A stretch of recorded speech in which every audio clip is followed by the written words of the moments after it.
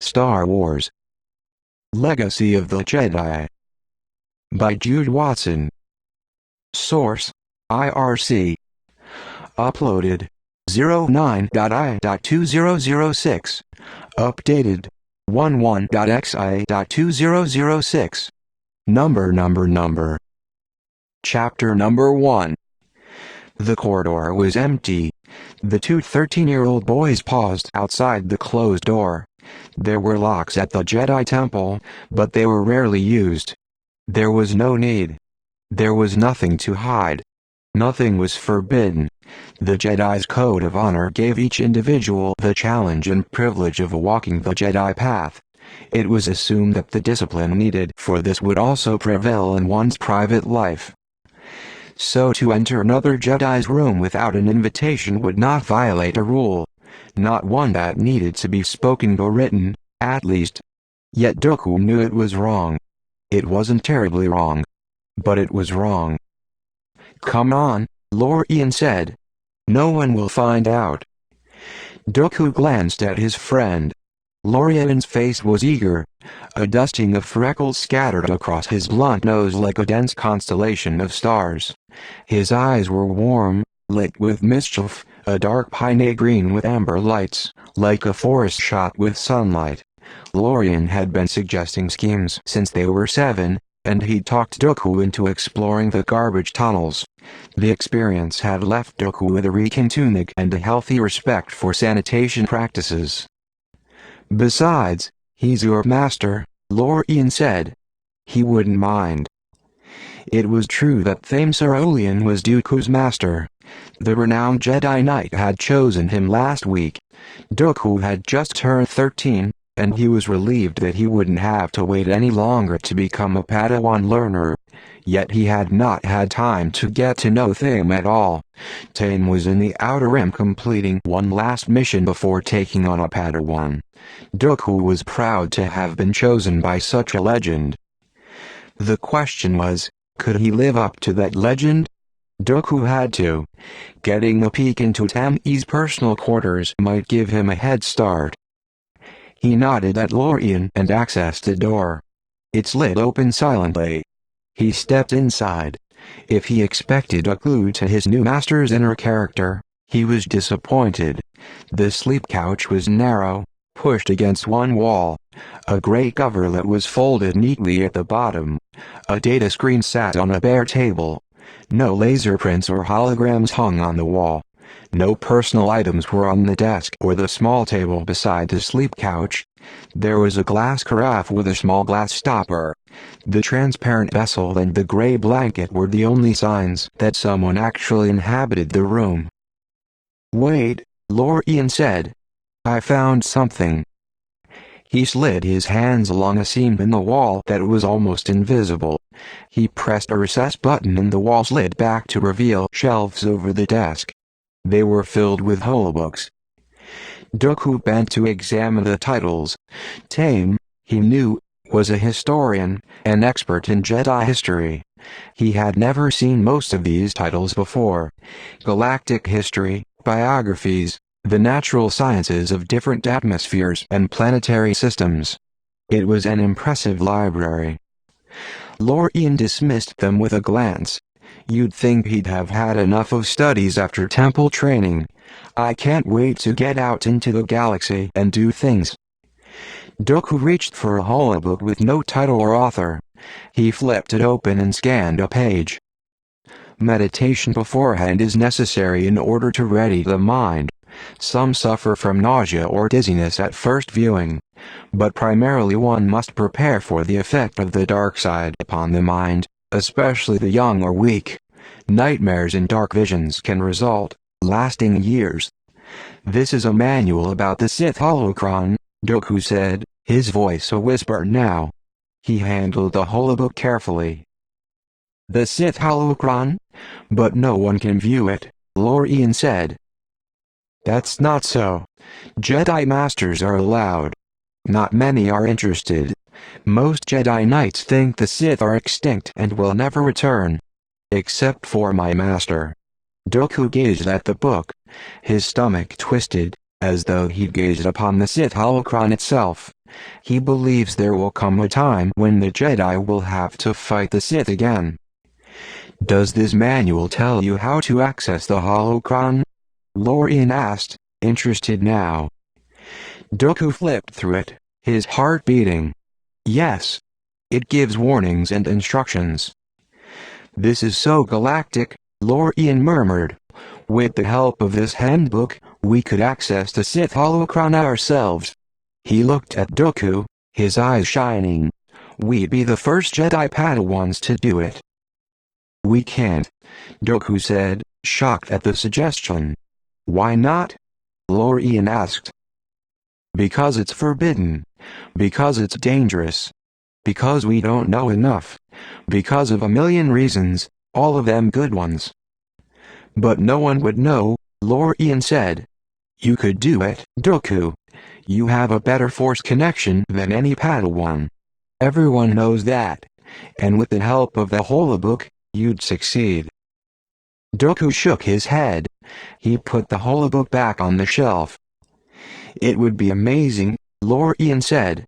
You could find out Sith secrets. If you really knew the dark side, you'd be a better Jedi Knight. Yoda says that we can't fight evil without understanding it. Yoda never said that. Well, it sounds like something he'd say, Lorian protested. And it's true. Isn't that what temple training is all about? All we do is study so we can be prepared. How can we prepare to meet evil if we don't understand it? That was the trouble with Lorian, Dooku thought. He had a way of putting things that made sense, even when he was asking you to break the rules. He looked over at the holobook again. It was tempting, and Lorian had put his finger on Dooku's secret wish, to be the best Padawan ever. He wanted to impress his new master. Could the Sith holocron be the key to his wish? We'll only take a quick look, Lorian said. Just think, Dooku. The Jedi are the most powerful group in the galaxy. We could be the best of the best. A true Jedi does not think in terms of power, Dooku said disapprovingly. We are peacekeepers. Peacekeepers need power, just like everybody else, Lorian pointed out. If they don't have it, who will listen? Lorian was right, even though he wasn't expressing himself in what would be considered a true Jedi way. The Jedi did have power. Jedi did not use that word, but it fit. Lorian knew that, and he wasn't afraid to say it. Jedi were renowned throughout the galaxy. They weren't feared, but they were respected. They were asked by governments, by senators, for their help. If that wasn't power, what was? The best of the best. Wasn't that what he wanted? Tame is a great knight, Lorian continued. I think you'd want to be worthy of him. If I had a master, I'd prepare as much as I could before we left the temple. I wouldn't want to disappoint him. I won't disappoint him if I do my best, Dooku said. That is all I can do. Lorian threw himself back on Tammy's sleep couch with a groan. Now you sound like Yoda. Don't sit there, Dooku hissed, but Lorian ignored him. Lorian stared at the ceiling. No one has chosen me. Dooku held his breath. Here it was, the big thing between them. He had been chosen by a Jedi Knight, and Lorian had not. Dooku had been one of the first to be chosen. Every day afterward, the two boys had waited for a Jedi Knight to choose Lorian. They knew that many had watched him, and some had considered him seriously. Yet each time, the Knight had chosen someone else. Neither Dooku nor Lorian knew why. Dooku had always been ahead of Lorian in battle skills and Force connection, but Lorian was just as brilliant in his studies and commitment. It was unthinkable that Lorian would not be chosen eventually. It will happen, Dooku said. Patience exists to be tested. Lorian flipped over on his side and gave Dooku a flat stare. Right. Dooku wished he could take back his words. They were so correct. They were something a Jedi Master might say, not a best friend. But the truth was that he didn't know what to say. The period of waiting was hard, but everything would turn out all right. Lorian coiled his body into a ball and then shut off the bed. Okay, make a decision. Do we access the Sith holocron or not? Dooku reached over to straighten the wrinkles Lorian had made on his new master's bed. Tame was everything he'd hoped to get as a master. He couldn't jeopardize that. Not even for his best friend. Not, he said, we'd get in serious trouble if we got caught. You never worried about getting caught before, Lorian said. That's because I never had so much to lose. But Dooku couldn't say that. If he did, it would only point out that Lorian didn't have a master. Dooku felt Lorian's eyes on his back as he bent to smooth the coverlet at the end of Tammy's sleep couch. If you could do it without the risk of getting caught, you would do it, Lorian said. So the fact that it's wrong isn't really the reason you won't. Maybe you're not the true Jedi you think you are. He sauntered out the door. Just wanted you to know that I noticed. Chapter number 2. Now that Dooku was through with his official temple training, he was allowed to structure his days himself. Although he was expected to continue to study and devote himself to battle training and physical discipline, it was also expected that he would allot the time for activities he enjoyed. In the brief period between a Padawan's last official classes and becoming an apprentice, the Jedi Masters indulged their students and gave them freedom to roam. Dooku woke early. His conversation with Lorian the day before still troubled him. He decided to head to the Room of the Thousand Fountains to stroll among the greenery and let the music of the water calm his mind. It felt luxurious to be able to decide how to spend his time. He knew such days would be over soon, and he intended to enjoy every second of them. He wouldn't allow a small disagreement with his friend to ruin them, either. He stepped out into the hallway and immediately noticed a change. Dooku sometimes wasn't sure whether the Force or his intuition was working. He wasn't that experienced yet. But he knew that the atmosphere in the temple had changed. There was a humming current underneath the calm and agitation he could pick up easily. Ahead of him, a few students stood in a cluster. Dooku approached them. He recognized Ran Belling, a fellow student his age. Ran was a Vicon, a small species only 1 meter tall. He didn't have to ask the students what they were discussing. Ran looked up at him, his long nose twitching. Have you heard the news? The Sith holocron has been stolen. Dooku was naturally pale, but he felt his blood drain from his face, and he was sure he looked as white as a medic's gown. What? How? No one knows how, Ran said. There could be an intruder at the temple. One of the younger students lowered his voice to a whisper. What if it's a Sith? Ran's eyes twinkled. Yes, what if it is? He asked solemnly. He could be walking the halls. He could be anywhere. What if he's behind you right now? Ran gasped and pointed behind the young student, who jumped in alarm, his Padawan braid flying. The others burst into nervous laughter. Dooku didn't join them. His heart thumping, he turned away. There had been no intruder. He was sure of it. Dooku hurried to Lorian's quarters. The privacy light was on over Lorian's door, but he accessed it anyway. The door was locked. Dooku pressed his mouth against the seam of the door. Let me in, Lorian. There was no answer. Let me in or I'll go straight to the Jedi Council room, Dooku threatened. He heard the smooth click as the lock disengaged, and the door slid open. The room was dark, the shade drawn against the rising sun. He stepped inside and the door hissed shut behind him. All was dark except for the hologram of Caravan, a model starcruiser Lorian had designed. It traveled the room in an endless loop.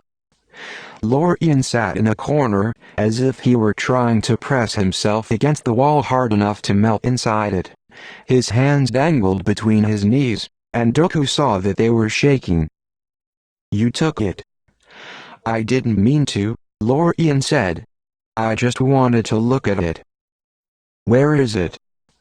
Lorian pointed to the far corner with his chin. "Do you feel it?" he whispered. "I feel so sick." "Why did you take it?" Dooku asked sharply, his gaunt features making him look older than his years. Sweat broke out on his forehead. He could feel the dark power of the holocron. He didn't want to look at it. Just knowing it was behind him in a dark corner was enough to make him feel shaky. "I was in the archives. I had it in my hands. Someone was coming. I put it underneath my cloak. Then I ran." Lorian shuddered. "I was going to take it back, but I can't. I can't touch it again, Dooku. I didn't expect it to be like this." "How did you expect it to be?" Dooku asked angrily.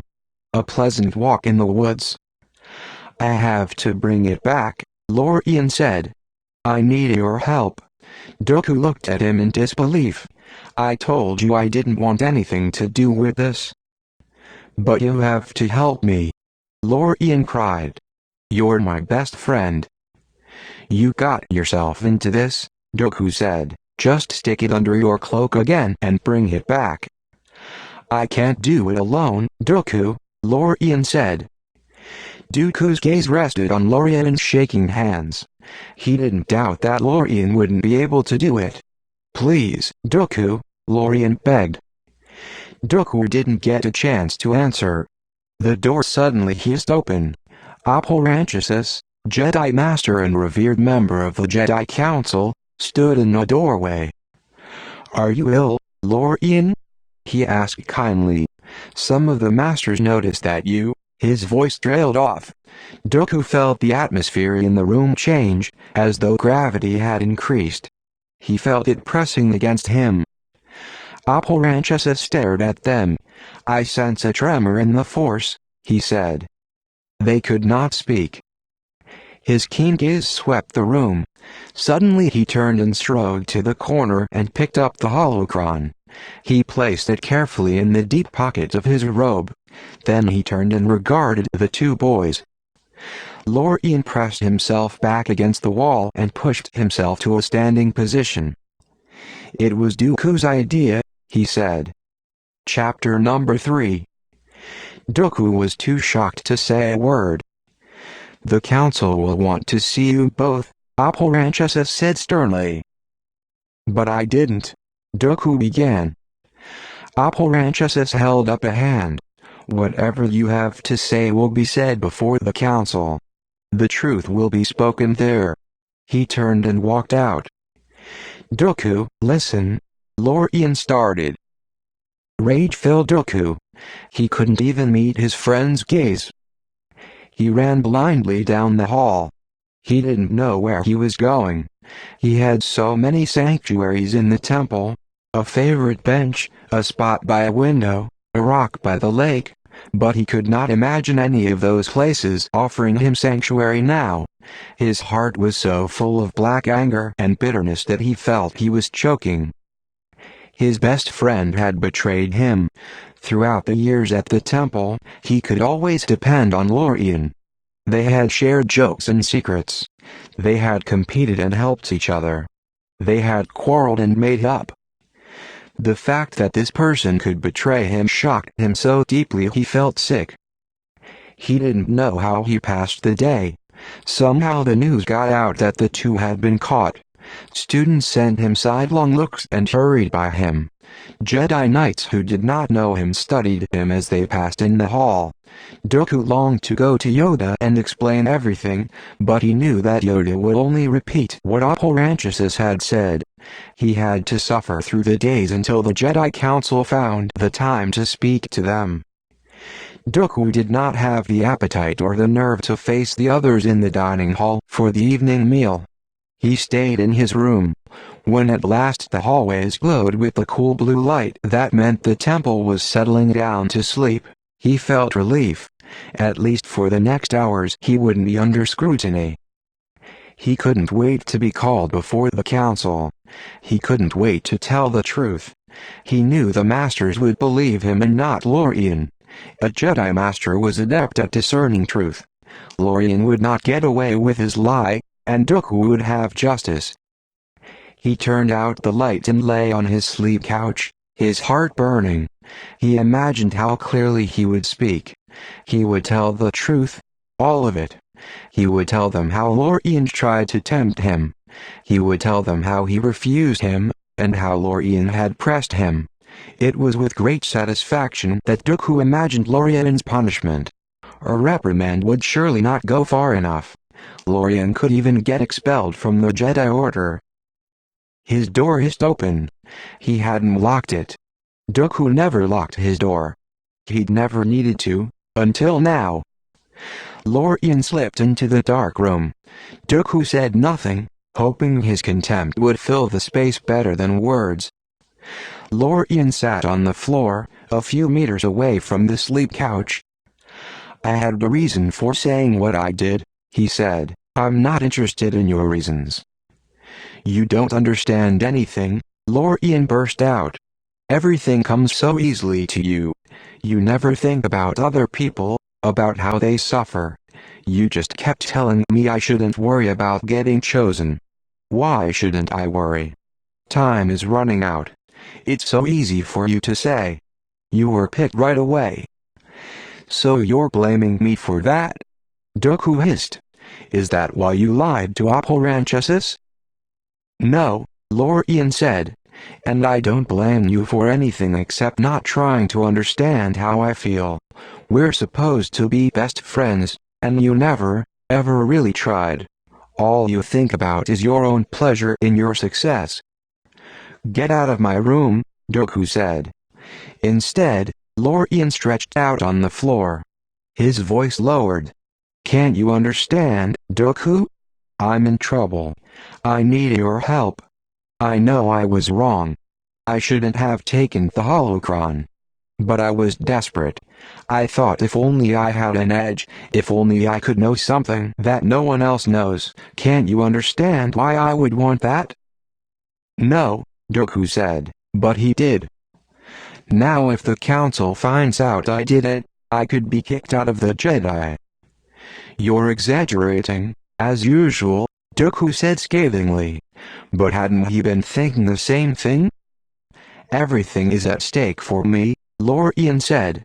"But you've already been chosen by the great Thamesarolian.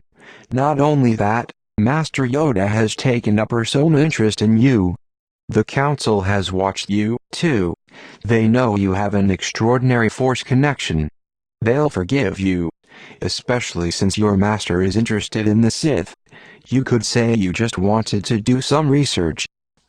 Lorien's voice floated up in the darkness, ragged with desperation. "I panicked when Apparenchesis came in. I saw my future, and it scared me. I could get kicked out, and where would I go? What would I do?"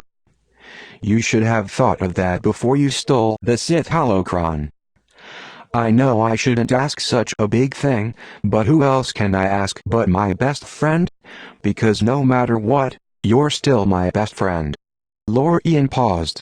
For a moment, all Dooku could hear was their breathing. "Will you cover for me?" Dooku wanted to burst out with a savage "no." But he couldn't. He didn't know if Lorien could get kicked out of the Order. He didn't think so, but it served Lorien right to have to worry about it. Punishment would be severe for him, especially since he'd tried to lie and cover up. But Lorien was right. Dooku was a favorite of the Jedi Masters. He knew how he could tell the story so that he would just get a lecture, most likely. He would let them think it was a hunger for knowledge, a desire to impress his new master. They would believe that. Dooku didn't know what to say. He wasn't prepared to lie, but he couldn't say no to his friend. So he said nothing, and, after a long while, the two friends fell asleep. Chapter number 4. Dooku woke before dawn. Lying in the dark, He listened to the silence and knew that Lorian had left sometime during the night. He lay on his back, feeling the weight of the air on his body as though his friend was sitting on his chest. Reluctant to rise, he stared at the walls, watching the darkness slowly silver into gray, until he could see the outlines of his furniture. The light on his bedside table began to glow softly and increase in intensity, his signal to wake up. Then a holographic calendar appeared and glowed in the air overhead. Usually the day calendar had been filled with appointments and classes. Lately he had liked looking at its blankness. Soon he would fill it up with missions. He stared at it, thinking of his future. It was secure. Was Lorian right? Had he been smug about that and failed to appreciate his friend's distress? He stared at the calendar for long minutes, thinking of this, before it registered on his brain that the entire day had been blocked out. Dooku sat up. The urban search exercise. It was today. Not only that, he saw that he and Lorian had been summoned before the Jedi Council following the search. The exercise was designed more for competitive fun than for serious training. The older students, the ones who had either been chosen as apprentices or who had finished their formal temple training, were invited to sign up. They were divided into 2 teams, and had to track one another through a segment of Coruscant near the temple. They had to use stealth, cunning, and surveillance techniques. Dooku and Lorian had signed up the week before. Dooku swung his legs over the bed. Would he and Lorian still be allowed to participate? He dressed hurriedly and grabbed his training lightsaber. He walked out into the hallway and saw Yoda ahead. Yoda nodded a greeting. "Heading to the tracking exercise, are you?" Yoda asked. I don't know if I am permitted." Dooku stammered. Yoda cocked his head at him. "A commitment you made. A Padawan you are. And thus the answer you find is..." "I'm going," Dooku said. He hurried off. He had just enough time to grab some fruit for the morning meal before the students assembled outside on the landing platform. He wondered if Lorian would have the nerve to show up. Lorian stood at the edge of the small crowd on the exterior platform. He was clearly uncomfortable and avoided standing too near or too far away. He wore his hood low so that it shaded his eyes. Dooku stood at the edge of the group, opposite from Lorian. No one paid attention to them. Whatever the gossip had been, it had died down, and the students now only thought of the contest ahead. The cool morning air flushed their cheeks and the wind whipped their robes around them as they chattered in excited voices. Dooku felt the combined force from the group, energetic, unfocused, but strong. For a moment he stood outside himself. It was something that happened to him from time to time. Suddenly he would feel removed, as though he floated above his classmates. "How young we all are," he thought, amused. "Someday I will look back on this and wish for such simple things as a learning exercise on a cool morning." It made him feel better for a moment. Someday his problem with Lorian wouldn't matter. It would be a blip, a moment of static, something lost in a sea of missions in a remarkable career. Then Yoda and Apprentices emerged from the interior of the temple. His gaze rested on Dooku only briefly, but it brought Dooku back to reality with a bump. His mood suddenly soured as he thought of the Jedi Council he would have to face. The students quieted as Yoda approached. He stood in the middle of the group, nodding greetings at the familiar faces. He'd known them all since they were babies and had trained them all when they were younglings. "In an exercise you do that every year the oldest students participate," he said. "Urban tracking, this year's will be. That this is a test, remember you must. Yet graded you will not be. Take it seriously but lightly you must. Attempt to win you will. If you lose, enjoy it you may." The students smiled at Yoda's contradictions and fiddled with their training lightsabers. Everyone was anxious to begin. "And now, the rules," Appo said. You will be divided into 2 teams of 10. In a moment, your team color will flash on your datapad. Each team will have a different starting point. The goal of each team is to successfully bring a Muja fruit from one of the fruit sellers in the All Planets market back to the temple by sunset. Team members can be eliminated only by one light touch with a lightsaber. The students smiled. They knew that no matter how easy it sounded, the actual exercise would turn out to be much harder. You must keep to the segment mapped out on your datapads. To cross the line is to be disqualified. Do you understand this? The students nodded, trying to conceal their anticipation. They all knew the rules. Yoda nodded, letting them know that their attempts to hide their impatience hadn't fooled him a bit. Perhaps wait you should until the sun is higher, he began, his eyes twinkling. No, please, Master Yoda. The students chorused the words together. Ah, then teams you will become. Look on your datapads, you must. The students reached for the palm-sized datapads on their utility belts. Dooku's screen glowed blue. Blue and gold, the team colors are, Yoda said, and the captains are these. Dooku for blue, Lorian for gold. Waiting, the Jedi Masters are, to take you to your starting points. Startled, Dooku looked first at Yoda, then at Lorian, whose blank face showed how deeply surprised he was. Why had they been chosen as captains? Maybe yesterday morning they would have been chosen. Yesterday morning, when they were not suspected of stealing a Sith holocron. Yesterday morning, when they were still Padawans in good standing. Dooku gripped his datapad, still reeling by Yoda's words. He had not yet completely figured out Jedi logic, that was certain. Hey, Dooku, wake up. Ran Bellin grinned at him as he tugged on the sleeve of his tunic. Is it a little early for you?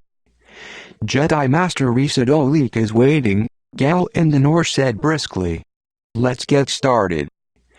Dooku noticed that the gold team members were all scrambling to board a transport. He hurried behind the other blue team members to get aboard their own transport. Risadolik smiled at the students as they crammed in. Room for everyone, she said. Don't worry, I'll have you at the starting point in no time. In the meantime, you can start on your strategy. The 2 transports lifted off. Dooku found that every blue team member was staring at him, waiting for him to begin. He was the leader, after all. He cleared his throat and looked down at his datapad. The map of the area they would be operating in flashed on screen. Dooku was familiar with much of it. It consisted of the Senate buildings, several grand boulevards that he knew quite well, and the All Planets market, which was held in a large plaza near the Senate complex. As a promising student of diplomacy, he had signed up for special tutorials in Senate procedure, so he'd had plenty of opportunities to explore the Senate grounds. Quickly Dooku scanned the map, trying to locate streets and alleys and space lanes. Everyone had to be coordinated and a strategy must be devised. They should spread out and each student should get a Muja fruit. That would increase the odds of their win. But why?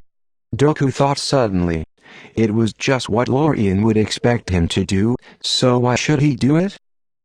Our starting coordinate is Nova level, Galandu said. That's good. There are many alleys there to hide in, and the gravsites and truck transports will be unloading supplies for the market. We can use them for cover. She looked over Dooku's shoulder at the map. Ran Belling nodded. We can pick the fastest among us to pick up the fruit. They'll probably be staking out the fruit stands, Galandu said. We have to get there first. Maybe not, Dooku muttered, his head bent over the map. Do you have a better idea? Ran asked. Dooku didn't answer. He was thinking, what would Lorian expect him to do? He would expect me to race to get a Muja fruit first. He would expect me to send 3 Padawans to retrieve the fruit, and card them with the rest. If they all didn't make it, I'd send it back too. He looked at the map again. Do you have a plan or what? Gowland asked impatiently. Dooku looked up at last. Yes, he said, we're not going after the Muja fruit at all. They looked at him skeptically. Dooku only smiled. He would bend them to his will. He would make them see his strategy. Because he knew one thing on this day. He had to win. Chapter number 5. Why expose ourselves to get the fruit at the start? Dooku asked them. Why not let the gold team try for the fruit, and pick them off one by one? We might lose a few team members, but not as many as they will. When you are intent on getting something, you take more chances. Then, when no gold team members are left, we can simply stroll to the market, pick a fruit, and head back to the temple. Simple. Sure, if we're able to pick them all off, Gowland said. What if one of them gets through and makes it back to the temple? That is not an acceptable outcome, Dooku said. His coolness made the others exchange glances. Dooku had learned early that in order to inspire confidence he should not admit doubt. Gowland was still skeptical. But where can we set up surveillance? There's not much cover in the market. We need good sight lines. I have a plan for that, too, Dooku said. Dooku stood as the transport landed. He noticed that Master Dolik was watching him curiously. He tucked his data pad into his belt. Follow me, he told the others. He jumped off the ramp and led the way through the twisting streets to the Senate complex. He walked so purposefully that no one asked him where they were going.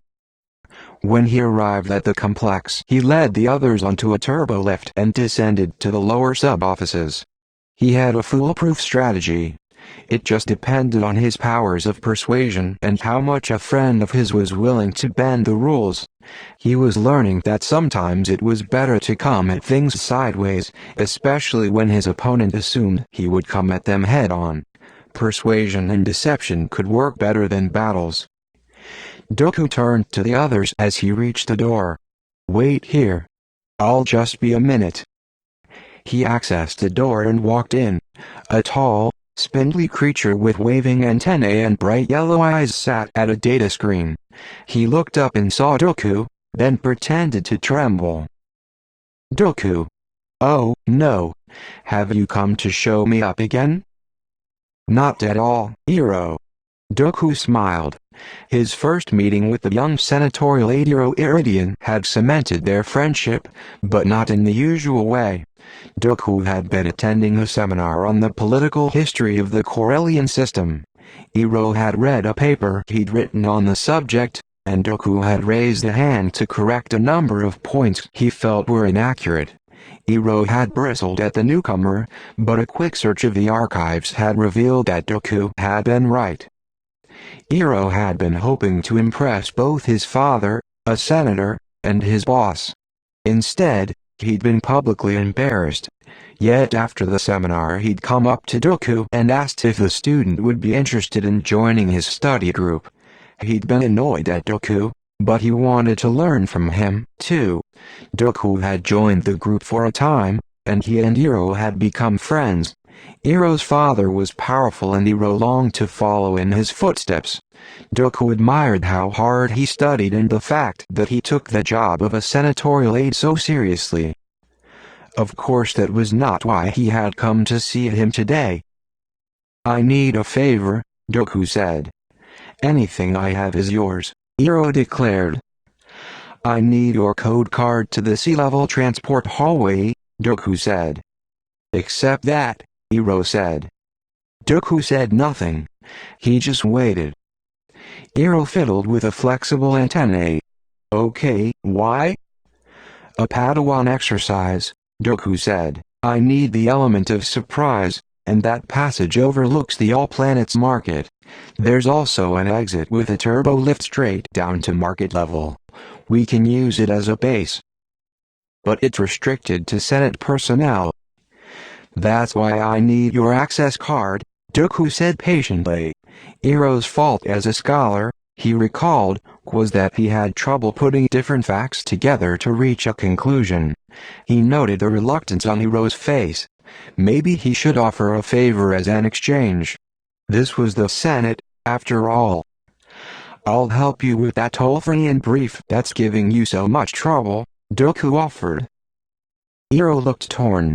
I could use the help, but I could get in trouble with Senate security if I give you the code card. It could go on my record. On the other hand, this brief is really important to my boss. Iroh began to fiddle furiously with both antennae now, swirling them around his fingers until they sprang loose in coils. Okay, he finally said in a rush of breath. He tossed the code card to Dooku. I'll have it back to you by this evening, Dooku said, hurrying out. Now I have you, Lorian. You won't beat me.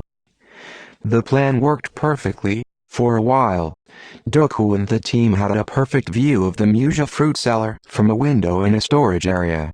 They could clearly see the bustling market and the fact that Lorian and the Gold Team members had set up several stakeout areas. They were waiting for Dooku to strike. Dooku knew that Lorian believed the Blue Team would make an aggressive first move. It was usually how Dooku began a lightsaber battle. But a trademark move could betray you. It was better to mix up tactics. Lorian had no idea that he, too, had a trademark move. When he began to lose a battle, he made a deliberately wide pass to the left, then spun around to his opponent's rear. This gave him precious seconds to catch his breath and compose his mind. Dooku sent out his group in pairs. They communicated by comlink. From their perch above they were able to track the evasive procedures the other team employed. It was easy to direct their team members below. With a slight touch of the lightsaber, one after another, Gold Team members went down. Each hit was recorded on everyone's datapad. They were winning. Lorian's team had managed to hit only one Blue Team member, and they'd taken out 5 of his. Then Lorian must have figured out what they were doing. Suddenly Dooku saw 2 Gold Team members running toward the turbo lift. Unable to access it, they began to use their cable launchers to scale the glass tube. They would find a way in. That left 3 Gold members. If Dooku were Lorian, he would try to ambush them at an exit. Or Lorian would go for the Muja fruit while he was running from him. No, Dooku thought, Lorian knows the Senate well. He will think he can catch me here. Just in case, Dooku barked into his comlink at his 2 team members in the market. Guard that fruit cellar. We have to abandon the surveillance post. He turned to the remaining 6 members of his team. Let's get out of here. The team members raced out of the storage unit. There was only one other way down, through the turbo lift that connected to the Senate main halls.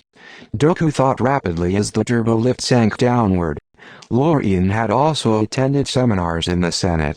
Lorian knew the building even better than Dooku. Lorian loved poking around in places he shouldn't. If he didn't know before that this turbo lift led to only 2 exits, he had no doubt made it his business to know. It would have been easy to access a Senate map and find out. Dooku reached out and pressed the button to stop the turbo lift. We're not getting out, he told the others. We're going up. He leaped up and balanced on the handrail. He accessed the escape hatch at the top and climbed up. Above his head was a door leading to a Senate level. A training lightsaber did not have the power of a true lightsaber, but it could most likely get through the metal door over his head. He worked his lightsaber along the seam of the door. Galanda, Hran, I need some help, he called down as he worked. The 2 Padawans squirmed up through the opening. They got out their lightsabers to help him. Within minutes they had peeled back the metal just enough for them to squeeze through. They crawled through the opening. Dooku saw an orientation kiosk and hurriedly accessed the Senate map. He found the fastest route to an exit. We have about 3 to 5 minutes before Lorien figures out that we're not coming out of that turbo lift and we're no longer in hallway C, Dooku said. That's enough time to buy some Muja fruit, I think. Stained and dirty now from the turbo lift tunnel, the rest of the team grinned as they tucked their lightsabers into their utility belts. Winning was so close now they could taste it. They ran down the hallway toward the exit. They burst into the open air and ran in the direction of the market. The sun was high overhead now, but clouds were beginning to gather. Shade and shadow dappled them as they dodged shoppers and carts and made their way toward the fruit sellers. Suddenly Dooku wished they had formed a plan before they charged into the market. They were all running full tilt, all of them hoping to be the first to buy a Muja fruit and get it back safely to the temple. He had lost his focus because the end was so near. His data screen flashed. His other 2 blue team members, the ones in the market, had been hit. Lorien hadn't set up an ambush in the Senate after all. They're in the market. Dooku yelled. Split up. A blur of red, then green came to Dooku out of the corner of his eye. He stopped so quickly he almost fell backward into a display of children's toys. Members of the gold team were charging at his team, their lightsabers held discreetly at their sides, but ready to strike. He saw Ren get tapped and he turned away, a disgusted look on his face. Galinda held a Muja fruit in her hands as Lorien suddenly appeared from behind an awning. His lightsaber whirled gracefully and came down with the slightest touch on the back of her shoulder. Galinda winced. Lorien smiled, plucked the Muja out of her hand, and tucked it into his tunic. Now each team had 5 members left. It was a tie. Dooku had lost his lead. Lorien threw a glance at Dooku through the crowd. Dooku saw a playful challenge in his friend's gaze. Fury coursed through him. He didn't feel playful. This isn't a game, he thought, not for me. Dooku leaped over the display of toys. He snaked around a couple with a baby in a repulsor lift carrier. He dived under a table, rolled, and came up behind a gold team member. He struck him lightly between the shoulder blades. He didn't stay to notice his reaction, but moved on, striking another team member from behind, then moving in to engage in battle with another. He dodged the whirling lightsaber and kicked at a jar of syrup on display. It smashed on the floor, the Jedi student slipped, and Dooku claimed another hit. He did not pause but ran full tilt toward another gold team member who was racing toward the fruit seller. Dooku accessed the Force and leaped. Usually his control wasn't the best for this maneuver. He still had much to learn, but he surprised himself with perfect execution. He landed in front of the student and simply tapped his shoulder. Breathing hard, Dooku glanced at his datapad. Lorien's strike had been successful. Every one of his team members had been hit, but he had managed to take out the rest of Lorien's team. That made them even, except for the fact that Lorien had a Muja fruit. No time to get the fruit. If he got Lorien, he'd get the Muja. He'd make it to the temple and deposit it politely right into the hands of Master Yoda. The Padawans had all trudged off, some in pairs or groups, to make their way back to the temple. They were not allowed to help their captains.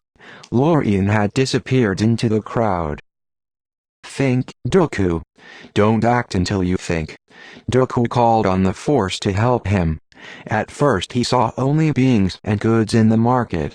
He concentrated, waiting until his brain registered the familiar. A certain tilt of the head. A step. An angle of the chin. Some movement so tiny that his senses would pick it up in a sea of information that he couldn't process. But the Force could. The Force surged.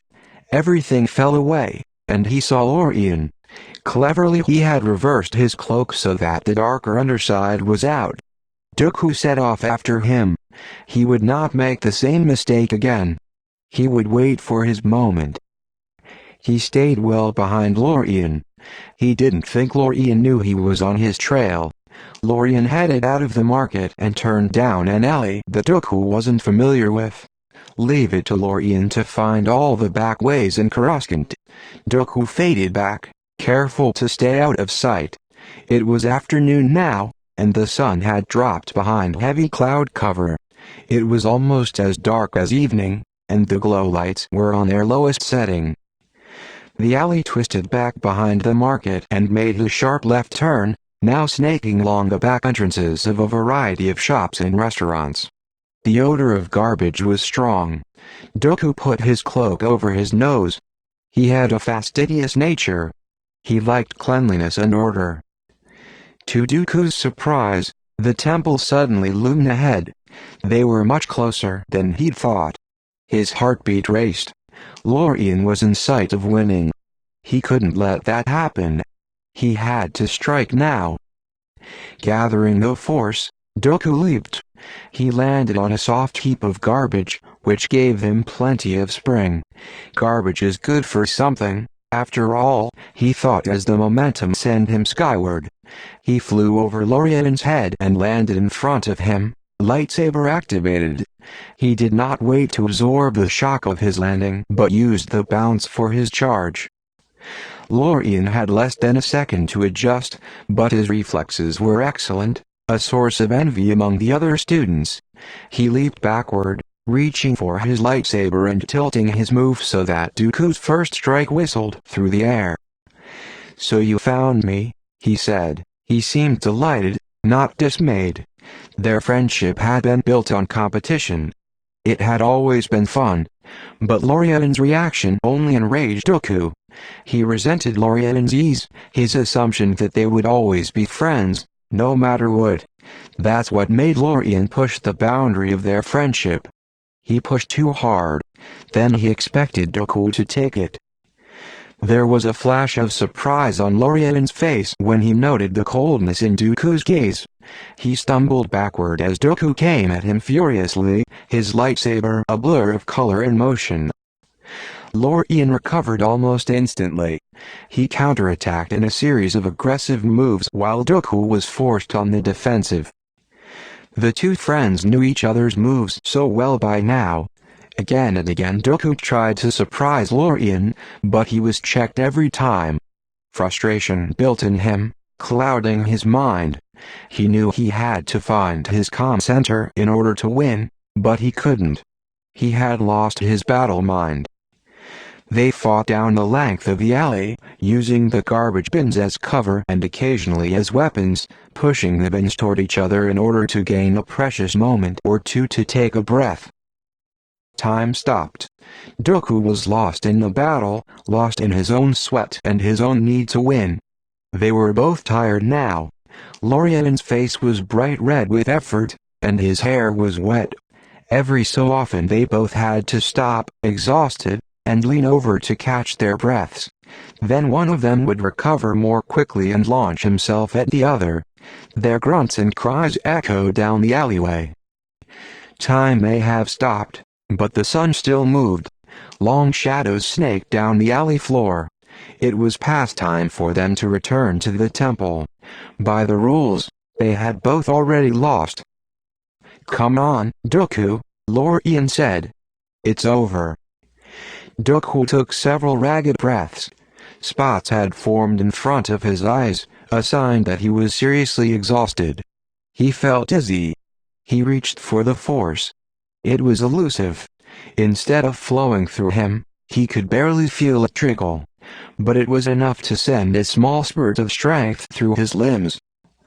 "Not yet," he said, attacking Lorian. Lorian was at the end of the alley now.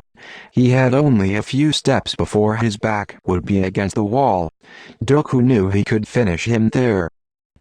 But Lorian suddenly turned, leaving his back exposed for a split second, and ran at the wall.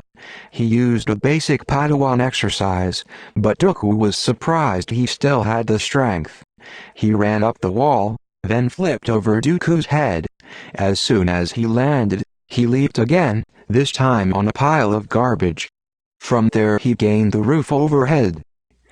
Dooku found the strength he was looking for.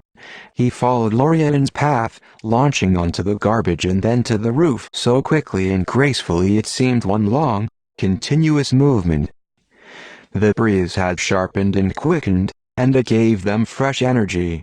Dooku flew toward Lorian, putting extra strength into his moves, his footwork sure despite the uneven material of the roof. "You hate me, don't you?" Lorian grunted, parrying the thrust. "Just because I finally asked something of you. Something it wasn't fair of you to ask. That is what friendship is. Not my definition." "Yes, your definition is that someone gives and you take. Someone admires you and you accept that admiration." Lorian was breathing hard now. "Someone you can use." "You have always resented me," Dooku said. "Now I know how much." He drove forward. Lorian's words filled with him anger. He knew he was only supposed to touch Lorian to win, but that inability to reach him, to even graze his skin, had built up the frustration to a boiling point. His body felt hot. Lorian made a half-turn to the left and swung out in a wide arc. "I have him now." He knows he's losing. It was Lorian's trademark move. Dooku already knew Lorian would spring to his rear. If Lorian hadn't been so tired, he wouldn't have tried it. Instead of moving to the left, Dooku moved back 2 steps. When Lorian came at him, he was ready. He brought his lightsaber down on Lorian's shoulder, right where his tunic had torn along the seam. Lorian cried out and stumbled back. He looked at Dooku with disbelief. It had been a true blow, designed to hurt. "You gravel maggot," he said. He sprang at Dooku. Now they fought without regard for rules of engagement. They fought hard, using every trick. They used their feet and fists as well as their lightsabers. They kicked at each other and struck out blindly as they moved by. Dooku had never fought like this. In a part of his mind he knew that this style of fighting brought him nothing, that it was sloppy and unfocused and would turn them both into losers, but he couldn't stop. Enough. The word was spoken quietly but it cut through the sound of their battle. They stopped. Yoda had appeared on the roof. They hadn't noticed him. They hadn't noticed that their battle had brought them within sight of the temple windows, either. Yoda walked over to Lorian. Dooku saw now that the lightsaber blow had left a deep bruise on Lorian's bare arm. It looked terrible, the center a deep red with a blue-black bruise surrounding it. Lorian had a cut on his cheek and one hand was bleeding. "To the med clinic go you must, Lorian," Yoda said. "Dooku, to your quarters. Send for you both we will." Lorian's gaze rested on the ground. He lifted his head. His eyes met Dooku's. In that moment everything formed into a hard knot of certainty in Dooku's heart. They were enemies now. Chapter number 6. Dooku stood before the Jedi Council. He did not know if Lorian had come before him or would be appearing after. He only knew one thing. It was time to tell the truth. He described how Lorian had wanted them to take the Sith holocron, and later, how Lorian had asked him to lie for him. "And were you prepared to lie for him?" Apparensis asked. Dooku took a moment before answering. He wanted to lie and say that he had never considered Lorian's request, yet he knew the Jedi Masters could see through him like water. He wasn't as powerful as they were, not yet. "I was not prepared to lie, no," Dooku said. "I thought about it. Lorian was my friend." "No longer your friend, is he?" Yoda asked. This he could answer without getting mired in doubt and hesitation. The truth was clear. "No, he is no longer my friend." "Clear to us is this as well," Yoda said. "A training lightsaber is not meant to wound, yet wound Lorian you did." "I did not mean to," Dooku said. "I was angry and my control was not the best. My best friend had betrayed me." "Lost control you did," Yoda said, and too old for excuses you are." Dooku nodded and looked down. He had expected this rebuke, but he had not expected it to sting so badly. He had never disappointed Yoda before. "Tension between you there was, controlled the anger should have been," Yoda went on. "Used the exercise for feelings you should have let go in other ways you did. Meditation. Discussion. Physical exercise." Toward Fusel broke in. "A conference with a Jedi Master.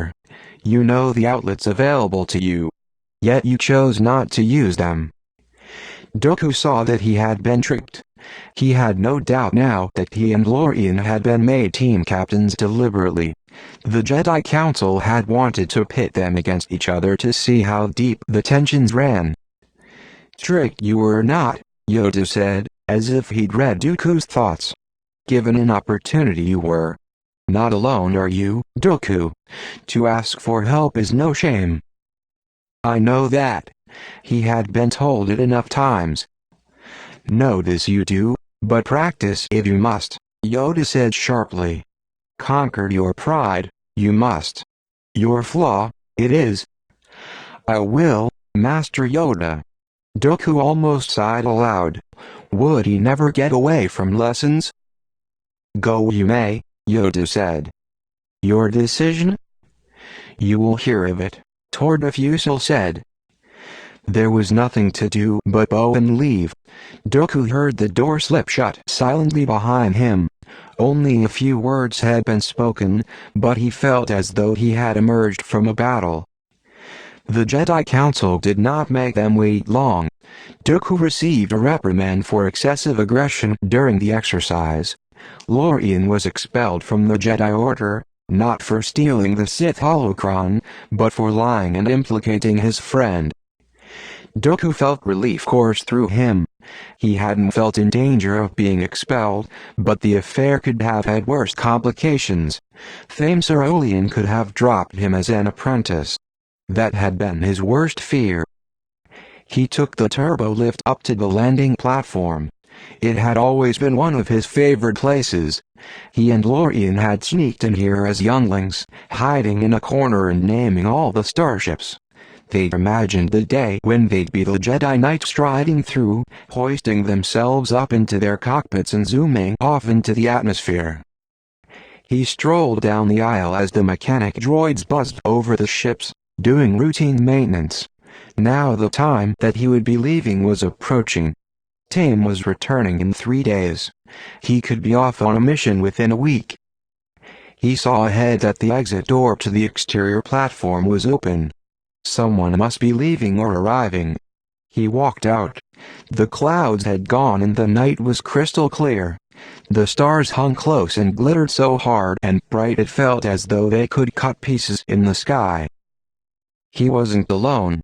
Lorian stood on the platform, looking out over Coruscant. "You've heard," he said. "I'm sorry," Dooku said. "Are you?" Lorian asked the question softly. "I hear no sorrow in your voice." "I am sorry," Dooku said, "but you have to admit that you got yourself into this mess."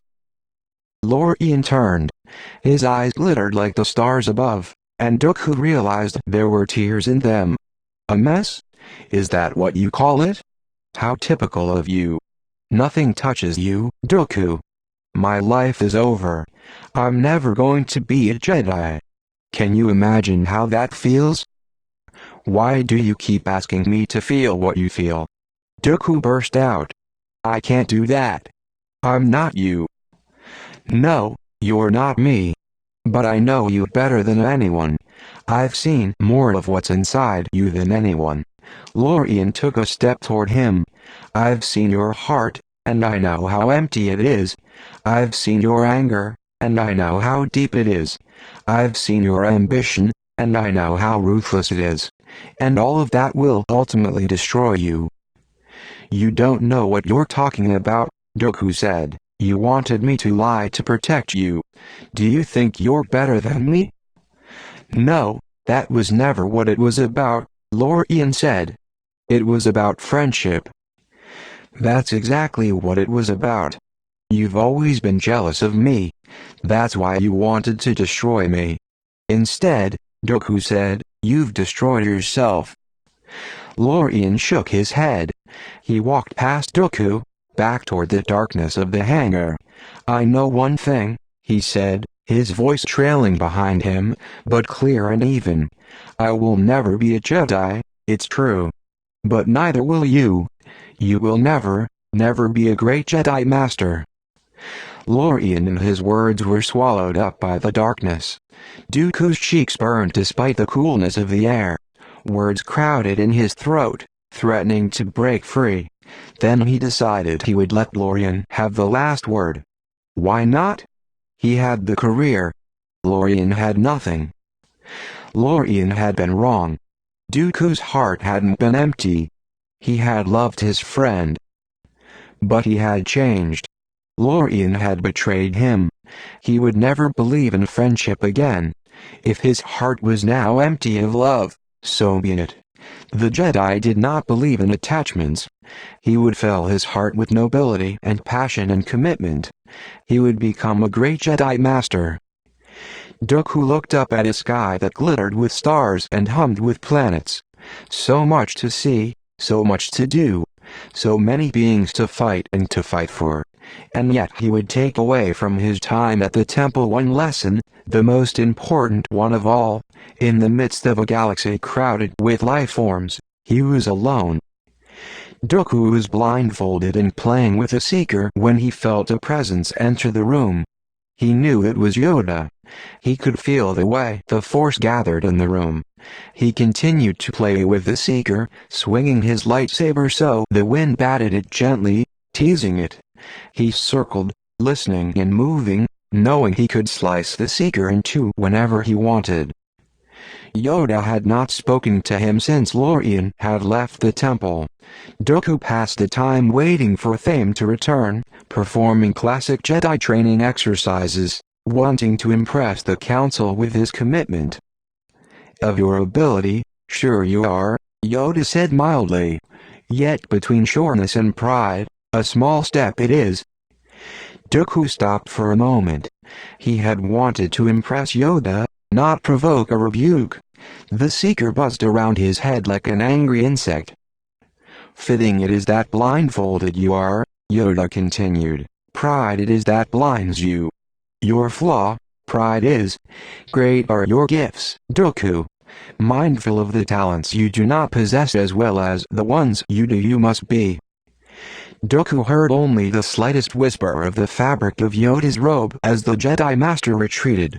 The Force drained from the room. Dooku was not used to criticism. He was the gifted one. He was the one the teachers always pointed to as an example. He hated to be corrected. Coolly, he struck out with his lightsaber and severed the seeker in two. 13 years later. Dooku and Qui-Gon Jinn. Chapter number 7. Over the years, Dooku had thought of Yoda's words often. They were more a legacy than a lesson, for they were with him still. He thought of them, but he did not accept them.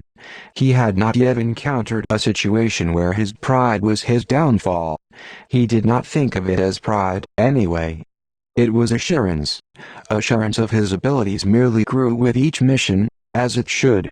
Yoda had mistaken sureness for pride, which is exactly what he had warned Dooku not to do. And if it was pride for Dooku to think of himself as wiser than Yoda in this instance, Dooku wasn't concerned. Yoda was not always right. Dooku was not as great a Jedi as Yoda. Not yet. But he would be one day. If he could not believe that, what was he working for? Dooku had learned much from Thame Cerulean. Now he was a master with an apprentice. Qui-Gon Jinn had been the most promising of the Padawans, and Dooku had maneuvered to get him the first time he saw him in lightsaber training, at 10 years old. Dooku knew that a master would be judged by the prowess of his Padawan, and he wanted the best of the best. When Yoda had given his approval of the match, Dooku had been satisfied.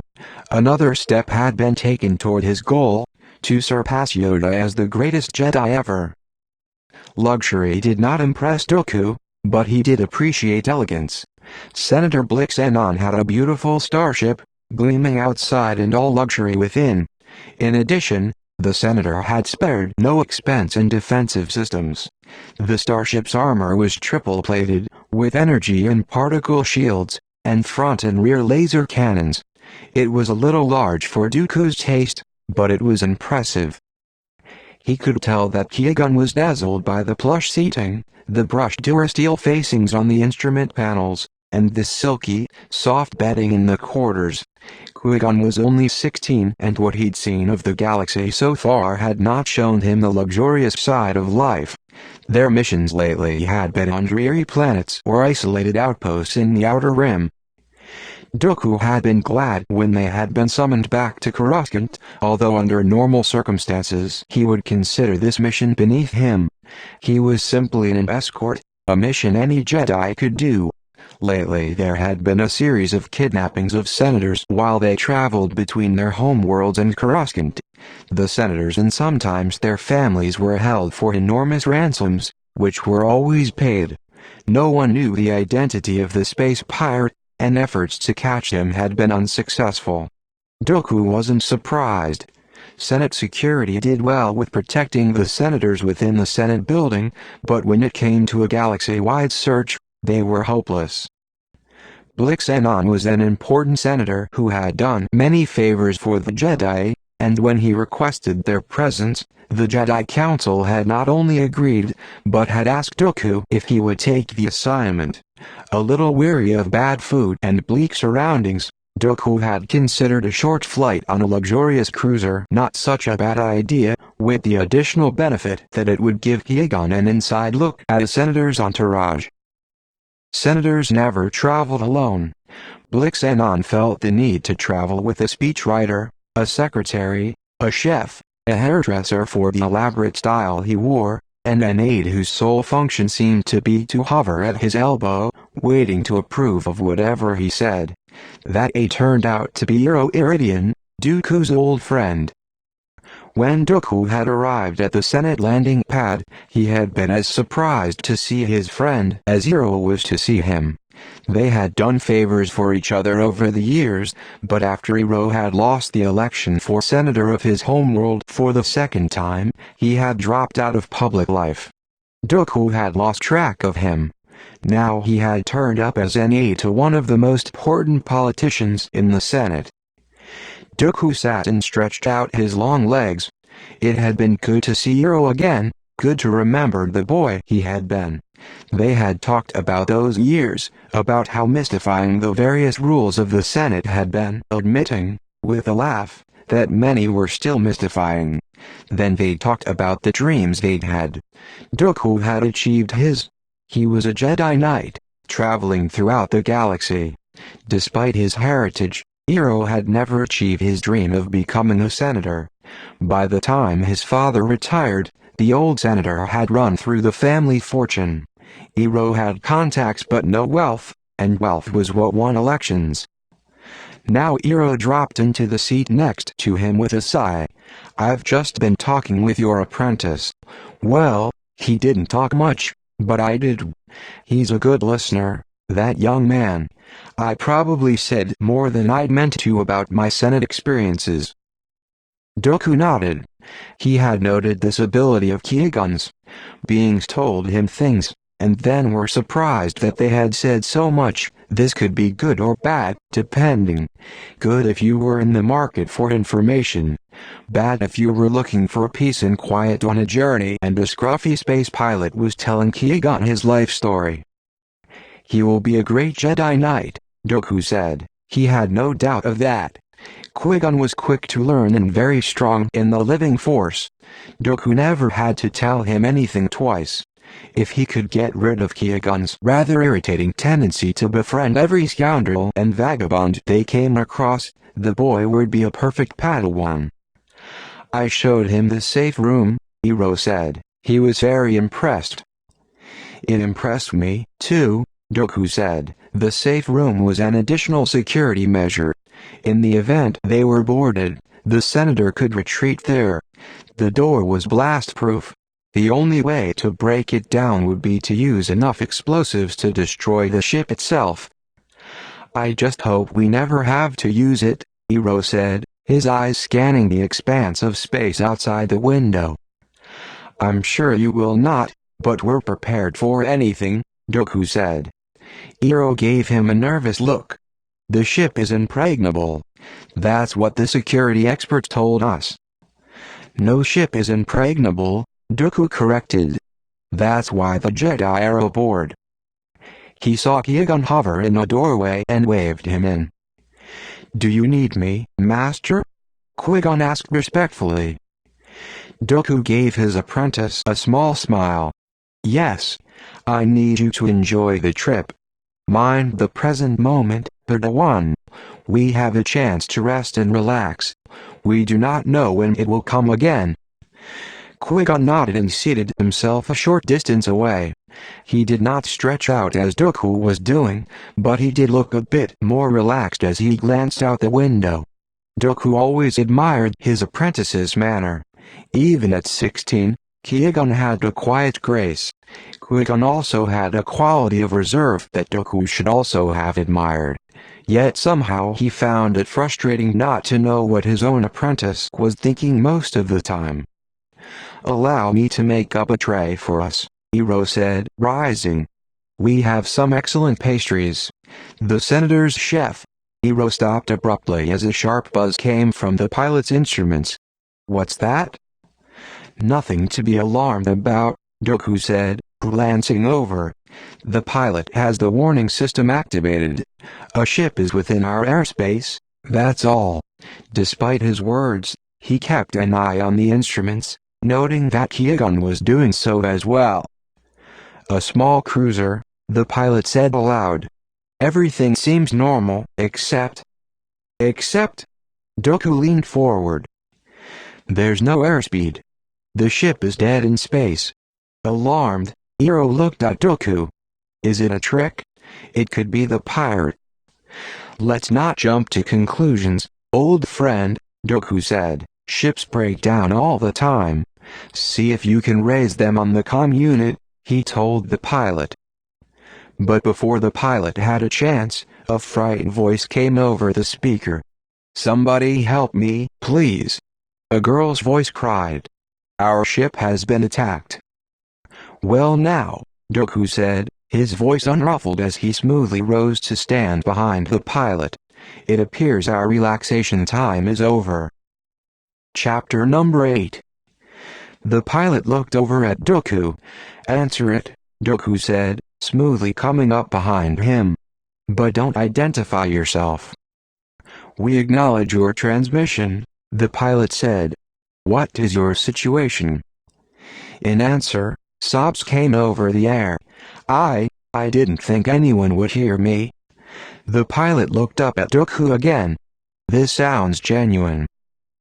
Dooku nodded. It did sound genuine. But that didn't mean it was. The pilot's tone was gentler now. Tell us what happened so we can help you. The intake of breath was so shaky they heard it clearly. We were attacked. A space pirate. Our ship was under heavy fire. The pilot is dead. My father. A sob shuddered, and then they could almost hear the child's effort to control herself. They were taking him away, but he fought back, and they killed him. Identify yourself, please, the pilot said. I am Joliti Edawan, daughter of Senator Gali Medawan of Tion.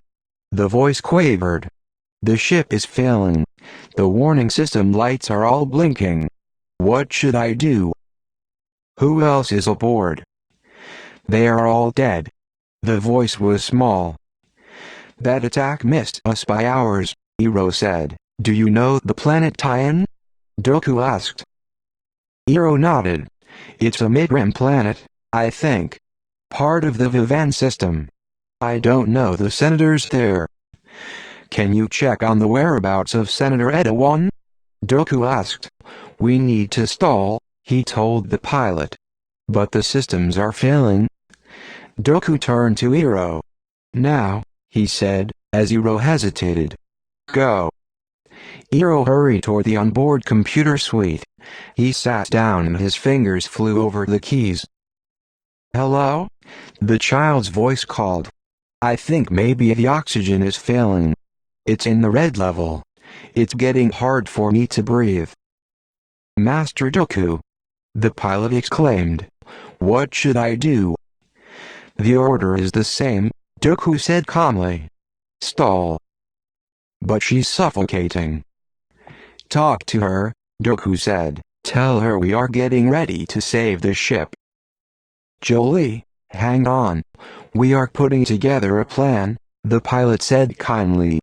"Take very slow breaths. Lie down." They only heard rasping breathing.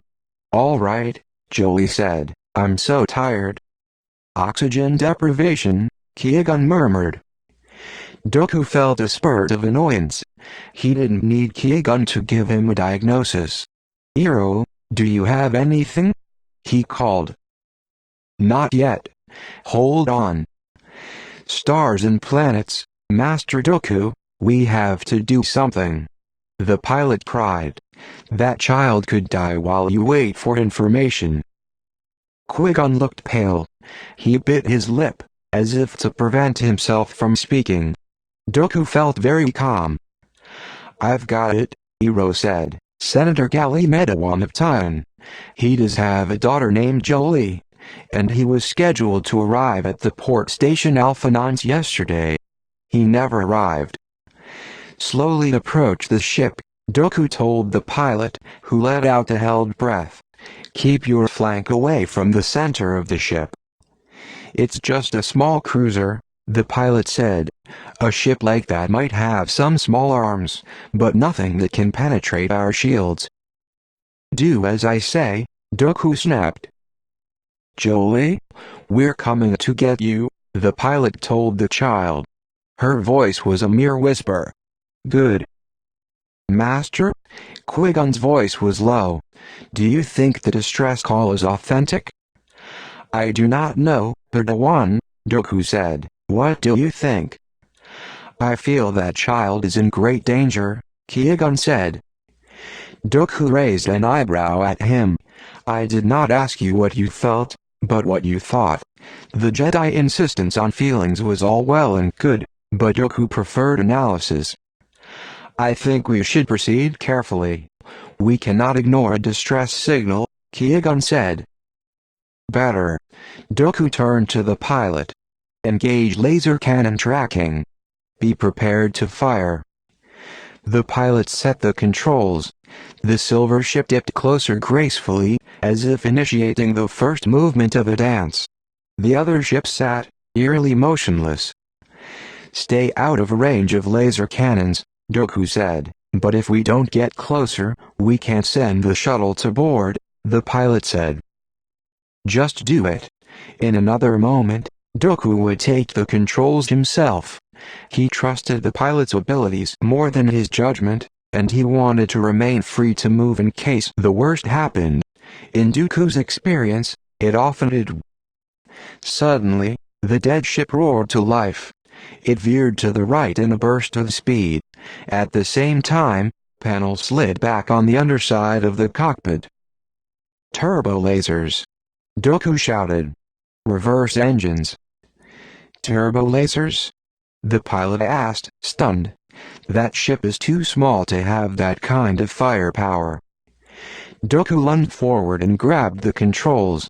He reversed the engines himself.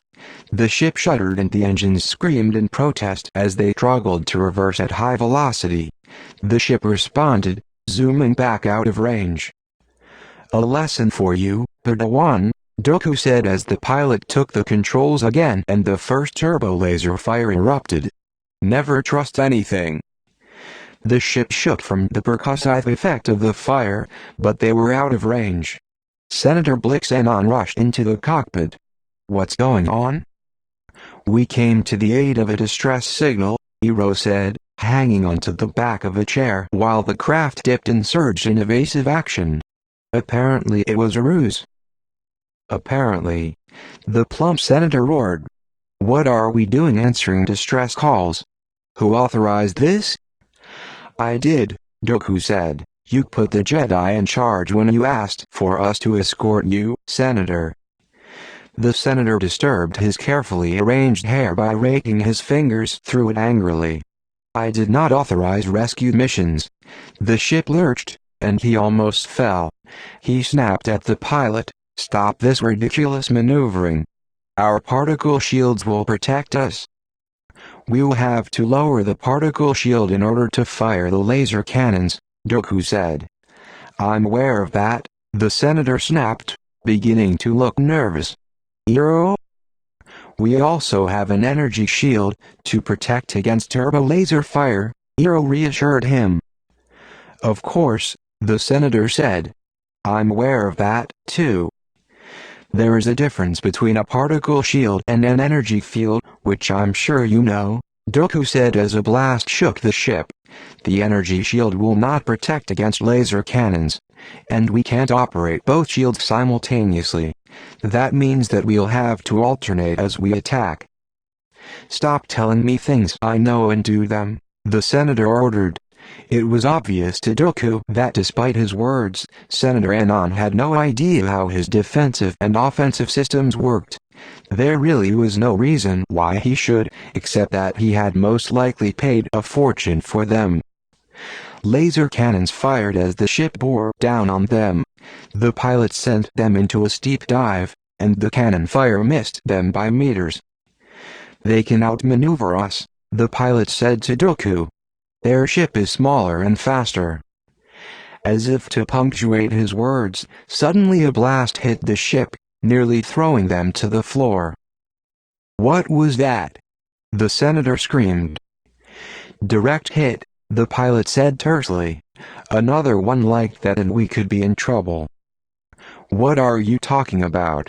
We have a triple armored hull. It can't be penetrated. Well, it has, the pilot said. This kind of firepower is usually reserved for capital ships, Dooku said. The attacking craft must be custom-fitted with scaled-down versions. Suddenly the pilot leaned over and began to frantically hit the controls. The energy shield is malfunctioning. Qui-Gon's eyes flickered at his master. This would make the difference, they knew. Then we'd better go on the offensive, Dooku said calmly. Senator, I should escort you to the safe room, Eero repeated. Now. The senator looked pale. His hand fluttered and clutched at his chest. I hardly think that's necessary.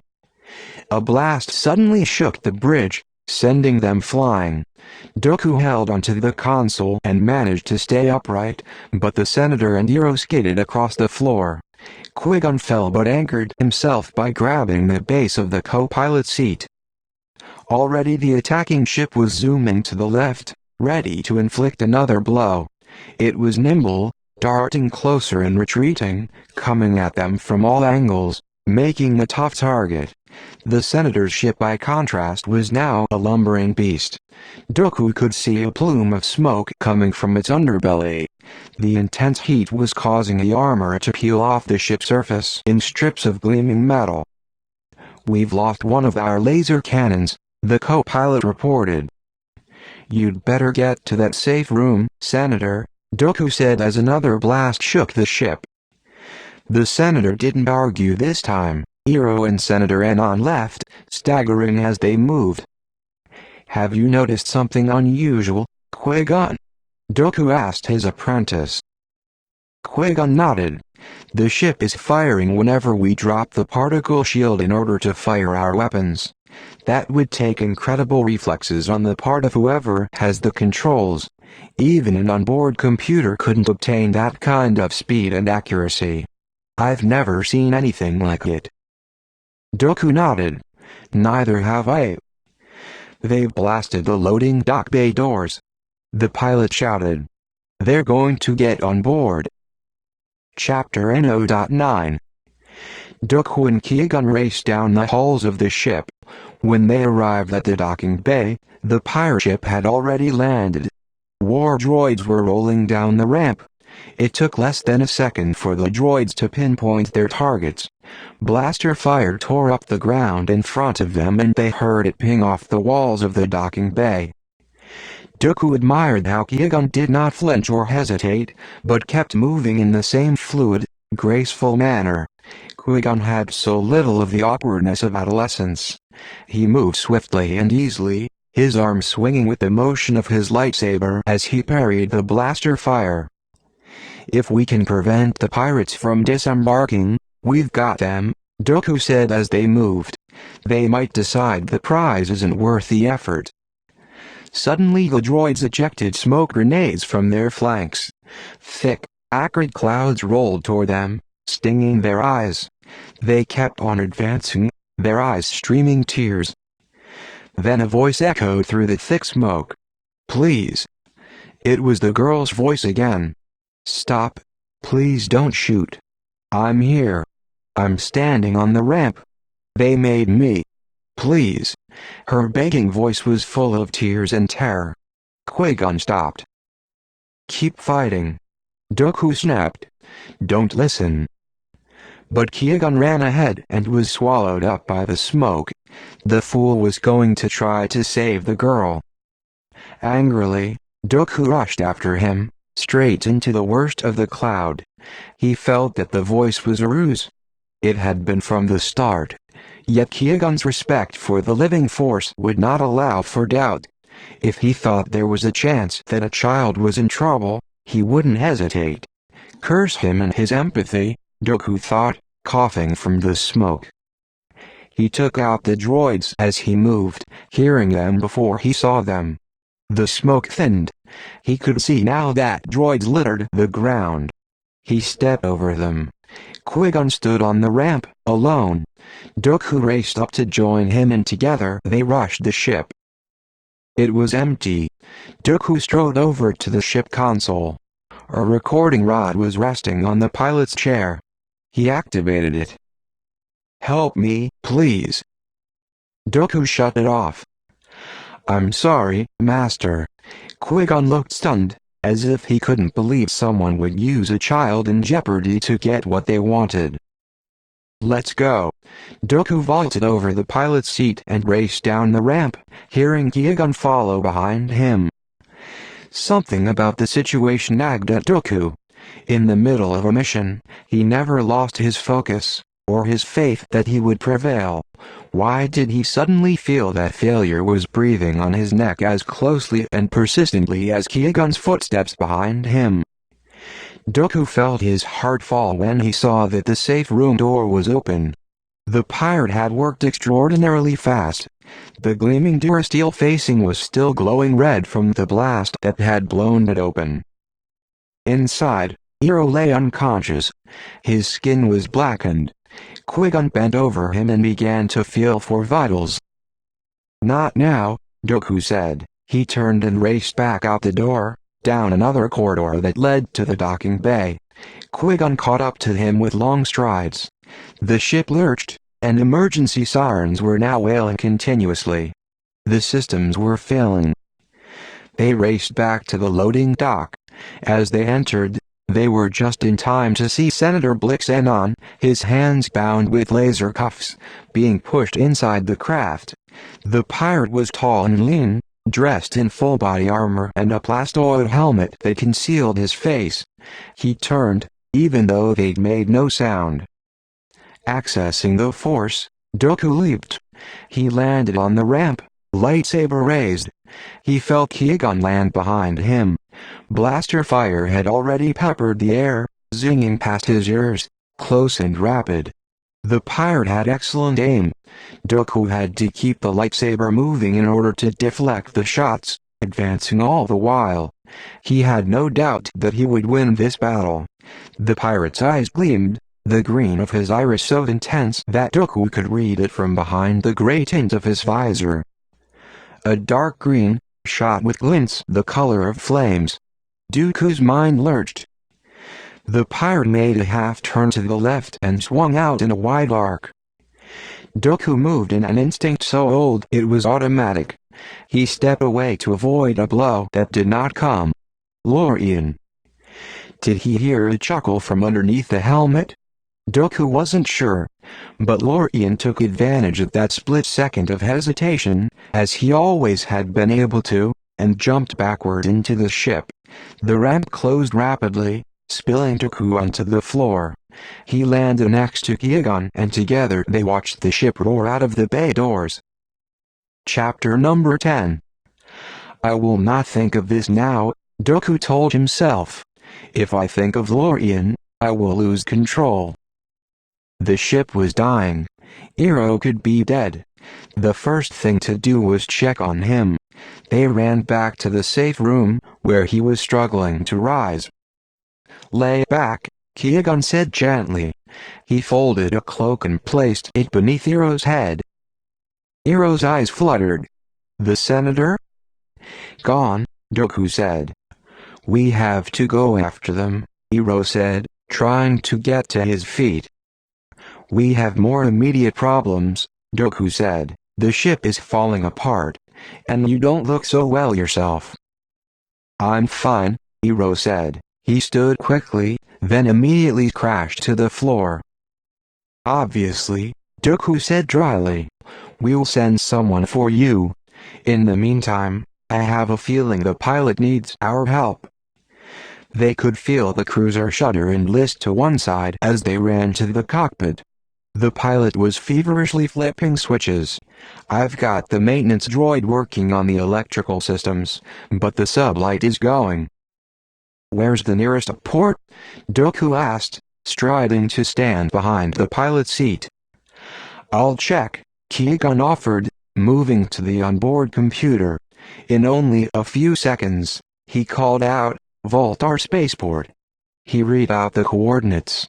Master, I can try to work on the sublight mainframe control. Do it. Dooku had no patience for the details of technology. He had already recognized that his apprentice was better at repairs than he. What can I do? The pilot asked, his eyes darting nervously to the controls. Just keep us flying, Dooku said. Qui-Gon released a control panel in the floor and jumped down to work on the system controls. I think I can fuse it, he called. If we don't push the engines, we might be able to make it. Push them? I'll baby them, the pilot muttered. Qui-Gon vaulted out of the chamber and switched places with the co-pilot. I'll keep my eye on the warning lights. You just fly, he told the pilot. With the white-knuckled pilot gripping the controls and the steady presence of Qui-Gon in the co-pilot's chair, the ship finally limped into the Voltar spaceport. Eero was rushed to the med clinic. The other passengers and the pilot headed for the spaceport cantina. Dooku and Qui-Gon sat in the cockpit. Qui-Gon kept a respectful silence, realizing that his master needed time to think. At last, Dooku had a chance to consider what he knew. Lorian. How could he fall so low? Once a bright Padawan, now a space pirate, preying on senators he had once been trained to protect. Lorian still had force abilities, which explained the split-second timing of his laser cannon attack. It wasn't as though Dooku could have guessed, but he should have been more alert. Enough. Jedi did not waste time on what they should have done. What now? A momentary flame of fury burst in Dooku as he thought of his old friend on his ship, laughing at how he'd outmaneuvered him. He controlled it. Anger was a waste of time. Action was what he needed. Because Lorian could not win. We should contact the Jedi Council, Qui-Gon said. Of course they should contact the Council. That was standard procedure. But if they contacted the Council, Dooku would have to tell them that he had no doubt that Lorian Nod was now a space pirate, and had kidnapped Senator Blixenon right under his nose. That was something that Dooku could not do. The Council didn't have to know yet, anyway. What would they do? Merely tell him to proceed. They wouldn't send another Jedi team at this stage. They would trust that Dooku and Qui-Gon could handle it. Master? Yes, Padawan, Dooku said. We will contact the Jedi Council. all in good time. What he needed to do was find the senator before anyone knew he was missing. But it would be better to contact them when we know where we are going. When it comes to a kidnapping, speed is the most important factor. We are in a position to find the senator. We must act quickly. Dooku remembered from the data file that the pirate usually waited 24 hours before releasing his ransom demands. His comlink signaled, and he saw that Yodel was trying to contact him. He placed the comlink back in his utility belt. "We should maintain comlink silence from now on," he told Qui-Gon. "All of our energies need to be focused on our search." Qui-Gon nodded, his face showing nothing of what he felt. If he thought it was odd to maintain comlink silence, he wouldn't utter a word or even twitch an eyebrow. "What's our first step, Master?" he asked. "Until we get a ransom demand, we don't have a place to start." "There is always a place to start. Go over the battle in your mind, Qui-Gon. If you examine every detail, you will find at least one clue to follow. Try to remember anything that seemed out of order or doesn't make sense." Dooku waited, watching his Padawan. Qui-Gon's gaze was remote. He could tell that his Padawan was looking out at the busy spaceport without seeing it. He was reliving the battle. Dooku already knew what his first step would be, but telling Qui-Gon would not help his Padawan learn. Qui-Gon had an excellent mind. He could analyze data rapidly and organize it to reach a conclusion. Dooku had to wait less than a minute. "The energy shield failed," Qui-Gon said, "and the armor plating peeled off. If the senator really used the best security outfitters, that doesn't seem likely. The cannon fire wasn't prolonged enough to explain it." "Good," Dooku approved.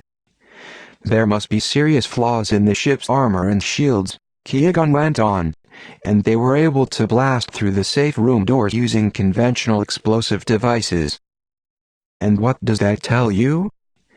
"That the senator was lying to us, or has been cheated." "And was the pirate lucky, or smart?" It took Qui-Gon less than a moment to understand. The pirate worked so fast that he had to be aware of the ship's vulnerabilities. "Perhaps. Let's look over the data file again." Dooku reached into his travel pack and extracted the slender hello file. He accessed it and leafed through the reports of previous kidnappings. Qui-Gon read over his shoulder. "There's a pattern," he said. "The pilots report malfunctions in security, or failures they can't explain. Nothing catastrophic enough to raise suspicions," Dooku noted. "First of all, the pilots and security officers are too interested in covering up their own failures. And second of all, everyone is focusing on the kidnapping, not how it occurred." Dooku knew something else, something he would not share with his Padawan. Lorian took calculated risks. He did not like surprises. It made sense that he would somehow find a way to attack a ship that he already knew had a flawed security system. "With all this information, what would your first step be?" he asked Qui-Gon. "Find out where the ship was outfitted with its security devices," Qui-Gon said promptly. "Go there and investigate whether there's a connection. It will be difficult without the space pirate's identity, but maybe we'll turn up something." Qui-Gon hesitated. "There is something else. I don't know how to say this." "Just say it, Padawan." "Something I am picking up from you," Qui-Gon said. "Anger? Something out of proportion to what happened." There was that irritating living force connection again. "You are mistaken, my young apprentice," Dooku snapped. "Let us focus on the matter at hand." "Yes, Master." Dooku would tell Qui-Gon eventually, but not yet. If Qui-Gon knew that a former Padawan was involved, he would wonder why they weren't contacting the temple immediately. Dooku wanted Lorian in custody before the council found out the details. When Dooku's name was spoken throughout the temple, it would be in the name of glory, not humiliation.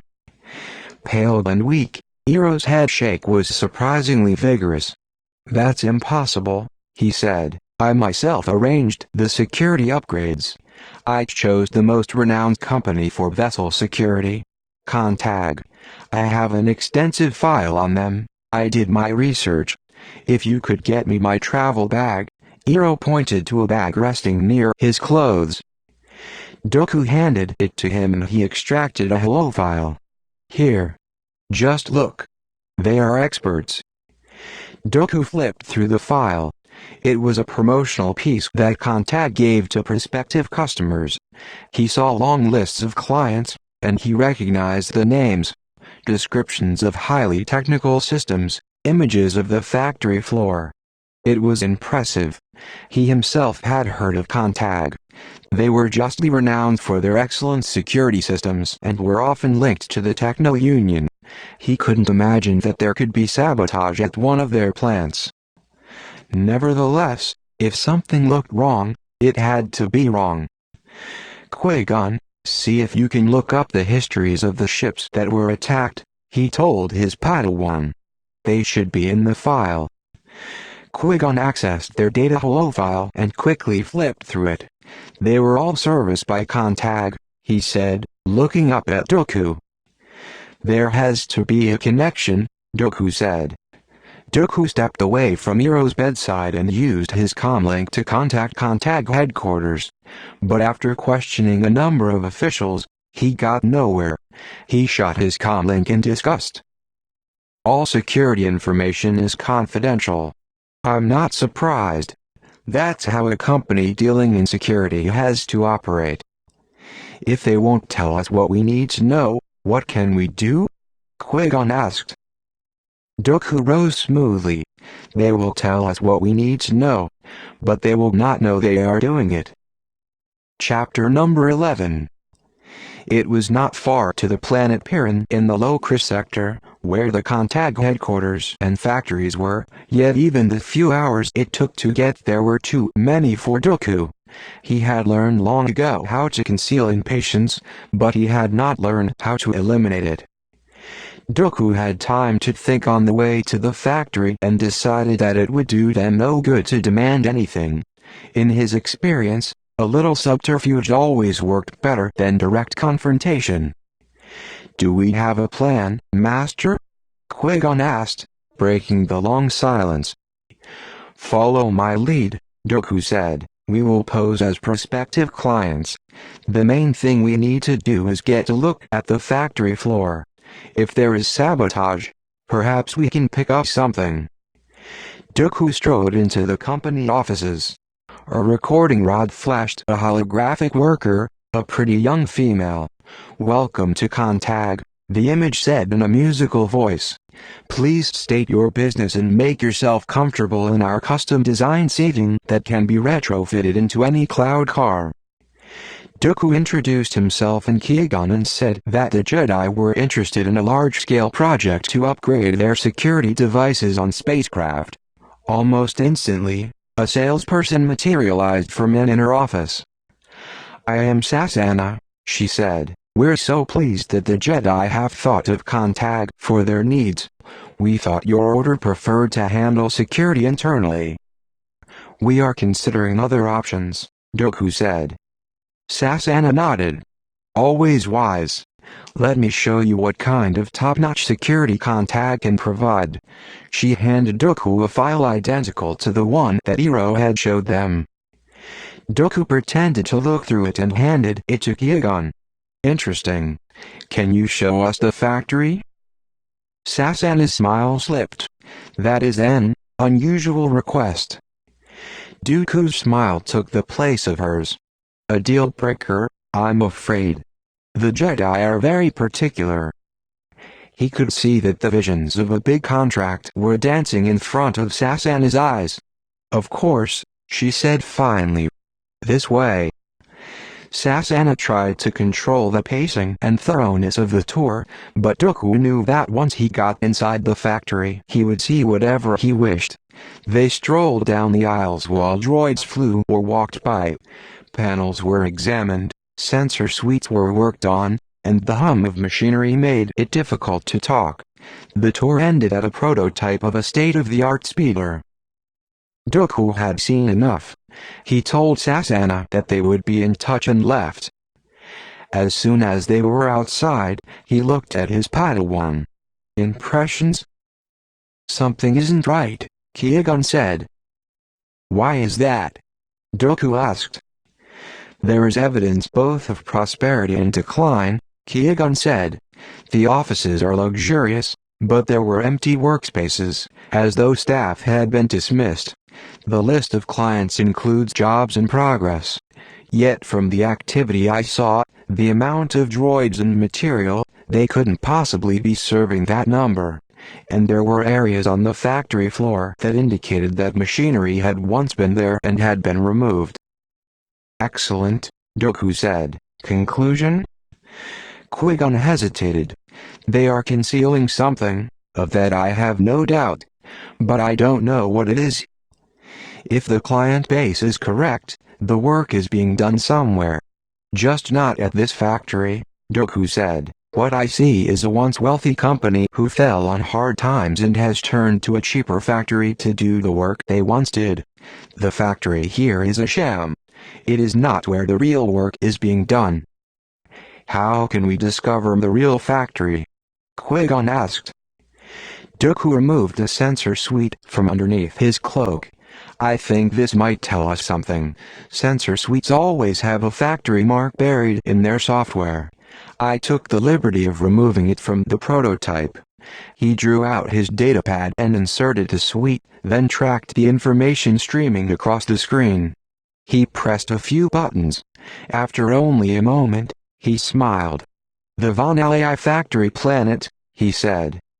Vanalai had once been a cold planet covered with snow and ice. Its inhabitants were adept at foraging a living from the icy waste. With the introduction of factories and toxic refuse, the climate had warmed, and periodic floods devastated the countryside. Instead of halting growth, more and more factories were built, and worker housing was built on raised platforms.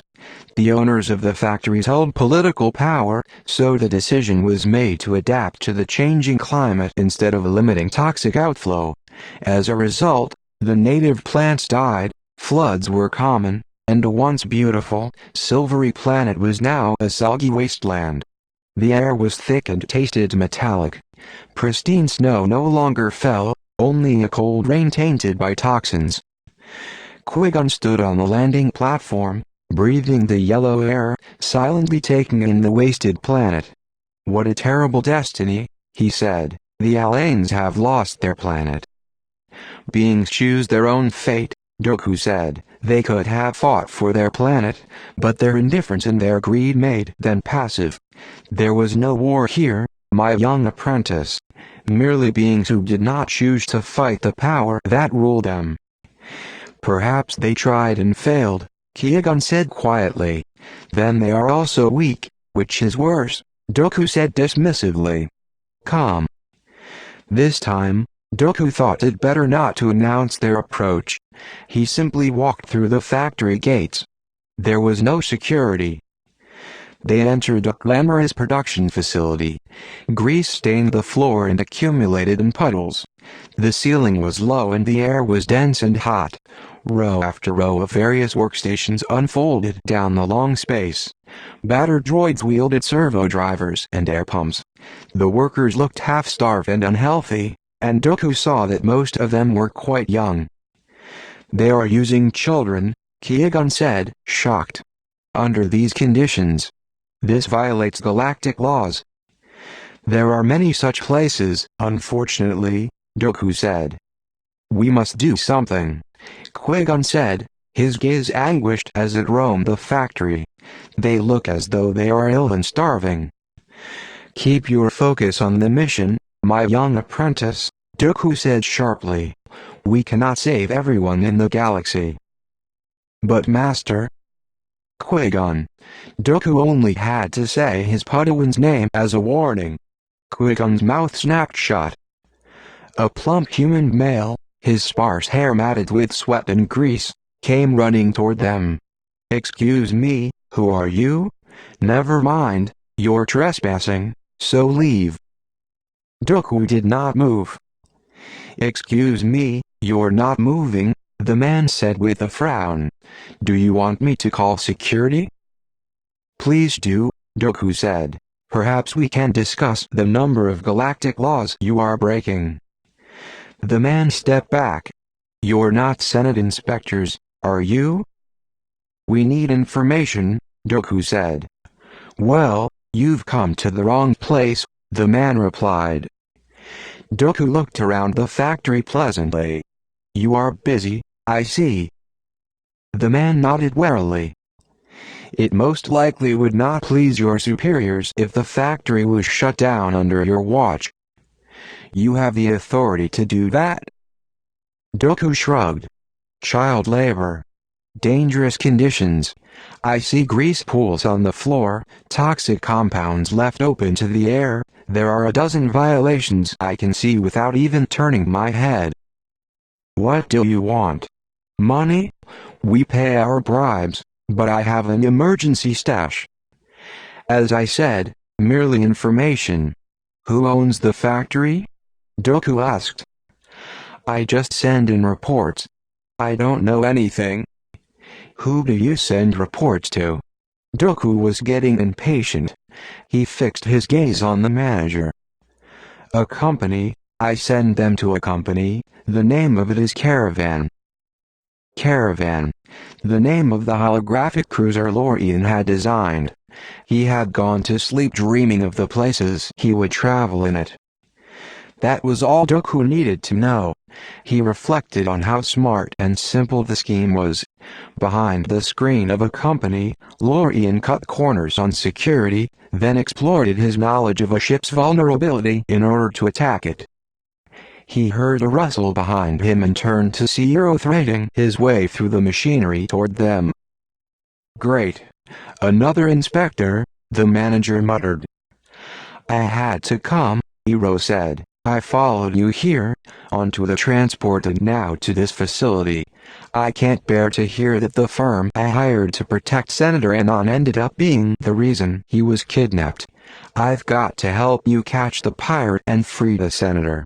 It's the only way." Eero was sweaty and pale. "You look as though you need to lie down," Dooku said. Clearly, his old friend had gone to great lengths to follow them. Dooku admired his tenacity, and was suspicious of it as well. Eero shook his head. "I've found a factory worker here who is willing to talk," he said. "He says the pirate makes regular visits here. He might know where his hideout is." The manager had faded back, anxious to disappear. "Let's talk to the worker," Dooku said. He and Qui-Gon followed Eero through the aisles. No one looked at them as they walked. No doubt the workers had been punished for lagging behind, because they worked doggedly, without raising their heads. Eero stopped suddenly and looked around. Where did he go? He was right here.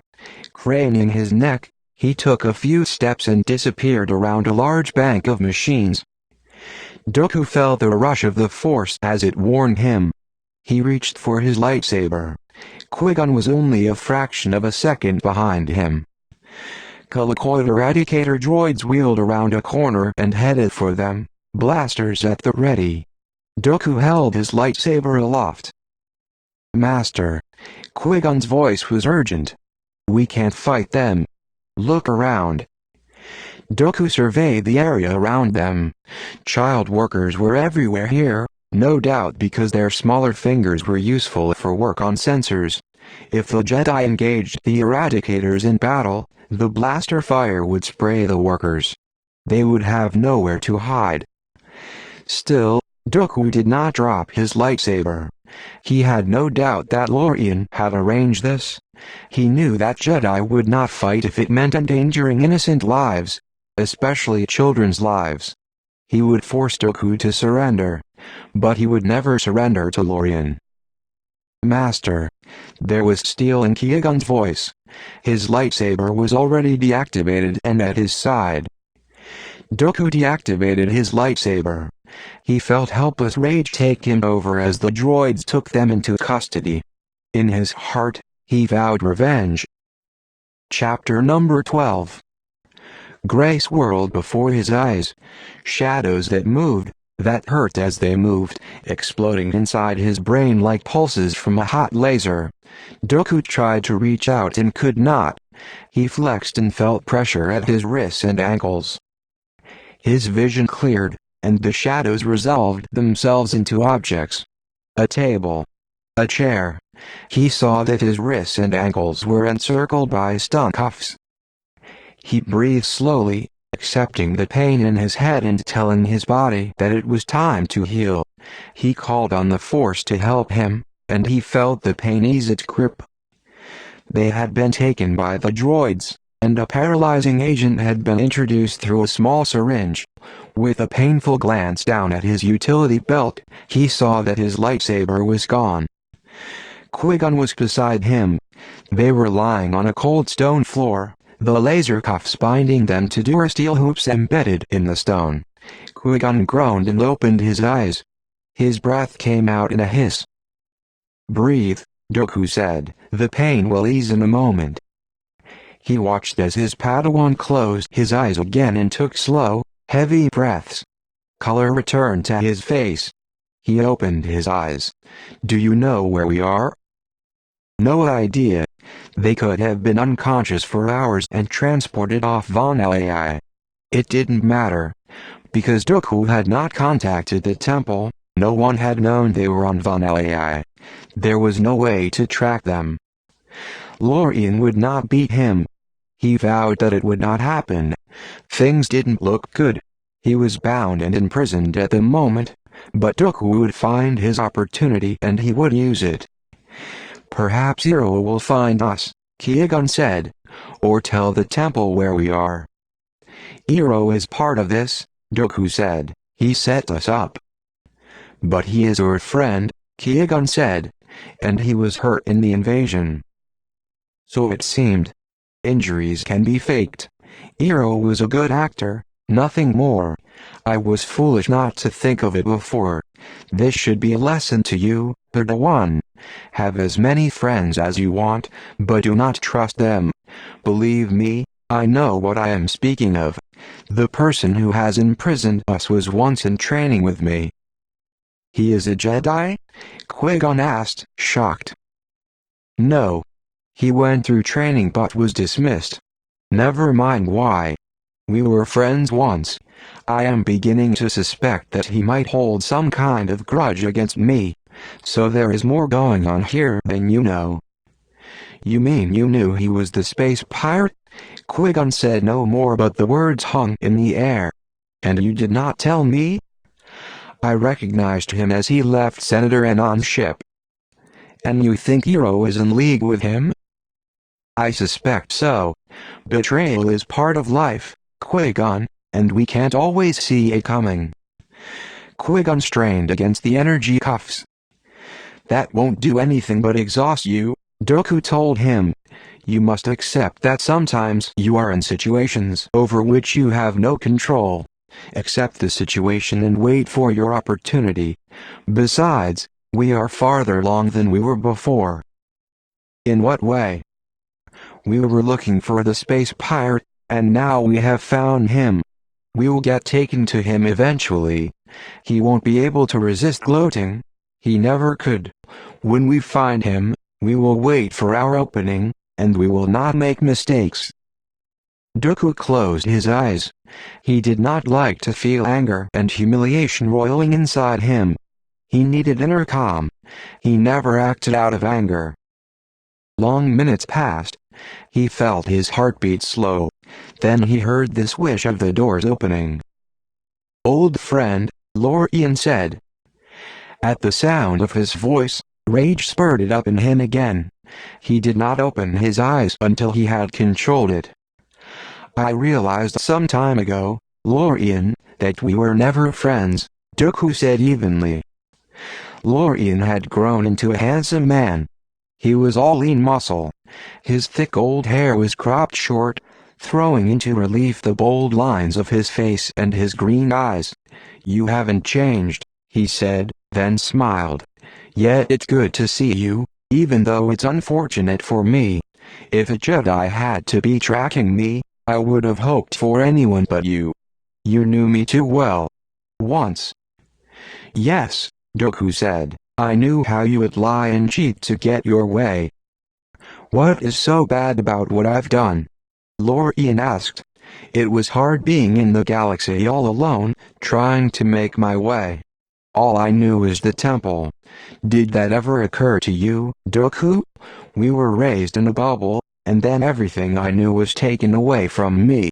I was forced out into the galaxy, a young boy with no master to guide me. The Jedi hardly set you adrift, Dooku said. They arranged a position for you in the agricultural corps. Lorian snorted. Tending hybrid plants on a mid-rim planet?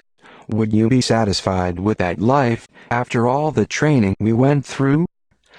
I had no reason to have to accept it, Dooku said. I did not violate the Jedi Order. You did. You seem to forget that. I was young and made a mistake. Lorian's face hardened. I paid dearly for it. Was I supposed to turn into a farmer? I was trained as a Jedi. So instead I went into business for myself. As a space pirate. Just temporarily. I started out kidnapping criminals, but that got risky. You'd be surprised how reluctant gangs can be to come up with the ransom. So I looked to senators next. The only problem was, they had the best security. But what if their security wasn't as good as they thought it was? When I heard Contag was sliding into bankruptcy, it gave me the idea. So I bought this factory and offered Contag a deal. A factory that employs children. Qui-Gon's voice was flat. His gaze told Lorian that he held him in contempt. Lorian strolled toward Qui-Gon, his face alight with curiosity. So this is your apprentice, Dooku? Qui-Gon Jinn? Yes, I can see you in him. He is as sure of his own rightness as you are. What would you have me do, young Padawan? Fire the child workers? Many of them support families. Parents who are injured or too sick to work, or parents who have abandoned them so they are supporting their brothers and sisters. Would you have them starve? I would find a better way, Qui-Gon said. Ah, he is unshakable.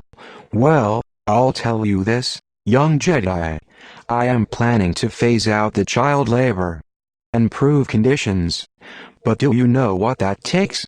Money. The Jedi don't deal with credits. They don't speak of them. But the rest of us have to eat, you know. You are full of justifications, Qui-Gon said. They make the planets turn, Lorian said with a shrug. Qui-Gon's words did not sting. Have you been to the Senate lately? It runs on justifications. I am not evil, Qui-Gon Jinn. I know this for certain. I've seen the face of true evil, Lorian said, his voice dropping. And I have known the terror of it. So don't be too quick to judge me. True evil? Dooku asked. Could Lorian mean the Sith? Lorian turned back to him. Yes, Dooku, I did access the Sith holocron. I was curious, and what I saw chilled my blood and haunted my days for a long time. It haunts me still, and yet it is comforting somehow. Once you've seen true evil, you can be sure that you will never be able to fall that low. Don't be so sure, Dooku said. You're a kidnapper. A criminal. How can you justify that? Lorian shrugged, smiling. I need the money? Dooku snorted. Look, so what if I kidnap a few corrupt senators for a couple of weeks? Some of them even enjoy the attention. Nobody gets hurt. What about us? Dooku asked. I'm not going to kill you, if that's what you're wondering, Lorian said. I'm just going to hold you until the last job is done. I'm ready to retire anyway. I'd like to return to my homeworld and start a legitimate business. I still owe some credits to Hero for setting up the whole security thing, but I have enough for myself. So Hero was in on your scheme from the beginning. Pretty much. We ran into each other on Coruscant. He was upset about his lack of a career. He was positive he'd be a senator by now, but he didn't have enough money to really run an election. So he agreed to use his contacts in the Senate to recommend Contag. Then once the kidnappings began, more and more senators lined up for extra security. It was a truly brilliant plan. Lorian sighed. Too bad it all has to end. The door suddenly slid open, and Eero ran toward Lorian. Now you've done it, he cried. Dooku could now see that outside the room was some kind of office. Laying on a console were two lightsabers. Calm down, Eero, Lorian said irritably. There's no need to shout at me. Yes, there is, Eero said. The senator is dead. Dead? Lorian looked confused. How? He's being held in comfortable surroundings. I even sent in pastries, for Galaxy's sake. He had a heart attack. He died instantly. Ah, this isn't good, Lorian said. No, I'd say so, Dooku said. It's murder. Exactly, Eero said. How did you talk me into this? We'll be tried for murder. Only if they catch us, Lorian said. I just got into this for the credits, Eero said fretfully. I'm a politician, not a murderer. Yes, this certainly changes things, Dooku said smoothly. Eero was just as afraid of getting caught as an adult as he'd been as a young man. You've killed a senator. The full might of the Senate security force will come down on you. Not to mention the Jedi. They are already looking for us. This will certainly give them a reason to hurry. We have to get out of here, Eero said shrilly to Lorian. Calm down. Lorian barked. Can't you see what he's doing? Shut up and let me think. Don't give me orders. Eero suddenly drew out a vibroblade. I'm sick of it. You've bungled everything. You fool. Lorian hissed. Put that away. But it was too late. Dooku summoned the Force. The vibroblade flew from Eero's unsteady hand and landed on the energy cuffs binding Dooku's wrists. The blade cut through the cuffs easily. With split-second timing, Dooku slipped out his hand before the vibroblade could injure him. He felt only a slight burn of heat. Within seconds, he had released the other cuff and the ones binding his ankles. Eero took one look at him and bolted out the door. Dooku reached out a hand and his lightsaber flew from the room next door into his palm. When he turned, lightsaber activated, Lorian had Eero's vibroblade and a blaster in his hand. Dooku smiled. This time it was not a game. Lorian backed up toward the door. Dooku saw that he meant to escape. He would try to avoid the battle if he could. Dooku leaped, blocking his exit. Lorian would not leave this room alive. He had never forgotten Lorian, and he had never forgiven him. It was not in Dooku's nature to forgive or to forget. You betrayed me once, and now you've tried to make a fool of me, Dooku said. So glad to see you haven't changed, Lorian said, giving his vibroblade a twirl. Can I point out again that the galaxy doesn't revolve around you, Dooku? The kidnapping wasn't personal. I didn't know you were on that ship. He grinned. But I have to admit, I enjoyed winning. The light mockery that danced in Lorian's eyes inflamed Dooku. The old resentment balled up in his chest, the choking rage he had felt as a boy. Now it joined the fury of a man. Dooku felt it surge, and he didn't fight it. He was older now, and wiser. Anger no longer had the power to make him sloppy. It made him more precise. Talk all you want. You will never leave this room, he said with such icy control that the smile faded from Lorian's eyes. Let's not be so dramatic, Lorian said uneasily. Master, give me my lightsaber, Qui-Gon called. The words only buzzed faintly, as if they come from a long distance away. Dooku did not need his Padawan. Qui-Gon would only get in his way. He needed to finish this alone. Lorian had seen his intent in his eyes. Between them now was the knowledge that Dooku would not allow him to surrender. He fired the blaster. Dooku deflected the fire easily. There was no way that Lorian could win this battle. Dooku could see the desperation in his eyes, the sweat forming on his brow. He enjoyed seeing it. Lorian kept up a steady barrage of fire while he swung the vibroblade, using the same Jedi training he had absorbed so long ago. Dooku kept advancing. He knew perfectly well where Lorian was headed, to Qui-Gon's lightsaber. Dooku decided to speed up the process. He lunged forward and with an almost casual swipe severed the vibroblade in two. Then he whirled and kicked the blaster out of Lorian's hand. Lorian sprang and fumbled for Qui-Gon's lightsaber. Dooku allowed him to pick it up. He had no reason to fear. Qui-Gon cried out, but Dooku didn't hear what he said. All his focus was on Lorian now. "Go ahead, attack me," Dooku said, holding his lightsaber at his side, letting it dangle casually. "Show me how much you've forgotten." Lorian activated the lightsaber. Even in the midst of a battle Lorian could not win. Dooku could see the pleasure the former Jedi took in holding the lightsaber again. He leaped at Dooku. The first strike was easily deflected. Without his connection to the Force, Lorian could not handle the weapon as he once had. Dooku enjoyed this humiliation the most. He parried Lorian's attacks, barely moving. "Pity," Dooku said. "You were a worthy opponent once." Now a flare of anger lit Lorian's gaze. He suddenly shifted his feet, moved unexpectedly, and came close to landing a blow.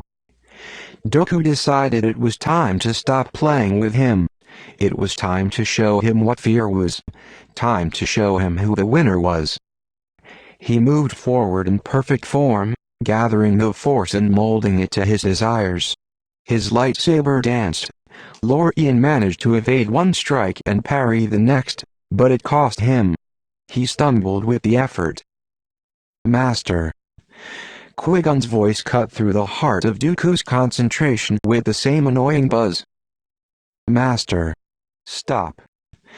Qui-Gon did not shout this time, yet his tone penetrated Dooku's concentration better than his cry had. Dooku looked over. Bound and helpless, Qui-Gon looked back. That gaze. Dooku almost groaned aloud. He saw integrity and truth there, and he could not hide from it. He saw himself through Qui-Gon's eyes, and he could not do it. His Padawan had revealed to him what he should have known already. He could not go down this road. He deactivated his lightsaber. Lorian took a deep, shuddering breath. "It's over," Dooku said. Chapter No.13. Dooku handed over Lorian and Nero to Coruscant security. He didn't speak much with Qui-Gon on the journey back. Dooku knew that there were things that needed to be said, but he wasn't sure what they were. He knew that Qui-Gon had saved him from something, and he was grateful. Yet he did not want to admit that he had come so close to violating the Jedi code he was so proud of upholding. They walked past the rows of cruisers in the temple landing area, the place where he had said goodbye to Lorian so long ago, for what he thought was forever. "So what did you learn from the mission, Padawan?" he asked Qui-Gon. "Many things," Qui-Gon answered neutrally. "Name the most important one, then." "That you will withhold facts from me that I need to know." Dooku drew in a sharp breath. He did not appreciate a rebuke from his apprentice. This natural assurance of Qui-Gon's could get out of hand. What Qui-Gon needed was a little more fear of his displeasure. "That is my decision," he answered severely.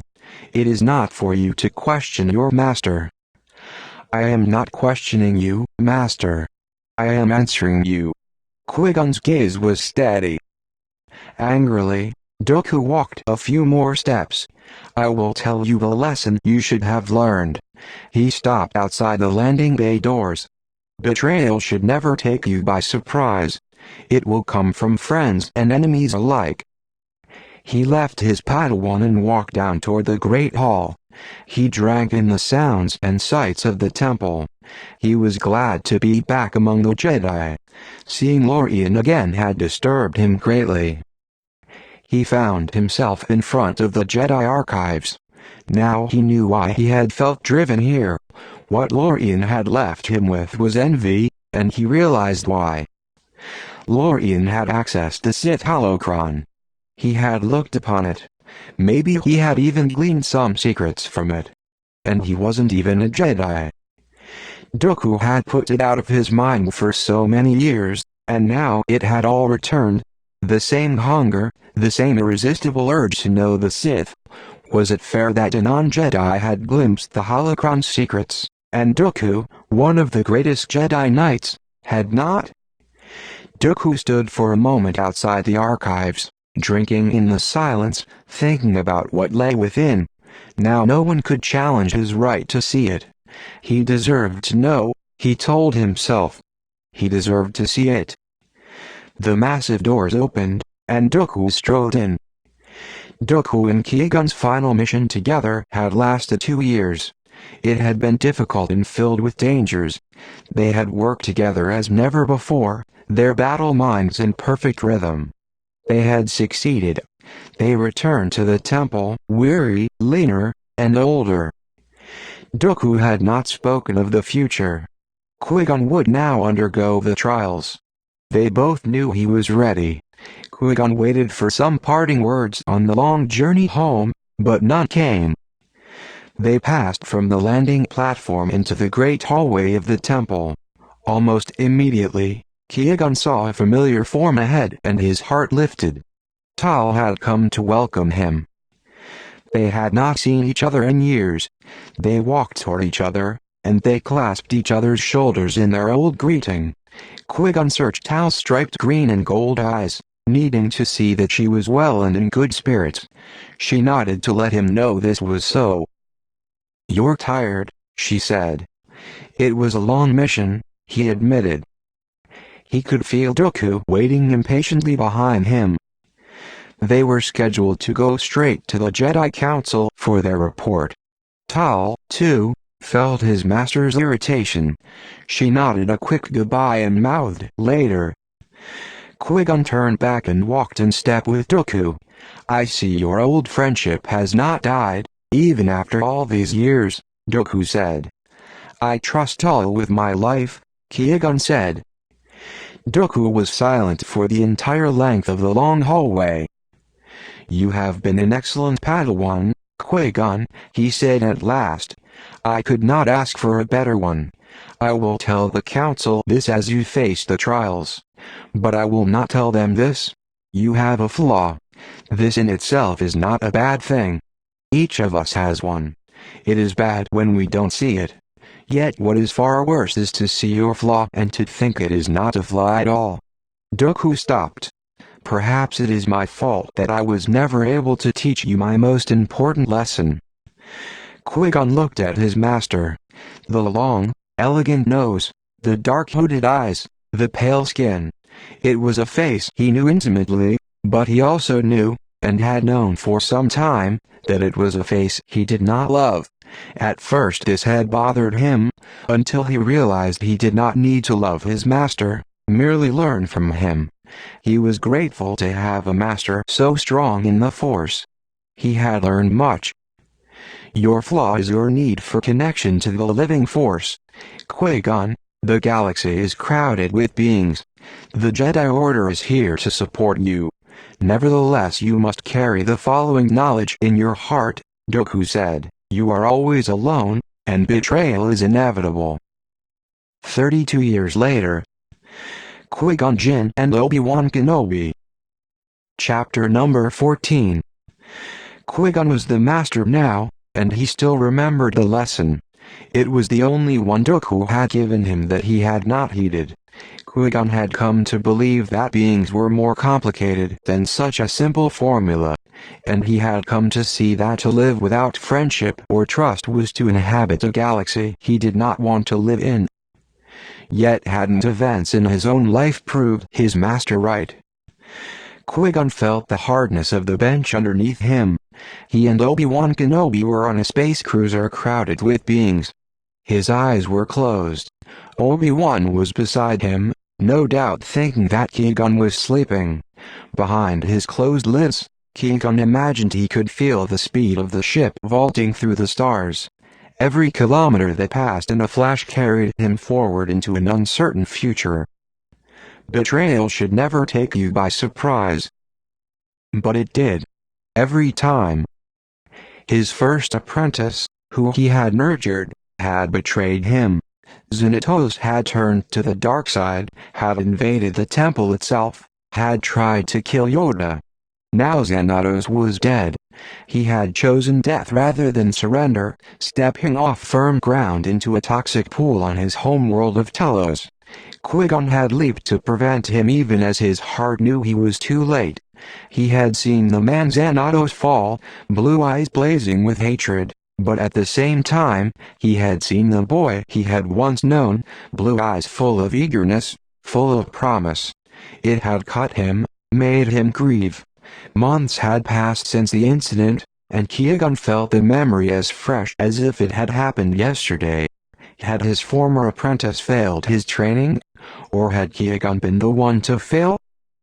His second Padawan, whom he also loved, had also betrayed him. Obi-Wan sat beside him now, but Qui-Gon did not feel the old harmony between them. Obi-Wan had left the Jedi Order in order to devote himself to a cause on a planet they had tried to save. Qui-Gon still remembered standing on the rocky ground of Mel Idadun, seeing something in the eyes of his apprentice he had never seen before. Defiance. Obi-Wan would not listen to Qui-Gon's order to leave. He had remained. Obi-Wan had come to see that he had been wrong. He had done everything he could to rebuild what they'd had between them. They had begun on a long road. Trust was the goal. Tal's disapproving frown rose in his mind. "You are always so dramatic, Qui-Gon. Obi-Wan is a boy who made a mistake. Do not hold him responsible for your failure with Xanatos." Was that what he was doing? "Time, you need," Yoda had advised. "That is all." Qui-Gon accepted that. But how much time was appropriate? When would he know? And would Obi-Wan sense his struggle and come to resent him for his stubborn heart? Your flaw is your need for connection to the living force. Qui-Gon saw the truth of this. He had not completely discounted what Dooku had to say. In his daily life he tried to keep that connection in balance with his Jedi path. No attachments. He did not see this as a conflict. He saw it as a great truth. That he could love, but have no wish to possess. That he could trust, but not resent those who let him down. Lately, that last one had been tricky. "We're stopping for fuel," Obi-Wan said, breaking into his thoughts. They were returning from a routine training mission, and their pace was not rushed. "I'm sorry to interrupt you, Master, but do you wish to disembark? We will be here for several hours." Qui-Gon opened his eyes. "Where are we?" "A planet called Junction 5. Do you know it?" Qui-Gon shook his head. "Let's disembark," he decided. "It will do us good to stretch our legs. And I bet you could use some decent food." "I'm fine," Obi-Wan said, bending for his pack. Qui-Gon frowned. There it was. Once Obi-Wan would have agreed, would have grinned at him and said, "How did you guess?" Now Obi-Wan was intent on being a correct Padawan. He would not admit that the days of gray, tasteless food and protein pellets were dismaying. Maybe it wasn't a case of forgiveness at all, Qui-Gon thought as they joined the line to disembark. Maybe it was a case of missing what he'd had. He had his correct Padawan back. Now he missed the imperfect boy. The planet of Junction 5 seemed to be a pleasant world. The capital city of Ryan was built around a wide blue river. Obi-Wan and Qui-Gon took a turbo lift down from the landing platform to the wide boulevard that was one of Ryan's main thoroughfares. "Every visitor must register with the local security force," Obi-Wan said, reading off a pass they had been given. "That's unusual. Some societies are tightly controlled," Qui-Gon said. "As the galaxy becomes more fragmented, beings are more afraid of outsiders." They strolled down the boulevard, glad to feel the sun on their faces. But Qui-Gon had not gone more than a few steps when he felt that something was amiss. "There is fear here," Obi-Wan said. "Yes," Qui-Gon said. "We have an hour or so. Let's find out why." He reached for his comlink. Since Tal had been blinded in a battle on Mel Idadon, she had made her base at the temple and was available for research. She rarely had to access the Jedi archives. Her knowledge of galactic politics was immense. "Are you busy?" Qui-Gon asked. Tal's dry voice came clearly through the comlink. "Of course not, Qui-Gon. I am sitting here waiting for you to contact me so that I'll have something to do." His smile was in his voice as he answered, "We have a stopover on the planet Junction 5. The force is disturbed here. Can you give us an idea why?" "We have been monitoring the situation," Tal said. "The planet has not asked for Senate or Jedi help, but we are prepared for it. For many years Junction 5 has maintained a rivalry with its moon, Della Luna. Several years ago Junction 5 discovered that Della Luna was developing a large-scale destructive weapon, capable of wiping out cities with one blow. The citizens of Junction 5 call it the Annihilator. They live in a state of constant fear that it will be used one day." "Have they tried to negotiate a treaty?" Qui-Gon asked. "The problem is that Della Luna denies the existence of the weapon," Tal said. "Talks between the two governments are stalled. Because of this great fear that has gripped the population, there are rumors of double agents and spies trying to undermine the government to prepare for a Della Luna invasion." "Are they planning an invasion?" "They say not, but we don't know. In the meantime, because of the imminent threat, the government of Junction 5 has instituted a crackdown. With the help of a security force called the Guardians, they have infiltrated every aspect of the citizens' lives. Nothing they do goes unrecorded by the government. All computer use, all comm use, is monitored. At first the citizens voluntarily gave up their privacy in the face of the great threat. But I'm afraid the Guardians have abused their power over the years. Now they really run the government. Citizens are arrested and held without trial, just for speaking out against the government. The prisons are full. The citizens live in fear.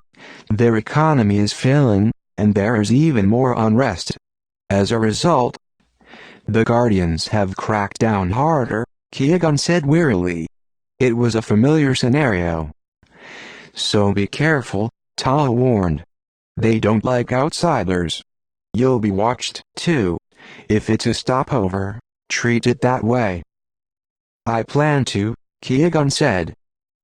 "Qui-Gon, our connection must be breaking up.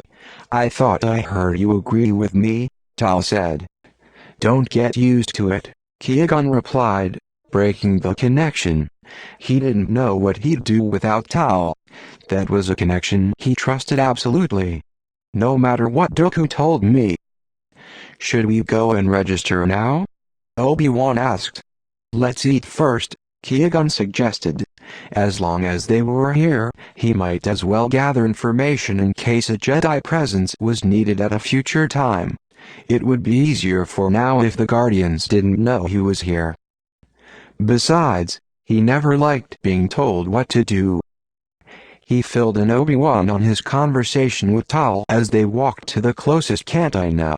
There weren't many selections, but Qui-Gon was able to buy some vegetable turnovers for them, along with a drink made from a native herb. As they ate, they listened to the conversations around them. The citizens spoke in hushed tones, as though they were afraid of being overheard and reported. Qui-Gon and Obi-Wan were able to screen out background noise with the help of the Force, concentrating on a conversation at a table behind them. "The rumor started yesterday," a soft voice said. "It could be true, or they could be covering up her death. Jaren is desperate. He must be careful. He is past that. I am afraid for them. She has risked everything. She was always willing to do that." The voices lowered further, as if they suspected someone was trying to overhear. "Can't we do something to help here?" Obi-Wan asked, just as quiet as everyone else. "Our transport is scheduled to depart in less than 2 hours," Qui-Gon said. "No one has asked for our help. We can't solve the problems of every world in the galaxy." Even while talking and eating, Qui-Gon's gaze had continually swept the cantina. He was not particularly surprised when a security officer in a gray uniform entered and walked straight over. "Passes, please." "I'm afraid we don't have any," Qui-Gon said.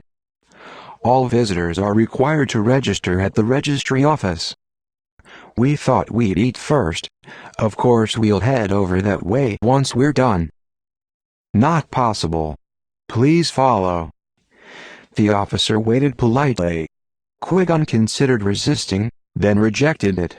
He wasn't on this world to make trouble, merely to observe. He stood and motioned for Obi-Wan to do the same. They followed the officer back down the boulevard and down a side street. A large, gray building sat behind an energy wall. It was built of blocks of stone and looked like a prison. The officer led them past the energy wall and into the building lobby.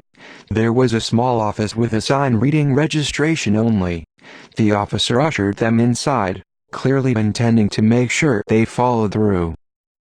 "Visitors to register," the officer said. Qui-Gon walked forward and gave their names to a clerk.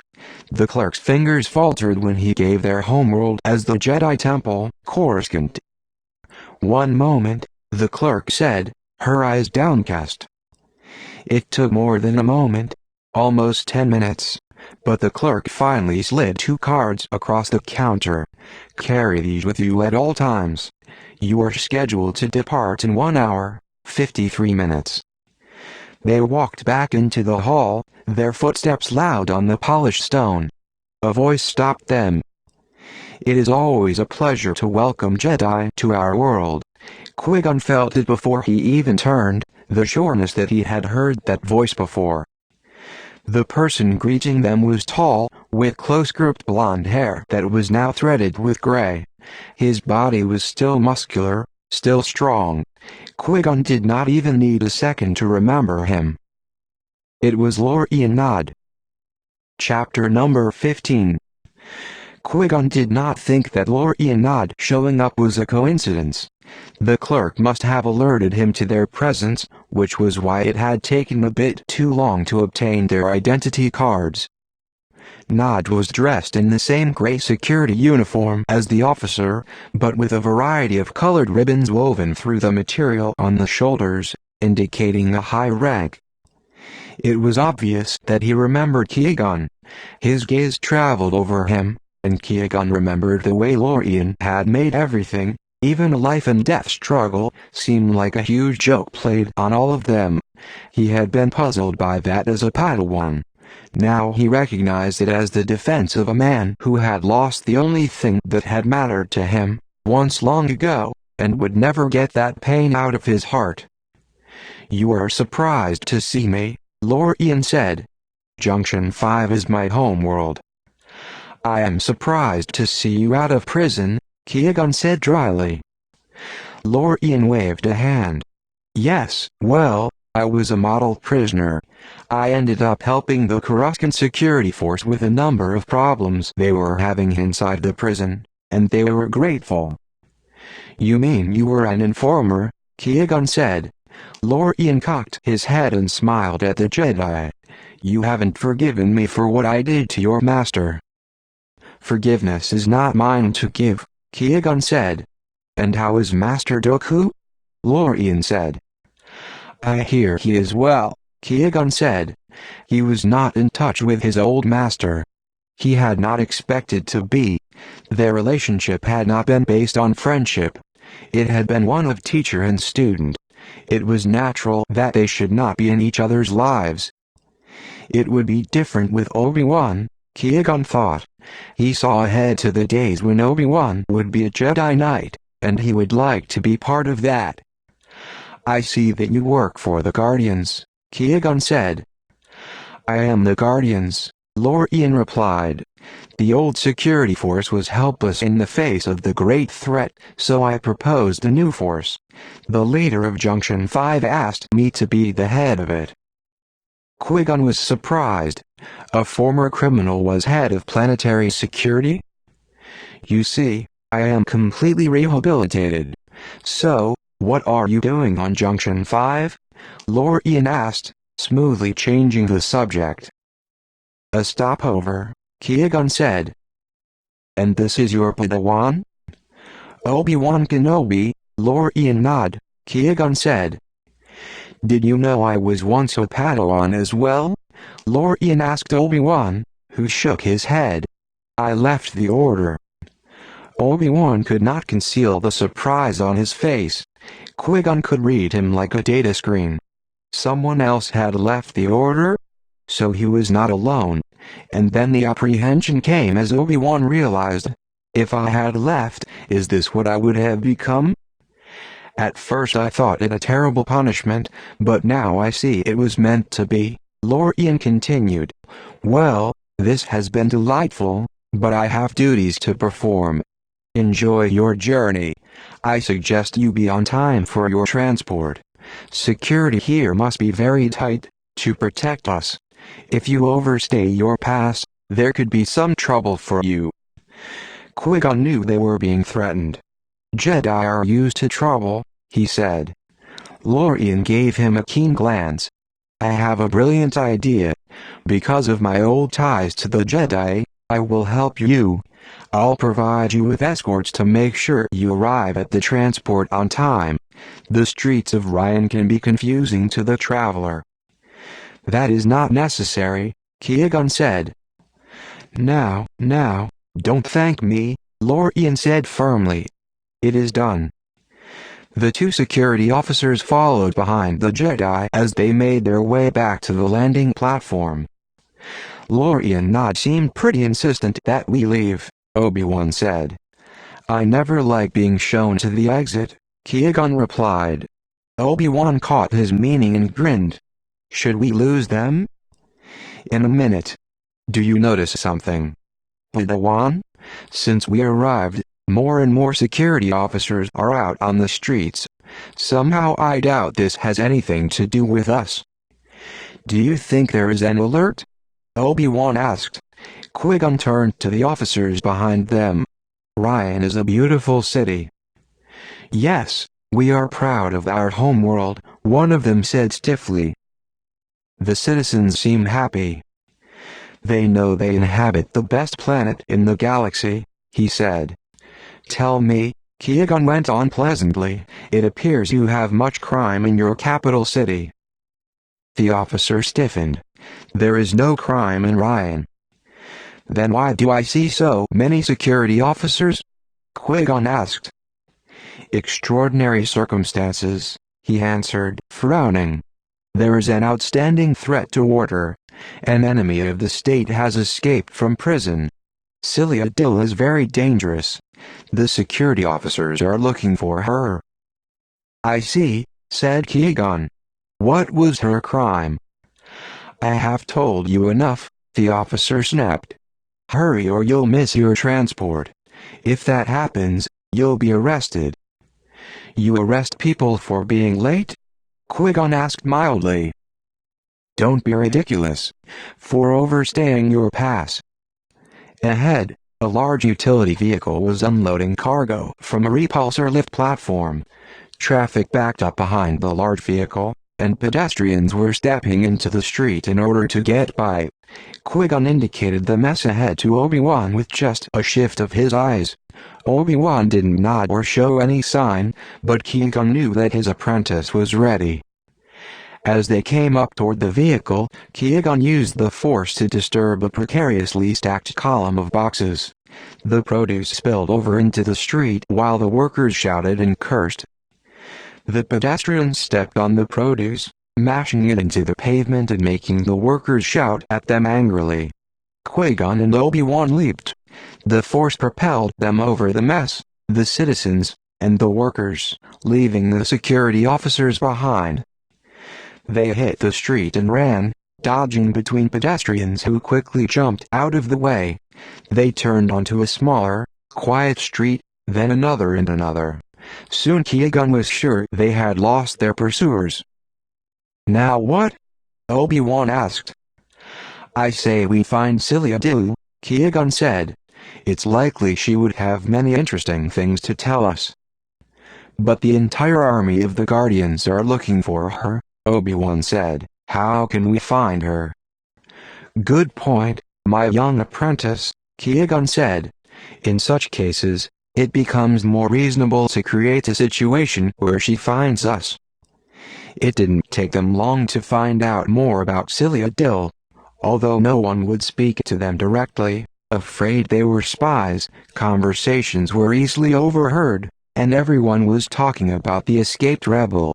Qui-Gon was not surprised to discover that the conversation they'd overheard that morning had been about Celia, and that Jaren was her husband. He lived in the middle of the city, in a large building with many apartments.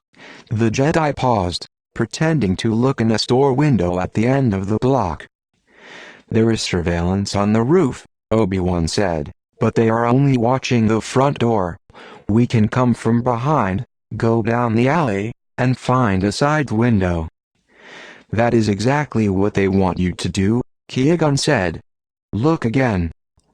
It took only a moment for Obi-Wan to scan the area again. He looked crestfallen, as if he deeply disappointed Qui-Gon. "I saw a flash in a window next door overlooking the alley. Electro-binoculars. They are watching the alley, too." "I'm sorry, Master." It wasn't like Obi-Wan to apologize for a wrong call. He had always absorbed Qui-Gon's small lessons without comment. Then he never made the mistake again. "How can I give him back his confidence?" Qui-Gon wondered. "What do you propose?" Obi-Wan asked. "Do you have any ideas?" Qui-Gon asked, prodding gently. But Obi-Wan wouldn't venture another plan. His lips pressed together, and he shook his head. He was afraid to disappoint him again, Qui-Gon saw. Qui-Gon buried his sigh in an exhalation of breath as he glanced up at the sky. "It's late. The end of a working day. I say we seek our advantage in routine. Workers and families will be coming home," Obi-Wan said. "So let's see what develops," Qui-Gon agreed. At first it was just a trickle of passers-by, but within minutes the street was crowded with people on their way home. Repulsor lift transports jammed with workers paused to open their doors and more being spilled out on the walkways. Qui-Gon and Obi-Wan loitered outside a shop near Jaren Dill's building. They didn't have to wait long. Soon a mother and a group of children came down the street. The mother carried a sack of food and various other bags as her children ran around her legs, shrieking with joy at being released from school. They paused for a moment at the entrance ramp outside the building. One of the small children, daydreaming, almost got swept up in the sea of people on the sidewalk. Qui-Gon quickly moved forward and picked him up. He joined the group at the ramp. Obi-Wan quickly followed. "Tyler," the mother scolded. "How naughty." She reached for the boy while she fumbled for her entrance card. Obi-Wan lifted several sacks from her arms to help. "Allow me to carry him," Qui-Gon said, making a face at the boy. "We've made friends." The mother thanked him gratefully while inserting her entrance card. Obi-Wan juggled the bags and put a hand on another boy's shoulder. To an observer, it would appear that the Jedi were simply two other members of the family. They helped the mother to her door and said goodbye to the children. There was no turbo lift, and they had to climb the stairs to the top floor. Qui-Gon knocked politely on the door, which was opened by a tall man with sad eyes. "Are you Jarentili?" Qui-Gon asked. He nodded warily. "We have come about your wife," Qui-Gon said. Jarentil blocked the doorway. Despite the fact that he was almost a meter shorter than Qui-Gon and so thin he was almost gaunt, he did not seem intimidated. "I know nothing about my wife's escape." "We wish to help," Qui-Gon said. A twisted smile touched Jaren's lips, then disappeared. "You would be surprised," he said softly, "how often we have heard those words. They always say they wish to help." "We are Jedi," Qui-Gon said, showing the hilt of his lightsaber. "Not guardians." "I know you are not guardians," Jaren said. "But I don't know who you are, or who your friends are. I am expecting to be arrested at any moment. My crime is being married to Celia Dill and not betraying her." "I would like you to get a message to her," Qui-Gon said. "I have not seen Celia since she was arrested. She was allowed no visitors. I don't know where." Qui-Gon interrupted. "Tell her the Jedi want to help." Qui-Gon reached for Jaren's comlink, hooked onto his belt. He entered his code. "I have given you a way to contact me. We will meet her anywhere she wants." Jaren said nothing. They walked away, down the stairs. They did not hear the door close until they were out of sight. "He didn't trust us," Obi-Wan said. "He would be foolish if he did. He is used to betrayal." "So why do you think she'll contact us?" Obi-Wan asked. "Because in desperate times, the desperate seek out those who offer help. The fact that we are Jedi is on our side. They will discuss it. Then she will contact us." "You seem sure of it," Obi-Wan said. "How do you know?" "They have no one else to turn to," Qui-Gon said. "It was lucky for them that a full-scale hunt was on for Celia, so catching the Jedi was not a high priority. That was why the guards around Jaren's house did not notice as they left."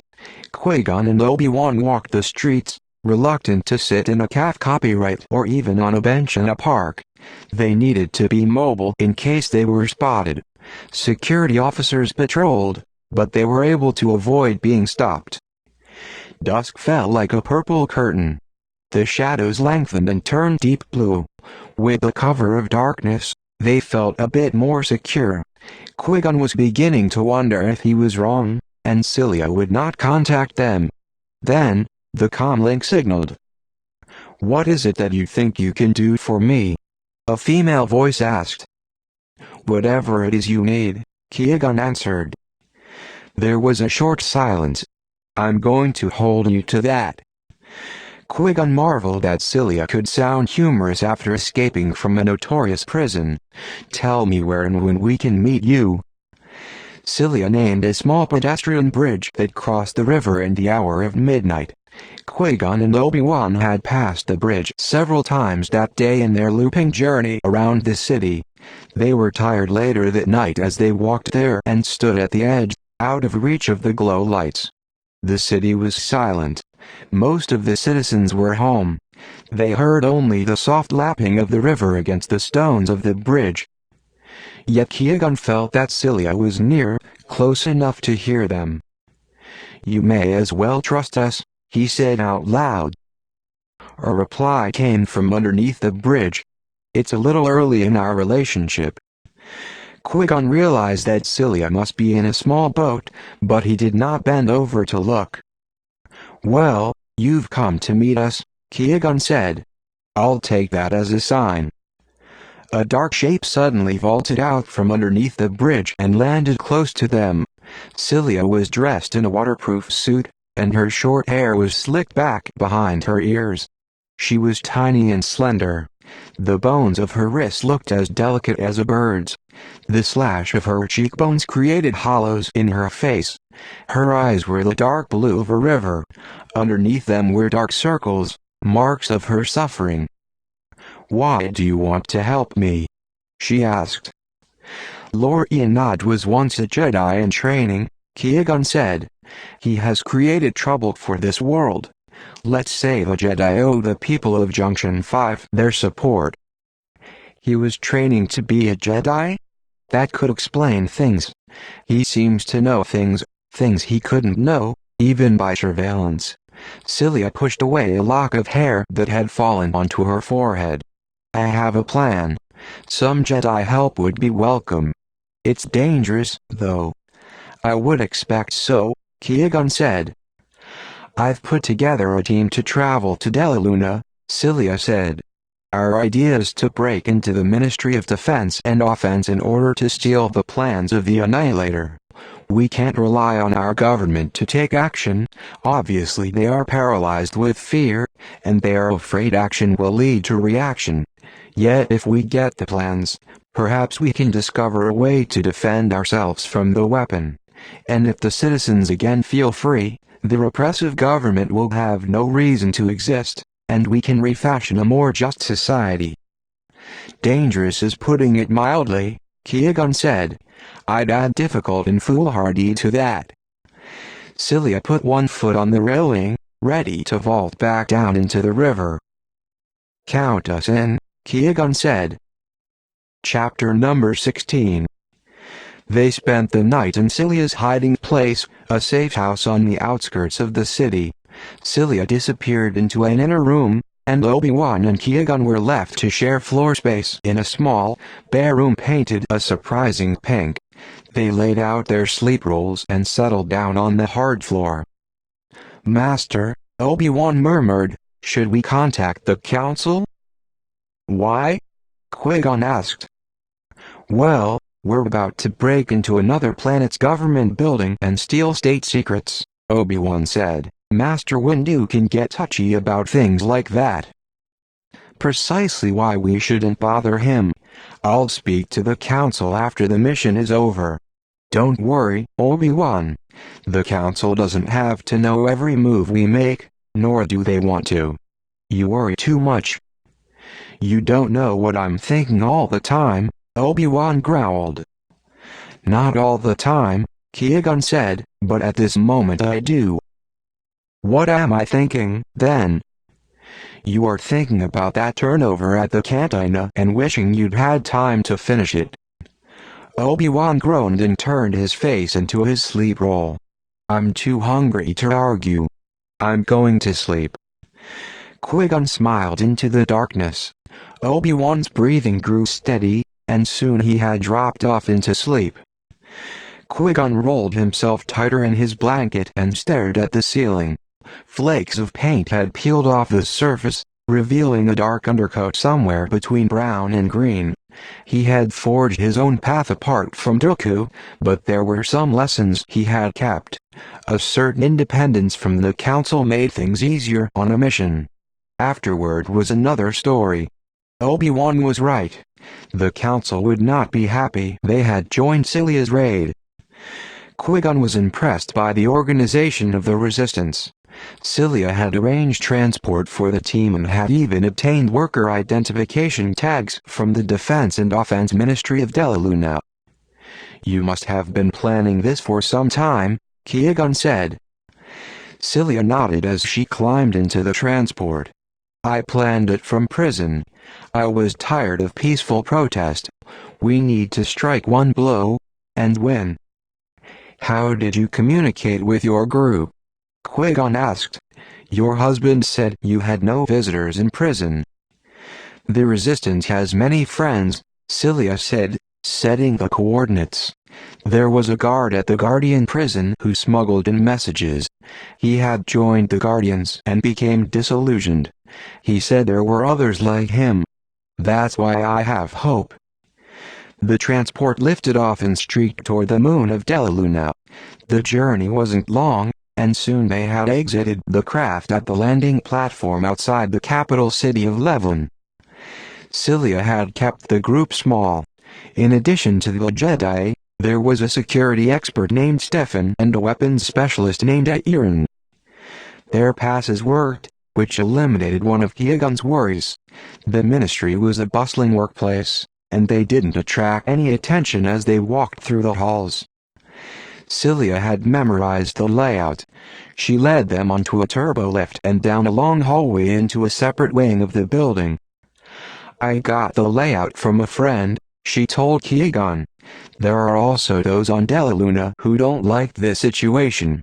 She passed along the blueprints to Stefan. They reached the weapons development wing. Celia stopped. She swiped her identification card, but the doors did not open. "Stefan?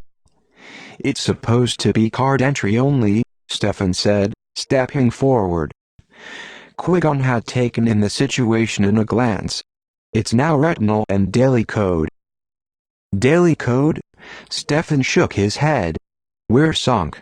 I can crack it, but it would take hours. Plus I don't have a mainframe on me." Qui-Gon admired Celia's coolness. She did not show her exasperation. Her skin seemed to tighten over the sharp cheekbones. "We're here," she said. "I'm not leaving without those plans. We have to find another way." "We don't necessarily have to get into the secure wing ourselves," Keegan said. "Not if we can get in through a computer." Celia looked at him, interested. "How?" "We need to go to the only one who has access to all files and documents in the system," Keegan answered. "The director," Celia supplied. "Of course. I don't know what kind of security he has, though." "Let's find out." Qui-Gon indicated that Celia lead the way. They returned to the main wing of the ministry. The director's office was behind a frosted panel. An assistant sat behind a desk. Beyond him was another door. "No doubt the assistant has a panic button if we try to force our way in," Stefan said, "and we have no way of knowing if the director is in his office or not." They walked on, anxious to avoid attention. At the end of the hallway, Celia frowned. "We have to get both of them out of that office. We need a diversion." "I think we can supply that," Keegan said, beckoning to Obi-Wan. They turned off from the others. Ahead, down a side hallway, Keegan had already seen what he was looking for, the Office for Internal Security. "What are we doing?" Obi-Wan murmured.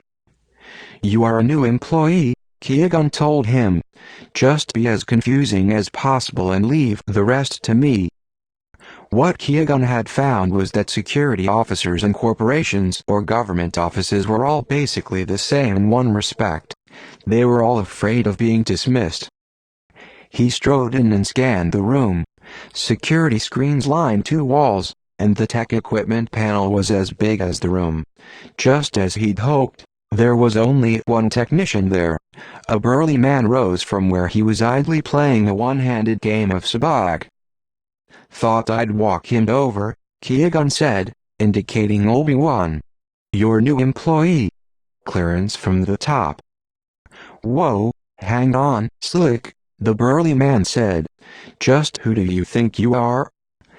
"Security consultant from Constant Industries," Keegan said. "I guess the director didn't tell you I was hired." The burly man looked a little uncertain. "Credentials?"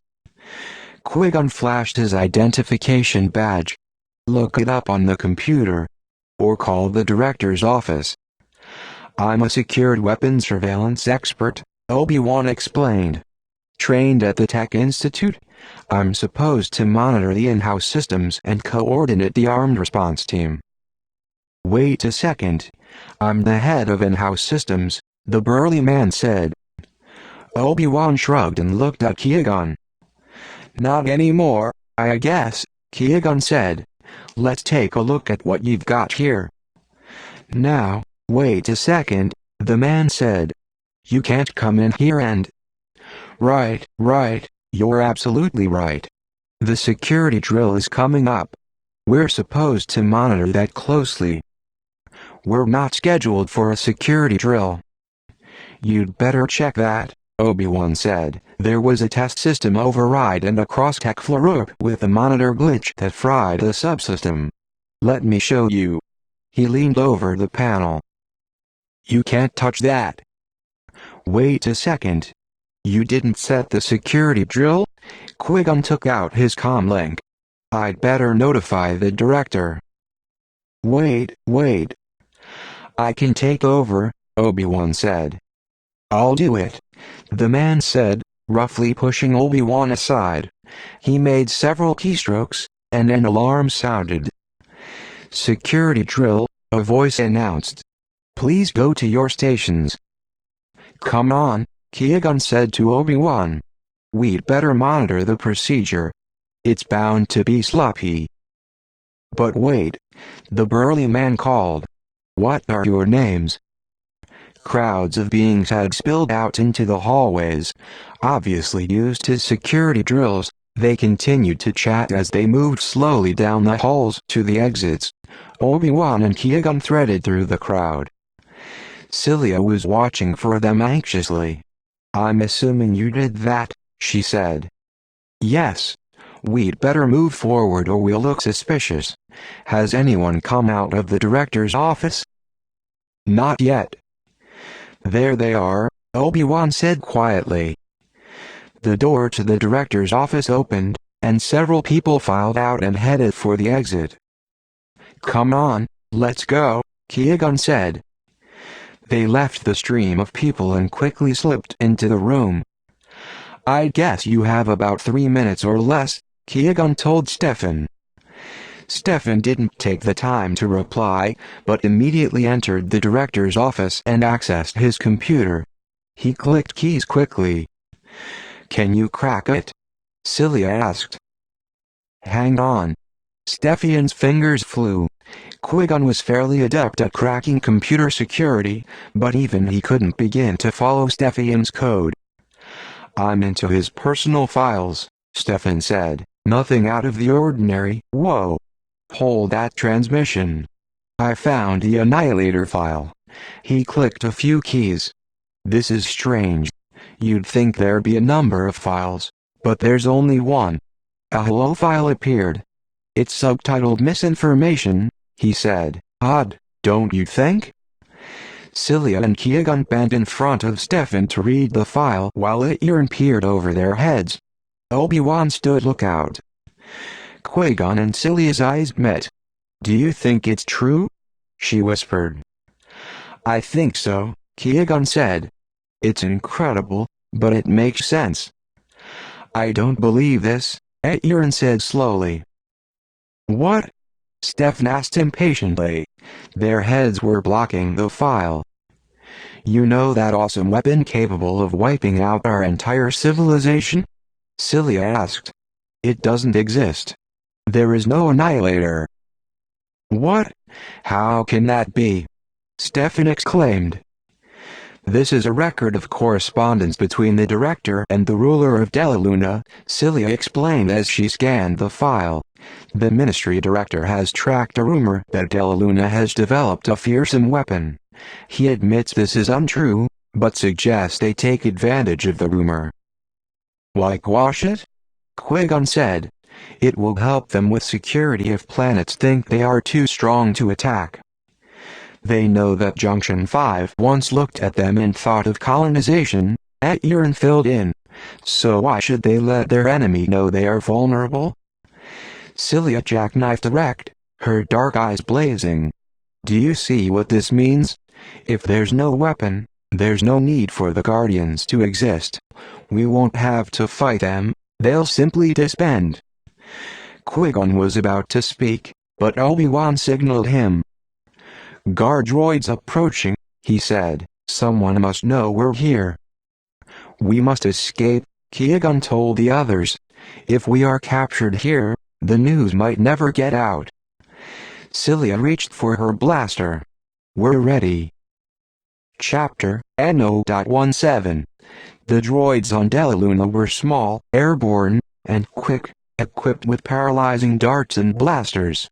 Qui-Gon did not recognize the model, but within seconds he had estimated velocity, path, and blaster range. He needed to protect the group. Celia and Aaron were adept and fast, but Stefan was obviously not trained with weapons. Still, Qui-Gon also had to make sure they had proof that the Annihilator didn't exist. Obi-Wan must have had the same thought. He deflected blaster fire from the droids and leaped in front of Qui-Gon as 3 droids headed for him. Qui-Gon reached over and hit copy on the computer console. File copied flashed on screen. He reached out to extract the disk just as 2 droids headed toward him, flanking him on either side. Obi-Wan moved before Qui-Gon could react. He jumped in the midst of the heavy attack, his lightsaber a constant arc of movement as he deflected the barrage of blaster fire. Qui-Gon grabbed the disc and tucked it into his utility belt, then gave a backhanded sweep with his lightsaber that cut a droid in 2 and sent it crashing in a battered heap of twisted metal and fused circuits. Stefan had taken refuge behind a desk and emerged to spray blaster fire in a random pattern that only occasionally hit an airborne droid. Cilia and Iron worked back to back, covering each other as they moved toward the door, trusting the Jedi to take care of the bulk of the droids. Obi-Wan launched himself over a desk, striking out at one droid with a carefully aimed kick that sent it crashing against the wall, splitting it into pieces. At the same time he swiped through another. Qui-Gon took out 2 droids with one swift stroke and moved to get Stefan as Cilia and Iron took out 2 new droids buzzing through the doorway. "There they are," the security officer shouted, pointing at Obi-Wan and Qui-Gon. "Time to go, Padawan," Qui-Gon said. He pushed Stefan in front of him, turning to deflect a new spray of blaster fire from behind. Obi-Wan moved to take out the droid and landed in a doorway, lightsaber slashing. The security officer stepped back, unwilling to engage. He expected the droids to do his fighting for him. With a force push, Qui-Gon sent the officer flying. The man slumped on the floor, dazed and unwilling to get up. "There's an emergency exit this way," Cilia said, jerking her chin toward the side corridor. "It should be open, since we're in the middle of a drill." Workers were beginning to stream back into the building. They took advantage of the confusion by separating and melting into the crowd. Qui-Gon and Obi-Wan followed Cilia as her slight figure weaved through the crowd, heading purposefully toward the exit. They stepped out. The sky had darkened and was threatening a hard rain. A few drops pattered against the building. Ahead in the dark sky Qui-Gon saw a light. It was moving fast, traveling far beneath the clouds. "Security vehicle," he said tersely. "We'd better get to our ship." Because of the rain, many pedestrians had moved to the sheltered walkways that hugged the buildings and shops. A large canopy overhead blocked out the downpour as it began. Qui-Gon and the others hurried along this path. The overhang protected him from the ship above. The crowds acted as further camouflage. Their ship wasn't far. They climbed inside and Cilia started up the engines. They shot into the dark sky, streaking toward Junction 5. Cilia let out a whoop of triumph. "We did it. We did it." Stefan shook his head. "I still can't believe there is no Annihilator." "This is all we need to end this reign of terror," Cilia said. "We can go straight to Minister Cern and tell him that the Annihilator is a hoax. He'll disband the Guardians. We can free our citizens from fear and terror," Aaron said. "It is almost too much to believe." "I suggest that before you do anything, you ask a most important question," Qui-Gon said. "Rumors don't arise out of the air. If the Annihilator is a fabrication, who made it up?" The others paused. "Does it matter who made it up?" Aaron asked. "I'm afraid it matters very much," Qui-Gon said softly. "Let me ask another question. When did Lord Ionad come to power?" 8 years ago, Cilia answered. "And the memos dated back?" Cilia's face changed. The happy flush drained away, and she grew pale. 9 years, she said. "And who benefited the most from the Annihilator?" Cilia's face hardened. "The Guardians. They seized control." She looked at him shrewdly. "So you think Lorian Nod created the rumor?" Qui-Gon nodded. "I do. It is a bloodless grab for power. Create something the population fears enough, and they will hand over control to whoever appears with a solution." "Yes, at first Lorian appeared to be our protector," Aaron said. "Cyrn Ern is said to be a puppet of Lorian Nod's," Cilia said. "What makes you think that he would allow the truth to get out?" Qui-Gon asked. "He has much to fear from Lorian, and Lorian will certainly find out. I guarantee that you will be denounced as crazy or as a spy, and be thrown into prison again." "So what can we do?" Stefan asked. "You must bypass the rulers and tell the people," Qui-Gon said. "Impossible," Aaron said. "The Guardians control all communications." "That is what makes it possible," Qui-Gon replied after a moment's pause. "We must get control of that system. We must discover how it works and where it is." "I already know how it works," Stefan said. "I was part of the original design team. The central control is within the Guardians' compound. It's impossible to break in." Cilia nodded. "The Guardian compound is way out of my league. The security is flawless." "No security is flawless," Qui-Gon said. "I can guarantee one way to get inside." The others looked at him. Obi-Wan smiled. He already knew the answer. "We must get arrested," Qui-Gon said. Chapter number 18. With Guardians swarming all over the city, it was not hard for Cilia, Stefan, Qui-Gon, and Obi-Wan to get arrested. They were all wanted. Aaron had no outstanding warrant, but as a weapons specialist, her skills were no longer needed. Promising to alert the resistance to be on the lookout for a big announcement, she left them. Qui-Gon suggested that in order to conserve time, they simply do what Lorian expected them to do. Cilia pretended to try to see her husband. She and Stefan tried to sneak into Jaren's apartment by going over rooftops. Within moments they were surrounded by undercover guardians. As Jaren watched, white-faced, his wife was once again led away to prison. Once they were sure that Cilia and Stefan had been captured, Qui-Gon and Obi-Wan headed to the part of the city known to be a meeting ground for the resistance. They were picked up almost immediately. Qui-Gon and Obi-Wan were led to the Guardian compound, where they were ushered into a holding cell. Cilia and Stefan were already there. "Guardian Nod will be informed of your capture after the planet-wide address," the officer said, engaging the security lock. The steel door clanged shut. "What planet-wide address?" Obi-Wan asked Cilia and Stefan. "Nod gives them from time to time," Cilia said. "It usually has to do with some new alert about the Annihilator that requires stricter security measures. Now we know what a fake that is." "How is the address broadcast?" Qui-Gon asked. "It goes out simultaneously on all data and vid screens all over the planet," Stefan explained. "There's a studio right here in the Guardian compound." "Could you patch into the feed with this?" Qui-Gon asked, holding up the disk that contained the information they'd seen on Deluna. Stefan nodded. "Absolutely. But we'd have to get out of here and into a secure area.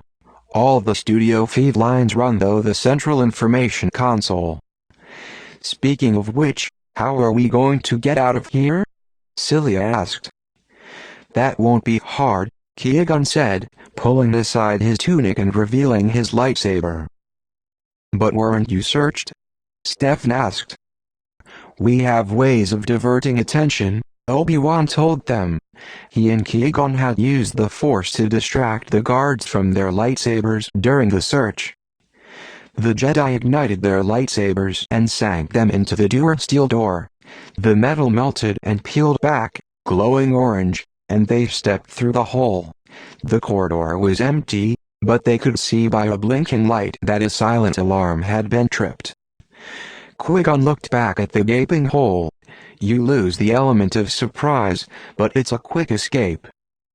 We will have to move fast, Celia said. They ran down the corridor. Celia and Stefan both knew the complex well, and they led them through a maze of back hallways to the central computer station. It was empty, but a high-security lock was on the door. Through the glass, they could see a row of vid screens. Lorienad had already begun his address. How long will it take you to bypass the circuits and patch through into the feed? Qui-Gon asked. Hard to say, Stefan answered. 3 minutes. Maybe 4. The alarm will go off as soon as we break in, Qui-Gon said. They'll be able to pinpoint our location then. Just do the best you can. We'll take care of whatever comes along. Celia and Stefan nodded to tell them they were ready. Qui-Gon and Obi-Wan used their lightsabers to break through the door. Immediately, a red light began to pulse. As they walked through the doorway, another indicator light began to blink. Now they could hear Lorienad's voice. And it is with great reluctance that I stand before you now. Yet even with bad news we can gain comfort from the fact that we are strong and able to protect ourselves from the great threat. Stefan hurried to the console. His fingers began to fly. Qui-Gon gave him the disc and turned to face the doorway, lightsaber at the ready. It took only seconds before the droids came. Qui-Gon had no doubt that they would be followed by armed guards. Obi-Wan sprang forward, his lightsaber flashing. They moved in the same rhythm, ready to cover each other, knowing when the other would go on the offense. It was a flow Qui-Gon remembered, when he knew what his apprentice would do before Obi-Wan did it. The Force surged around them, gathering so that it felt like heat and light, making every move easy. Within seconds, battered and smoking droids littered the floor. Stars and galaxies, Celia breathed. She had not had time to draw her own blaster. 3 more minutes, Stefan muttered. We are tracking a group of spies who are planning to undermine our society, striking at our security itself. Thanks to the Guardians, we will be safe from them and their plans. I'm entering the disk codes now, Stefan said. The information will come on screen, Celia said. But will the citizens believe it? Leave on the audio feed, Obi-Wan told Stefan. Obi-Wan spoke the words crisply, like an order. He did not glance at Qui-Gon. He was totally focused on the moment, on the problem at hand. Qui-Gon felt a surge of satisfaction. It was as though Obi-Wan had taken a step on a journey back to him. Puzzled, Stefan nodded. Qui-Gon heard the sound of boots thudding in the hallway. Take no lives, he told Obi-Wan. If they could accomplish this without loss of life, it would be a good day. That a new blast potential of the Annihilator has been discovered. The security officers thundered in, blasters pinging, electro-jabbers swinging. Stay behind us, Qui-Gon shouted to Celia, who now was ready to fight and had stepped forward. The blaster fire was furious. Qui-Gon jumped and twisted, trying to be everywhere at once. Obi-Wan moved to protect Stefan. The guards were well trained for battle. They kept constantly on the move, using sophisticated flanking maneuvers. Qui-Gon realized that Lorien's temple training had come in handy. Still, the security officers were not Jedi. Qui-Gon and Obi-Wan could keep them at bay. He heard more boots thundering down the hallway and the distinctive whir of oncoming droids. Yes, they could keep the attackers at bay, but if more and more arrived, how long would it be before blaster fire got through? Qui-Gon could see that the same thought had occurred to Obi-Wan.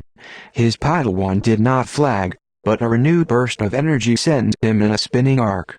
He deflected blaster fire at the same time he destroyed 2 oncoming droids with a well-placed kick. Then the moment Qui-Gon was waiting for occurred. The image of Lorienad fuzzed and broke into shattered pieces. A memo flashed on screen. Stefan had been able to keep the audio feed open. The voice of Lorian Nod boomed out. "What is that? What is happening? Get that off the screen." Misinformation regarding Annihilator. The memo title could be read clearly. More information streamed across the stream as the hello file unfolded. "We know not how or why this rumor began." "Get that off the screen," Lorian shouted. "Don't you see what it is, you fools? It's a lie." The focus of the security officers wavered. Qui-Gon saw their eyes drift to the screen. They tried to keep fighting and keep track of what was flashing. Another voice came through the feed. "This says that there is no Annihilator." It must have been another officer in the studio who had blurted it out. "It's a trick," Lorian said. "Spies." "It's an official document from Della Luna," another voice said. "Look at the code seal." The officers had all stopped fighting. They stared at the screen in disbelief. Whoever was programming the droids had stopped. They stopped in midair. "Let's go," Qui-Gon said to Obi-Wan. They raced out into the corridor. Following directions Stefan had given them, they ran to the studio and burst through the door. Lorian's face was dark with rage. "You are under arrest, Jedi." "I believe you are mistaken," Qui-Gon said calmly. "We are arresting you." "That arrest can only be ordered by the President himself," Lorian snapped. "Guards, take these Jedi away." A guard across the room lowered his comlink slowly. "The arrest order has come through," he said. "I am to detain you, Lorian Nod, by order of Minister Cyrn Ern." The color slowly drained from Lorian's face. He tried to smile, but it looked as though it cost him a great deal of effort. Looking at Qui-Gon and Obi-Wan, he shrugged. "How strange life is," he said. "The galaxy is so immense, but I can't get away from the Jedi. They have destroyed my life once again." Chapter number 19. Lorian Nod was in prison, awaiting trial. Cilia was no longer an underground hero, but a public one, able to walk the streets with her husband. The Guardians had fallen into disarray and the minister had promised to disband them. It was time for the Jedi to leave. Qui-Gon waited at the landing platform with Obi-Wan. He remembered arriving on this planet while worrying about what was to come with his apprentice. It was true that he missed that pure trust, that lack of shadows between them. He had seen the flaws in Obi-Wan, and the flaws in himself. He had seen where their flaws could rub up against each other and create fissures in their relations, cracking them open like a groundquake could split the very core of a planet. Yet there was something to be gained from that, Qui-Gon thought. Now their relationship could truly begin, for they had seen the worst of it and they had both decided that what they wanted, the most important thing, was to go on. There had been no betrayal. Qui-Gon knew Dooku was wrong. He was not alone. The idea to leave the audio feed open was a good one, he told Obi-Wan. Lorian was trapped by his denials. "I thought he might say something incriminating," Obi-Wan said. "You ordered Stefan to do it," Qui-Gon said. "You did not check with me. You did not even look at me." "I am sorry, Master. It was the right thing to do." Qui-Gon saw the flash of pleasure in Obi-Wan's eyes. He is no longer afraid of displeasing me, Qui-Gon thought. Good. "Shall we board?" Qui-Gon asked. "Of course, Master." Obi-Wan paused and looked longingly at a food court. "But can we eat first?" He grinned. "I'm still thinking about that turnover." Qui-Gon laughed. Yes, his Padawan was back. And the boy was back, too. Now they could begin again. He had not known the Jedi cruiser to Naboo was taking him on what would turn out to be his final mission with Qui-Gon. Yet they both had understood that the time was coming when Qui-Gon would recommend him for the trials. Obi-Wan knew he was ready, but he was not yet prepared to leave his master. He was anxious to be independent, but he was reluctant to come out from the protection of his alliance with Qui-Gon. It was not apprehension that kept him there, but loyalty, friendship, love. They had spoken more on that trip than they had ever spoken before. Qui-Gon had been in a rare talkative mood, and they had remembered old missions, old acquaintances. They had laughed over the exploits of Didioto, the friend who was always in trouble. They had remembered the loyal brothers, Guerra and Paxi, now heads of large families on their homeworld of Findor. From time to time a shadow would cross Qui-Gon's face, and Obi-Wan knew he was thinking of Tal, who he had loved. Tal had been killed during the mission to New Epsilon despite their intense efforts to find and save her. The pilot dimmed the lights for sleep. Still Qui-Gon and Obi-Wan did not move. They sat on their chairs, reluctant to move to the sleep area. A silence fell between them, as companionable as always. In the dark silence, Obi-Wan had asked the question that had been in his mind for months. "Master, can you tell me something I am lacking? Something I cannot see that I need to work on?" He could not see Qui-Gon's face clearly now. "Do you mean a flaw, Padawan?" "Yes. You have told me that I worry too much, and I've tried to work on that." "Ah, you mean you've worried about worrying too much?" Qui-Gon's voice was light. He was teasing him. "I can be impatient with living beings, too. I know that. And sometimes, I'm a little too confident of my abilities, perhaps." Now Qui-Gon's tone was serious. "These things are true, Obi-Wan, but they are not flaws. I have seen how hard you have worked. I've seen what you can accomplish." "Then what is my flaw?" Obi-Wan asked. There came a silence so long that Obi-Wan wondered if Qui-Gon had fallen asleep.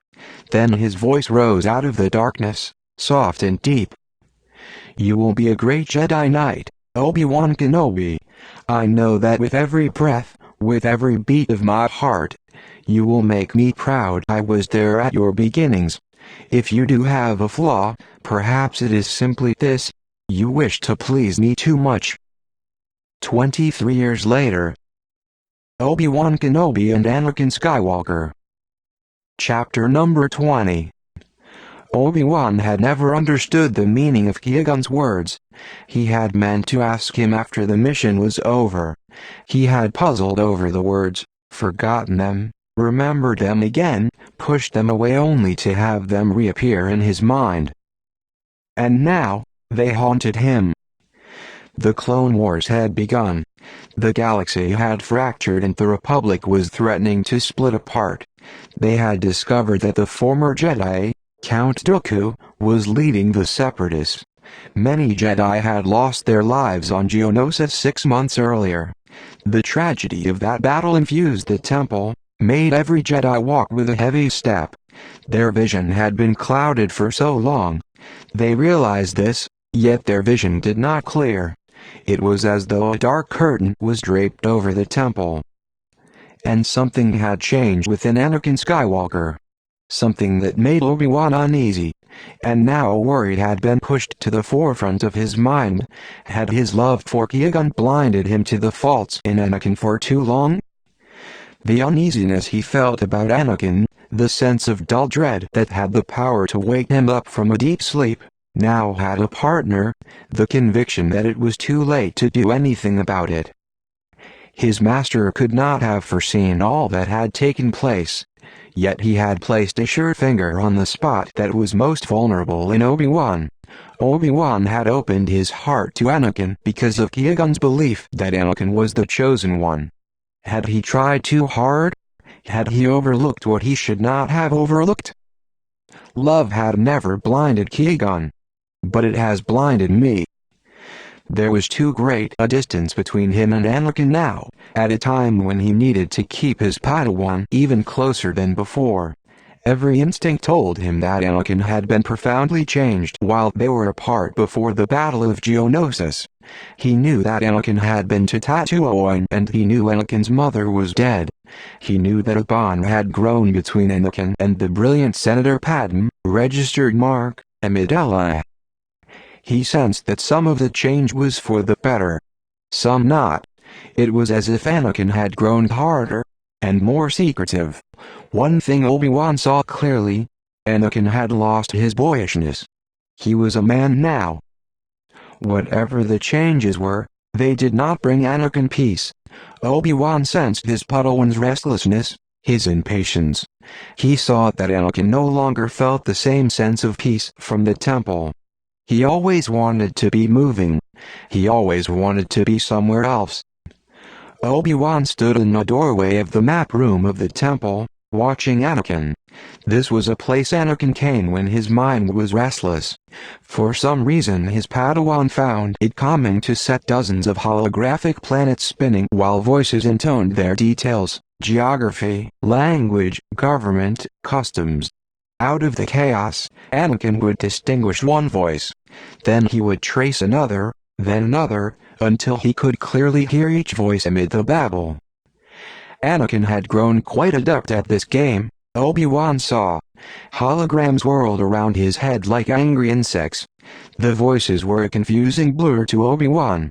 He couldn't imagine why someone would find peace during this. As he watched, Anakin lifted a finger and added another planet to the mix. Anakin.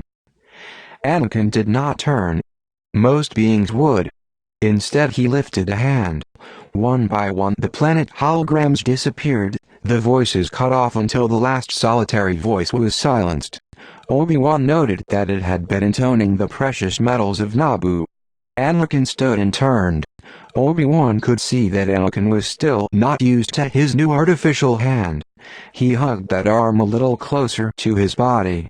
The sight tore at Obi-Wan's heart. Master. Master Yoda has requested our presence. A mission? I do not know. Over the past weeks there had been much to do, too much to plan, too many battles. The Jedi Council held constant strategy sessions. It was necessary to carefully place the Jedi where they were most needed. Systems and planets were now vulnerable, and many were highly strategic. The Separatists were gaining new planets with a combination of coercion and force. Supreme Chancellor Palpatine pledged to help planets loyal to the Republic. You go to the map room when you are troubled by something, Obi-Wan said as they walked. Do you want to talk about it? Anakin made a restless gesture. What is the good of talking?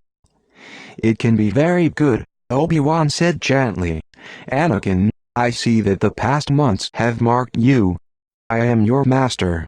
I am here to help you in any way I can. He could see his Padawan only in profile, but Anakin's mouth tightened.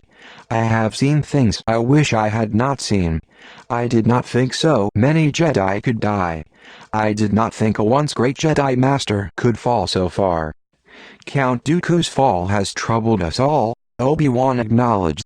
Now we have a great and powerful enemy. His thoughts turned to his battle with Dooku.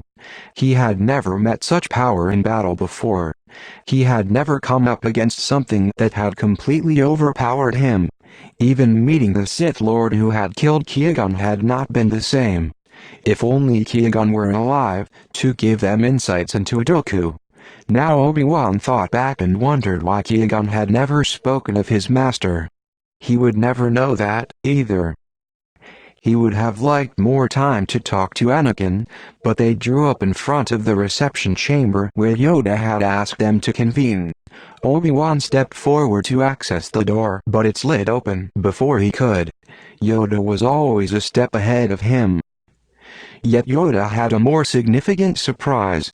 He stood in the middle of the room with Lorian Nod. Lorian was older, his hair completely silver now.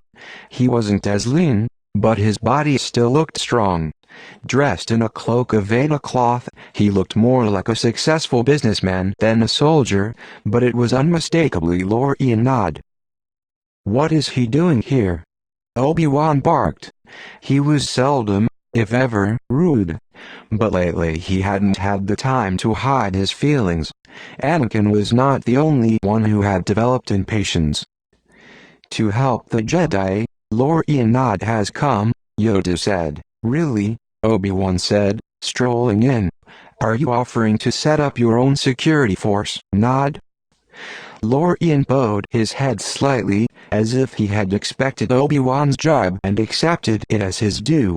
I knew I would meet skepticism if I came here, he said. All I can say is that I admit I have not operated within galactic laws during some periods of my life. Yet now, when things are so serious, I find that I must return to my beginnings. I wish to help the Jedi. And how do you think you can do that? Obi-Wan asked. Yoda blinked at Obi-Wan. It was just a blink, but it told him that his tone was not appreciated. Ruler of Junction 5, Lorian is, he said. Again, Obi-Wan was surprised. How did you manage that? The last time I saw you, you were about to go to prison for a very long time.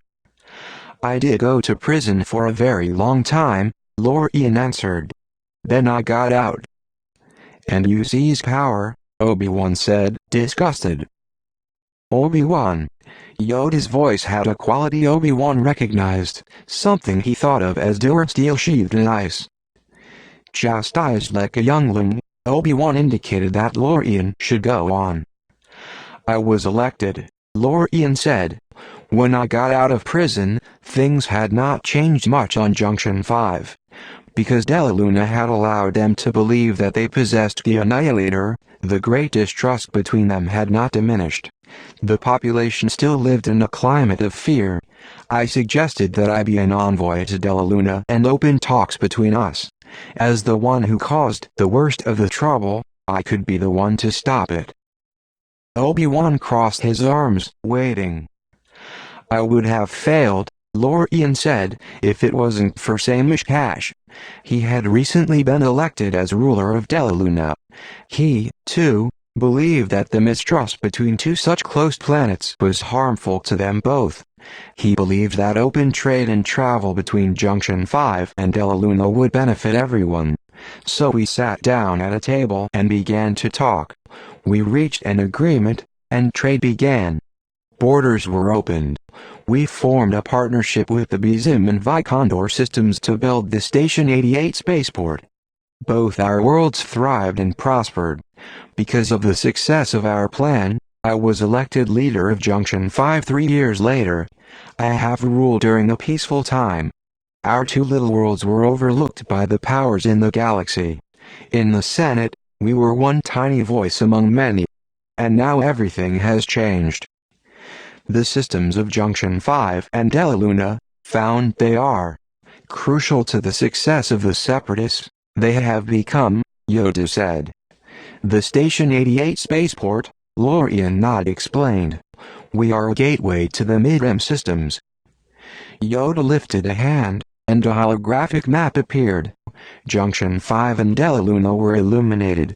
If Junction 5 and Della Luna fall under Separatist control, Bizim and Vicondor will, he said, control they will a vast portion of the mid-rem systems. Count Dooku knows this very well, Lorian said. He has contacted me. So far he has tried flattery and bribes to sway me to the Separatists, and I have lied and said I was leaning that way. Officially Samish Cash and I have not allied ourselves with either the Separatists or the Republic. I am not sure which way Cash is leaning, but I know that I have kept my own allegiances hidden. If Dooku knew I was loyal to the Republic, he could use force against my world, something I desperately wish to avoid. And I want to keep the Station 88 spaceport as a strategic base for the Republic. Obi-Wan nodded. He was interested now. He could see how important the tiny worlds of Junction 5 and Della Luna had become. Why not just declare your allegiance in the Senate? Anakin asked. They would send troops to protect you. Spread thin, the clone troops have become, Yoda said, our last option. That would be a better way, Lorian has suggested. You may not be aware of this, Obi-Wan, but Dooku and I were friends during temple training, Lorian said. We had a falling out, but that was many years ago. I'm not sure if Dooku trusts me, but he needs me. It also makes sense to him that I would want to join the Separatists. It makes sense to me, too, Obi-Wan said. Why don't you?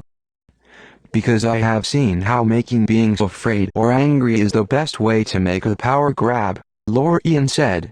The Separatists have a point. The Senate has become a corrupt place where the needs of smaller systems go unheard. They have taken this resentment and used it as a screen for their own ends. Who are Dooku's main backers? That is where I look. The Commerce Guilds. The Trade Federation. The Corporate Alliance. The Intergalactic Bank Clan. What do they all have in common but wealth, and the desire for more power? This movement is a cover for greed. Lorian shook his head. I am no longer able to access the Force as I did before. But I don't need the Force to show me that this road is a road to darkness. Yoda bowed his head in agreement. Obi-Wan agreed as well. He just didn't like hearing this from Lorian Nod. Master Yoda, you had my first loyalty, and you have it still, Lorian said. I have done things in my life that I know were wrong, but I am here to do right. I am here to serve the Jedi. What do you propose? Obi-Wan asked. He wasn't interested in Lorian's avowals. He was only interested in what he would do. Dooku has called a meeting, Lorian said. I have indicated to him that Samish Cash is leaning toward the Republic. He thinks he needs me to persuade or strong-arm Samish into the Separatist camp. Also at the meeting will be the rulers of Bizim and Vicondor. Dooku has proposed this as a friendly meeting at his villa on the world of Null. I've heard of this world, Obi-Wan said. Dooku has its leader in his pocket. It was one of the first to join the Separatists. Although he proposed this as a neutral place to meet, obviously we are on his territory, Lorian agreed. I have agreed to come, as have Samish Cash and the rulers of Vicondor and Bizim. We have a strong alliance among us. We have always acted as one. Dooku is hoping that I will help him convince the others to join the Separatists. And what do you propose? Obi-Wan asked. I am not proposing anything except that I will attend this meeting as a spy, and hope to bring back useful information, Lorian said. If the Jedi give me a specific task, I will perform it. Request we do that while we confer. You wait here, Yoda said. He accessed a door to an interior chamber. Obi-Wan and Anakin followed. I don't trust him, Obi-Wan said as soon as the doors closed behind them. Ask for your trust. I do not, Yoda said. Asking for your help I am. No matter his past, help us Lorian Nod can. He could have been sent here by Dooku, Obi-Wan said. This could be a trick. Unlikely it is, Yoda said. Qui-Gon told me that Dooku and Lorian Nod were bitter enemies, Obi-Wan said. Why would Dooku trust him now? He said that Dooku didn't trust him, Anakin said, but he needs him. Alliances are seldom based on trust, only need. Yoda nodded. Wise, your Padawan is. Think I do that best for this assignment? You are. If refuse you must, understand I will. What is it you wish us to do? Travel to Null. This thread you must follow. Discover if Lorian is truthful. On this, the downfall of Dooku could depend. Chapter number 21. Null was a world of forests and mountains.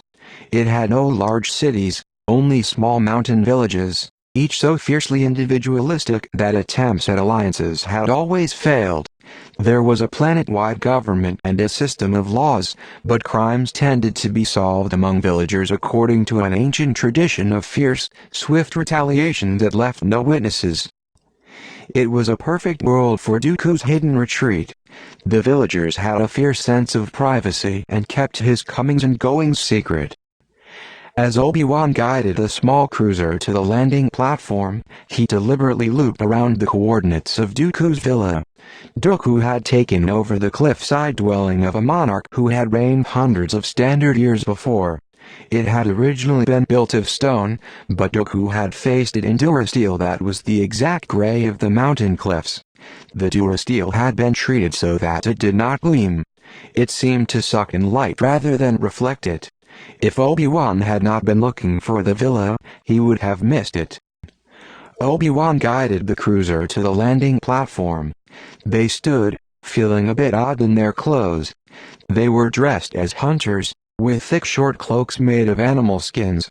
Hunting was the only tourist trade that Null supported. The mountains were full of wild beasts prized for their skins, especially the wily Laroon. They disembarked, feeling the cold wind against their faces like a slap. "We're scheduled to rendezvous with Nod in the Spade Forest," Obi-Wan told Anakin as he paid a fee to an attendant droid to keep the cruiser at the platform. "We should avoid being seen with him, even though we're in disguise. We have time to check into the inn at the village." Anakin nodded as he slung his pack over his shoulder. "Just don't make me shoot anything," he said. Obi-Wan grinned.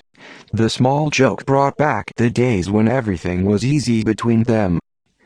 They were below the tree line, so the path ran through a heavy forest. The mountains rose around them, stabbing the thin air with their snowy, jagged peaks. The landing platform had been built into the largest mountain, which rose into the clouds. It was under this mountain that the village crouched. The thick trees cleared as they walked down the mountain and the roofs of the village appeared. The buildings were made of stone and wood and were only a few stories tall. Narrow streets wound through the cluster of buildings.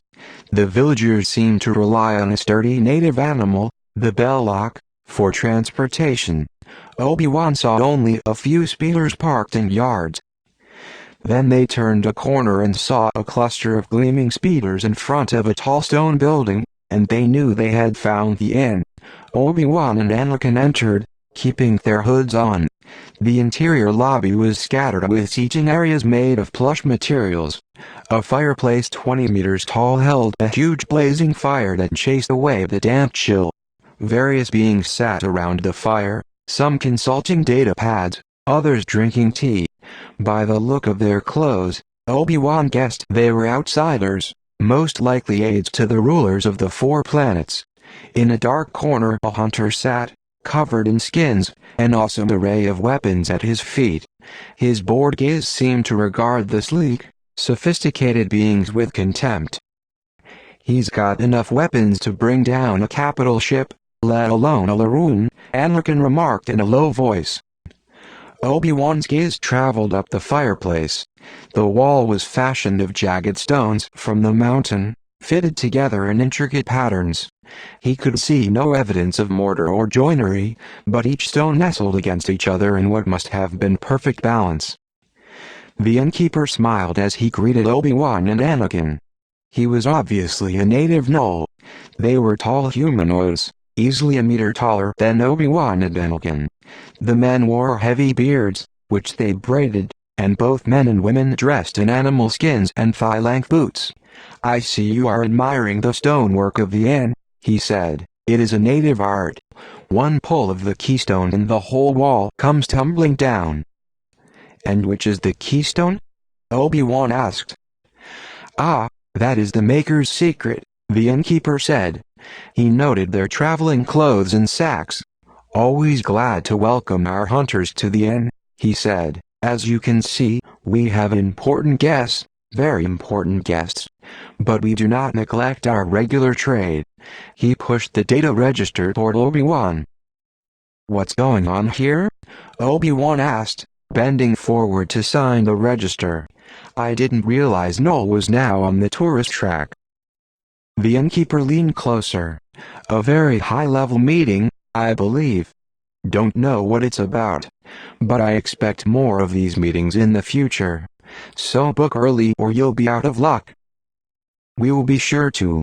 Obi-Wan pushed the register back along with the credits to pay for a room. A young woman sat in a small chair tucked against the wall. He had not noticed her before, and would not have noticed her if a flicker of recognition didn't jolt him. He could not place her, but he felt he knew her. She was slender, dressed in a dark green tunic the color of the leaves outside. A matching head wrap covered her hair.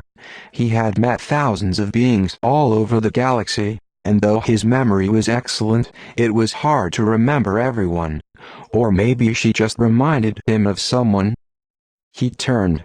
"Anakin, do you recognize that woman in green, sitting against the wall?" "What woman?" Anakin asked. There was a flicker of green, and the door of the inn closed. Obi-Wan filed the woman away in his mind to investigate later. He didn't like it when something nagged at him. The hunter warmed his hands at the fire, picked up his weapons, and rumbled to the door. The native null workers rolled their eyes after he had passed, clearly considering him an overly armed amateur. "Come on," Obi-Wan said. "Let's find our room. It's almost time to meet Lorian." First they stored their gear in their room, a small one tucked under the eaves of the roof. Obviously they were not among those important guests the innkeeper had mentioned. They walked out into the village street and toward the path that led into the forest. Obi-Wan called up the prearranged coordinates on his datapad. They would meet not far from the village in a forest clearing that Lorian had already determined was secluded but not difficult to reach. As they reached the edge of the village, they saw a villager running down the mountain path. The thud of his panicked footsteps came to them clearly. "Sound the alarm," he shouted. "There's been a murder. Samish Cash has been assassinated." Chapter number 22. 3 blasts of a horn sounded as Obi-Wan and Anakin raced up the trail. They found Samish Cash lying a few meters off the main path. Villagers crowded around him, and a speeder arrived. Samish Cash was loaded onto it. Obi-Wan saw the blaster wound near his heart. He was a young man with curly dark hair, dressed in a plain tunic. As far as Obi-Wan could tell, he was unarmed. Lorian Nod stood by, his face full of sorrow. He acknowledged the Jedi with a glance, then leaped aboard the speeder that held the body of Cash. Obi-Wan saw the young woman in green turn away. Her shoulders were shaking. The hunter with the impressive arsenal put a hand underneath her elbow. "An aide to Samish Cash," one of the villagers whispered. "She found his body." "Then we will most definitely need to talk to her," Obi-Wan thought. He watched the young woman and the hunter. Now his mind was clicking. They were arguing in a way that told him they were not strangers. Obi-Wan began to drift closer, hoping to overhear. But they kept moving away from the circle of villagers, the woman trying to get away from the hunter while still talking to him. As she made an abrupt move to turn away, her hood fell back, and he saw that she had blonde hair, braided tightly and coiled around her head. Then he caught a flash of wide blue eyes. The hunter spoke urgently in her ear. "It's Floria and Dane," Obi-Wan said. Anakin looked where Obi-Wan had indicated. "The brother and sister bounty hunters we met on Ragoon 6? How can you be sure? It was so long ago." "Look carefully." Anakin studied them. "You're right. What are bounty hunters doing here?" "Exactly what I'd like to find out." The 2 Jedi moved quickly through the crowd. Floria and Dane had now moved well away from the commotion. "If you had done what you were supposed to," Dane was saying. "So you're saying it's my fault?" Floria's voice was choked with anger and tears. "You always. You never." Dane stopped talking as Obi-Wan and Anakin walked up. "I must confess I never expected to see you again," Obi-Wan said. Floria and Dane stared at them for a long moment. "Black holes in novas, it's the Jedi," Dane said. Now Obi-Wan could see his blue eyes, so much like Floria's. "What are you two doing here?" Which is exactly what I want to know about you two, Obi-Wan said, steering them farther away from the others, and underneath the trees. Who are you hunting? Are you involved in the death of Samish Cash? No. Dane exclaimed. We're his bodyguards. Obviously, you are doing an excellent job, Anakin said. Floria burst into tears. Bounty hunting was getting too dangerous, Dane said, handing his sister a cloth to wipe her tears. There were so many of us out there that all honor was lost. Some were using truly cutthroat techniques. I've seen a few, Obi-Wan concurred. So we decided to become bodyguards. It's simpler. Samish Cash hired us a couple of months ago for protection. He didn't want the usual big goons or guard droids. He didn't want anyone to know. So Floria posed as an aide, and I just used disguises. Then this meeting was called. Samish told us to be especially careful. He's the glue that keeps the Station 88 Spaceport Alliance together. Without him, it would fall apart. He's the one everyone trusts. So he thought if some group wanted to take over the spaceport, they'd go for him first. Dane looked distraught. Then instead of staying in my sight, or Floria's, the way he promised, he disappeared. I followed, and... You found him dead? Lying there, Dane said, shot in the heart. And you saw nothing? What does it matter? Floria asked them. She had wiped her tears away and her face was pale. He's dead. Dane shook his head. I was too late. He looked off into the trees. I should have. Dane stopped abruptly and squinted into the trees. Without another word, Dane took off. He raced to his swoop hovering nearby in suspended mode. He leaped aboard and took off. Come on, Anakin, Obi-Wan said, spurting forward. We'll have to follow on foot. The trees were dense here, and Obi-Wan could see ahead that Dane was having trouble navigating between the trunks. He had to continually slow his speed.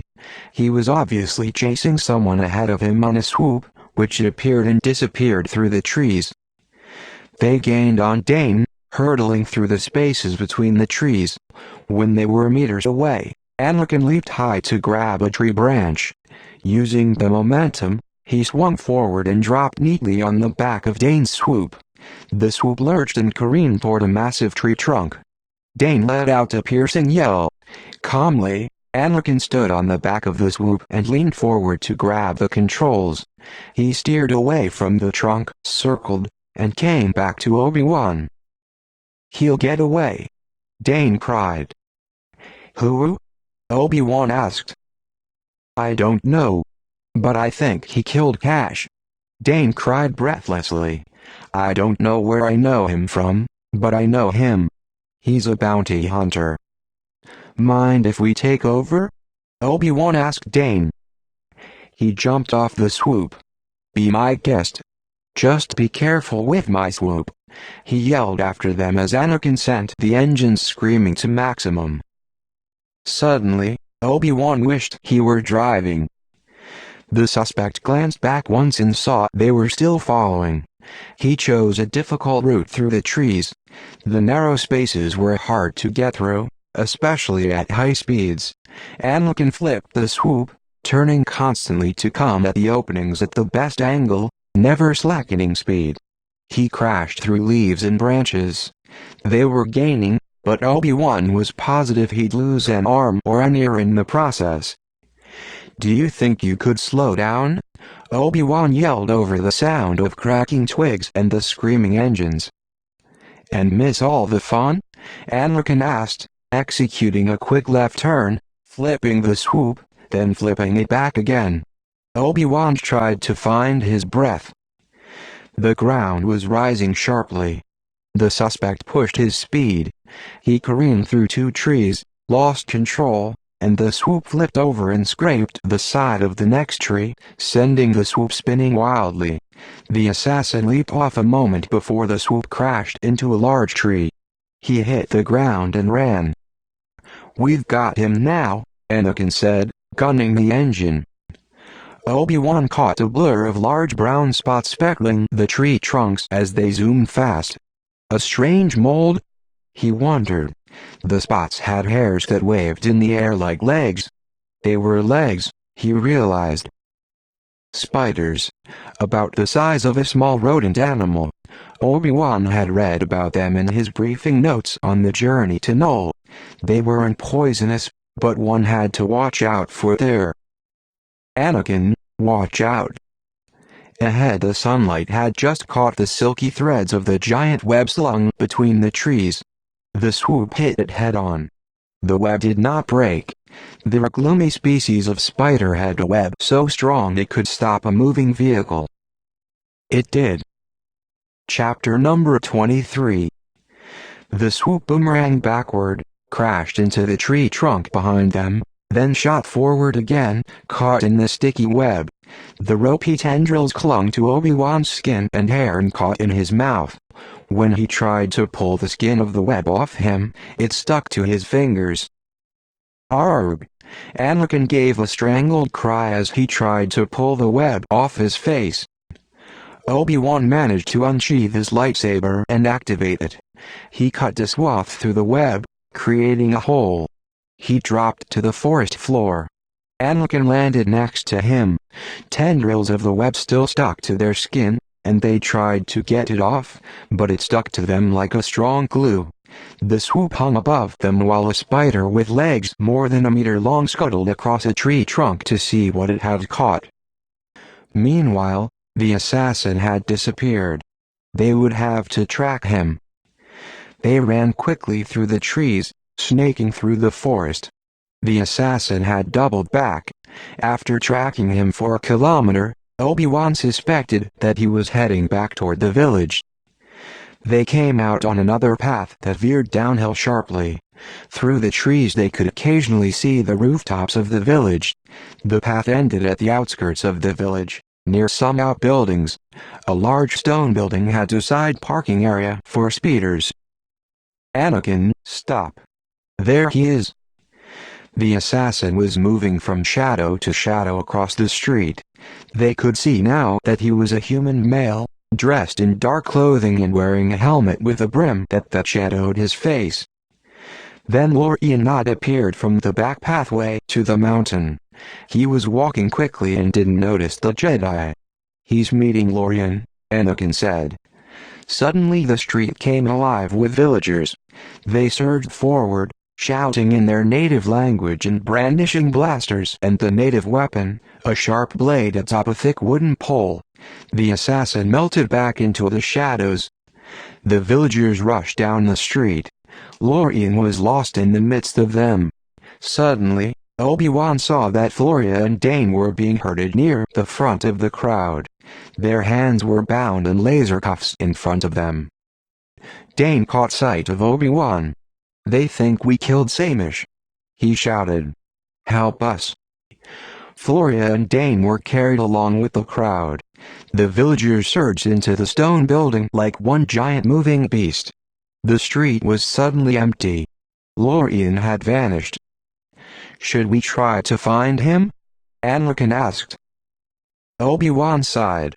"He's not going anywhere. And we'd better see what's happening with Floria and Dane." They walked into the building. It was a basic prison, but the security wasn't sophisticated. The cell was a small room in a corner with a dual steel door and a basic security-coded lock. There were no official guards, no data screens, no evidence of record-keeping or comm devices. Obviously this was used as a holding cell until the villagers decided on their own brand of justice. The locals sat around a massive wooden table, drinking tea and grog and arguing. Obi-Wan stepped forward. "We would like to see our friends." "They're our prisoners." This was growled from the largest villager who sat at the head of the table. Obi-Wan dug into the bag at his side and threw the skin of a Laroon on the table. They had brought skins and furs with them to cover their identities. "We would like to see our friends," he repeated. The fur of the Laroon was inspected with known fingers. Then the villager nodded. He rose slowly, ambled to the lock, and keyed in the security code. The door slid open. Dane was pacing in the cell. Floria sat quietly on the one chair provided. The door slid shut behind the Jedi. "Thank the stars you are here. They are going to kill us," Dane said. "Don't be so dramatic," Floria said. "You don't know that." "Let me think. They just debated on whether to use blasters or do it slowly by lowering us into a Laroon den. What's your conclusion?" Dane asked fiercely. "They can't just kill us without a trial," Floria said. Obi-Wan noted that she had regained the color in her cheeks. Floria had been a pretty girl. Now she was a beautiful woman. "Of course they can. This is Null. They don't bother with trials here," Dane cried. "Floria, Dane, if you could stop arguing for a moment," Obi-Wan said, holding up a hand. "Do they have evidence against you?" "I found the body, and Dane came up right after," Floria said. "In other words, they don't need evidence," Dane said. "We're Outlanders. We were in the vicinity. That's all they need to know."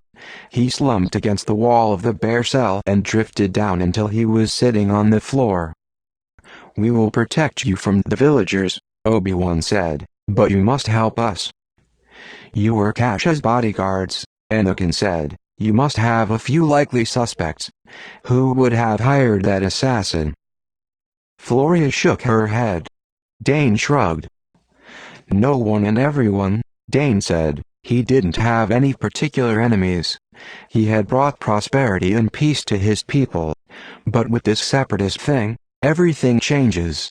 It could have been Dooku himself. It could have been one of the other members of the Alliance, Telemarch or Uziel, if they wanted to control the Alliance." "You didn't mention Lorian Nod," Anakin said. "Him too, I guess." Dane looked gloomy. "I don't trust anybody." "Not Lorian Nod," Floria spoke up. "They started the Alliance together." Obi-Wan crouched down near Dane. "Dane, you said the assassin looked familiar. You have to remember where you met him." Dane buried his head in his hands. "Floria and I have been all over the galaxy. I've met so many beings. He's one in a line of awful ones. I really need to retire." He looked up. "Hey, how's my swoop, by the way? Is it safe?" Obi-Wan and Anakin exchanged a glance. "Well, it's definitely not going anywhere," Anakin said. "We ran into a Gloomy," Obi-Wan said. "Webb," Dane shouted. "Yes, a big one." "No, Webb. That's his name. The assassin," Dane said. "I met him about 2 years ago. Robier Webb. We had auditioned for the same job but he didn't get hired. The thing about him was, he got started as a security officer but the security force was disbanded on his planet so he found himself out of a job. He's got a reputation for taking on big jobs, assassinations, things like that. He used to be a guardian on Junction 5. Obi-Wan slowly rose. "There is our connection to Lorian Nod," he said. Chapter number 24. Promising to return, Obi-Wan and Anakin raced out of the prison and into the inn. They found Lorian in a secluded area of the lobby, deep in conference with the rulers of Bizim and Vicondor. Obi-Wan and Anakin hovered unseen, able to pick up some of their conversation. "What is happening?" Ur-Telemark asked, his voice full of distress. The ruler of Bizim was a tall humanoid with a domed head and a grave manner. "Do you think Count Dooku is behind the murder of Cash?" "I don't know, Ura," Lorian said. "They've arrested Samish's bodyguards. It could be an internal plot of Deluna." "We are not safe here," Glimmer Uziel, the ruler of Vicondor, said. She had a musical voice and pale gold skin. 4 tiny tentacles waved delicately in the air, like fronds. "What if this is a trap? There are those among my aides who say that Count Dooku will not show up. He has lured us here to kill us all and take the space station by force. Without Samish, our alliance is weaker, Yura said. No doubt the pressure will increase. What do you think, Lorian? I think we trust Dooku for now, Lorian answered. He stood. I suggest you get some rest. The meeting is scheduled to take place in an hour. Reluctantly Yura and Glimmer rose and headed for the stairs. As soon as the rulers were out of sight, Obi-Wan and Anakin walked up to Lorian. Trust Dooku? Obi-Wan asked sardonically. Good advice, Lorian. What did you expect me to say? Lorian asked. Dooku must not suspect that I am against him. Are you against him? Obi-Wan asked. Things have changed now that Samish Cash is dead. If someone wished to drive a wedge through the Alliance, it has worked. Are you accusing me of killing Samish? He was my friend. So you say. Have you ever heard of Rogier Webb?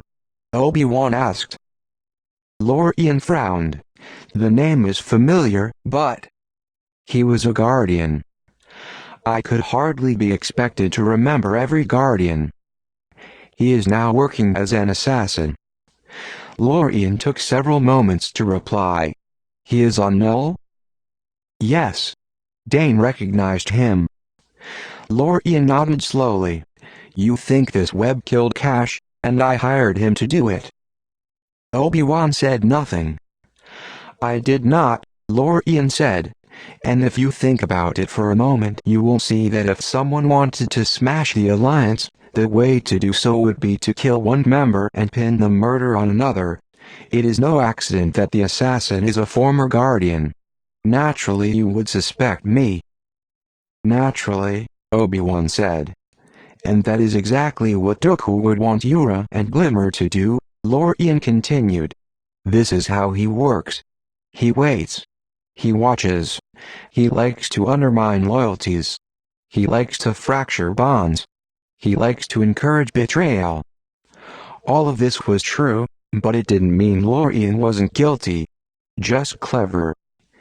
There is more going on here than the Force can sense, Lorian said, and more than your logic can decipher.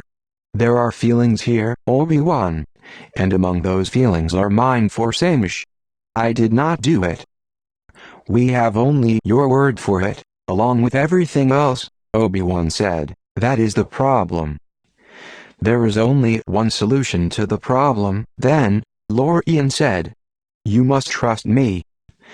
Can you give me any reason to do so? Obi-Wan asked. Lorian hesitated.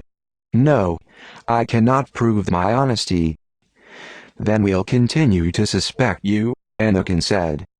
We come from the same place, Lorian said, looking at them both. I was raised in the temple. I fell away from its teachings for a time. Why? I was afraid.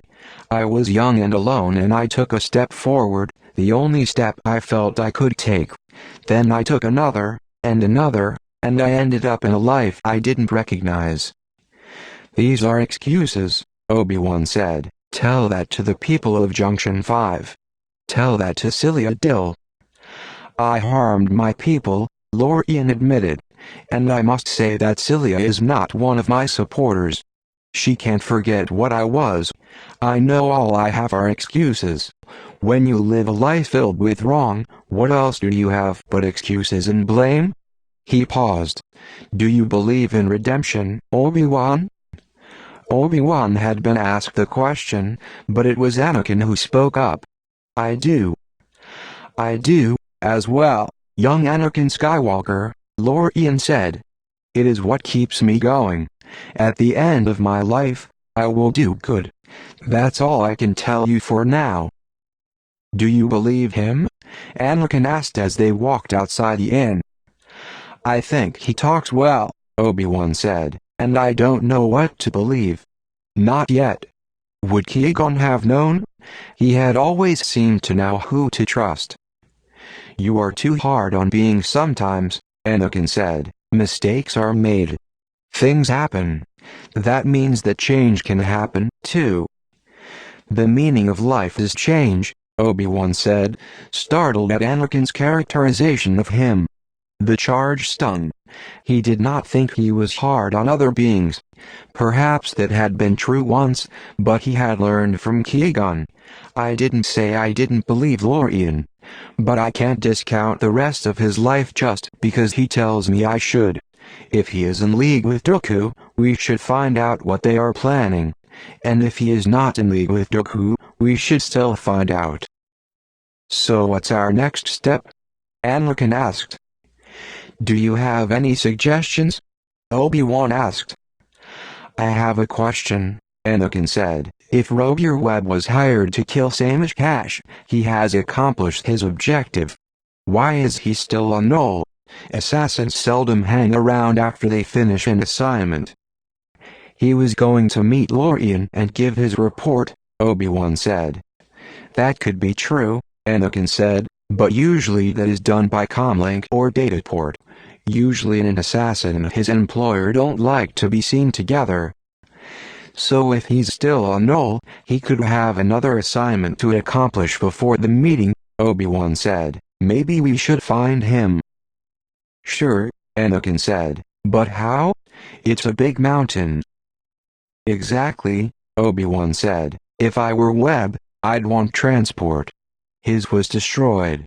I'd need to do it without attracting any attention, so that lets out stealing one from a villager or an aide. But he knows where another one is. Anakin grinned and finished the sentence. Just hanging around. When they got to where Dane Speeder was hanging M's head in the spider web, Roger Webb was in the tree, trying to slice the web with his vibroblade. It was clear he had been trying for some time to release the swoop. His hands and tunic were covered with the sticky, ropey web. He had managed to free the back of the swoop, and it hung suspended from the handlebars, which were covered in the sticky goo. Below on the ground, a dead gloomy spider lay in pieces, a victim of the same vibroblade, no doubt when it tried to defend its web. Roger Webb consulted a chrono, then attacked the web even more fiercely. He succeeded only in winding a large tendril of the web around his arm. They could not hear his curses, but they could see his frustration. Time is running out, Obi-Wan murmured. My guess is he has an appointment. With one last savage thrust, Roger Webb managed to cut loose a ropey tendril, but it flopped away, then smacked back against the body of the swoop. Now it was more enmeshed than ever. With a strangled cry, the assassin dropped from the tree and hit the ground.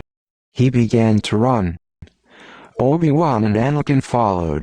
They had to keep well behind, but it was easy to track his progress through the forest. He was heading around the mountain but climbing steadily. I think he's heading for the landing platform, Obi-Wan said. We'll be coming at it from above. After a hard climb, they realized Obi-Wan was right. Roger Webb climbed over a peak and disappeared below. Obi-Wan and Anakin waited a moment, then climbed behind him and peered over the edge. Webb was moving down toward the landing platform below. Suddenly the sun was blocked out overhead. They looked up. A large transport was hovering. Roger Webb quickened his pace and almost slid down to the deserted landing platform. Behind the large transport, a sleek interstellar sloop dropped down from the sky, a sail ship, like none other in the galaxy. Dooku has arrived, Obi-Wan said. The solar sailor landed. The landing ramp slid down and the tall, elegant figure of Count Dooku emerged. Obi-Wan felt Anakin tense. Unconsciously, he touched the metal hand that had replaced the one Dooku had severed. So Dooku hired the assassin, Obi-Wan muttered as Roger Webb skidded to a stop in front of Dooku, then bowed. With or without Lorian, we don't know. Distracted, he had not realized Anakin was rising until his Padawan was almost to his feet. Anakin, what are you doing? Get down. Let's get him now, Anakin said. Get down. Obi-Wan insisted. To his relief, Anakin crouched down again, He faced him, his eyes full of fire and purpose. "We have our chance to end it here," Anakin said. "Let's kill him. We can take him together. We won't make the same mistakes this time." "Like being reckless and rushing him without a plan?" Obi-Wan asked pointedly. "It is what cost you your hand last time, and you are doing it again, Padawan." "What are we waiting for?" Anakin asked. "We missed him at Rakshas Prime, but we won't here. If we kill him, we kill the separatist movement. What is one life against thousands? Maybe millions?" "Anakin, he killed our brothers and sisters on Geonosis," Anakin said bitterly. "Have you forgotten how they died?" "I remember it every moment," Obi-Wan said, "but this is not the time. This is not the way." "You don't know what I can do," Anakin said, and there was an ominous tone in his voice. "My connection to the Force is stronger than yours. I'm telling you I can do it. No matter what you say." Obi-Wan was shocked. "You are still my apprentice," he said sharply. "I am your master. You must obey." The set of Anakin's mouth was sullen. "Anakin, you must trust me," Obi-Wan said forcefully. "There will be another time to face Dooku. This is not the time." Anakin looked at him. The sullen look was gone. His gaze was clear and cool. Obi-Wan could almost read contempt in it. But as the thought occurred to him, the look was gone. Had he really seen it? "Look below," Obi-Wan said. "What do you think is in that transport? Super battle droids. We would be dead before we took 2 steps on that platform. They're being unloaded now." Anakin looked down at the platform. Lines of droids clicked into formation as they rolled off the transport. Obi-Wan could see the way Anakin's mind focused on the immediate problem. He could almost feel Anakin's anger drain away. But why had it been there in the first place? Obi-Wan had a feeling he had seen a flash of something much deeper than he'd ever known before. He is taking no chances, Obi-Wan guessed. If things do not go his way at the meeting, he will use force. Reluctantly, Anakin tore his gaze away. "We should warn them." "Yes," Obi-Wan said, "but who? Any one of them could be secretly in league with Dooku. We must consider our next step carefully. We must figure out who to talk to first." "I say we talk to Floria," Anakin said. "Why Floria?" Obi-Wan asked, puzzled. He didn't know what Anakin was thinking. He rarely did, anymore. But at least he was glad they were talking. "I sense she is not telling all she knows," Anakin said. Obi-Wan thought back. He realized that he had picked up something from Floria, too. But he had been too focused on Lorian to consider it. "Your mind must be everywhere at once, Padawan. The truth has many sides." "Yes, Qui-Gon. There is more going on here than the Force can sense," Anakin said, repeating Lorian's words. "Feelings," he said. What did he mean? "I don't know," Obi-Wan said. "That is why we must talk to Floria," Anakin said. He rose to his feet in one quick movement and began to run. Obi-Wan had to put on a burst of speed to catch up. "Do you remember," Anakin said, "how upset she was when the body of Samish Cash was found?" "She had failed in her mission to protect him," Obi-Wan said. "I think the loss was more personal," Anakin said, "and later she called him Samish. Dane always calls him Cash. I think she's in love with him." "How is that relevant to our mission?" Anakin shot him a sidelong look. Amazing that they were running hard down a mountain, and Anakin could still have the energy for a healthy dose of scorn. "Love is always relevant, Master," he said. Chapter number 25.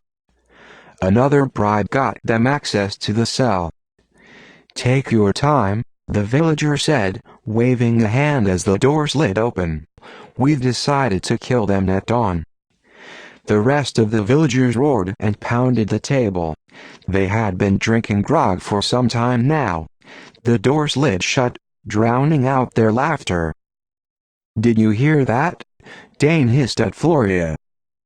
"She's not afraid," Anakin said. "Why is that, Floria?" "I am not panicking like my brother, it's true," Floria said. "And you are no longer grieving," Anakin said. "Why is that?" Floria turned her extraordinary sky-blue eyes on Anakin. They looked at each other for a long moment. "You love him," Anakin said.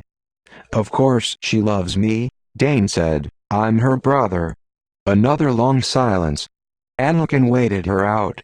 Obi-Wan kept very still. "I love Samish," Floria admitted.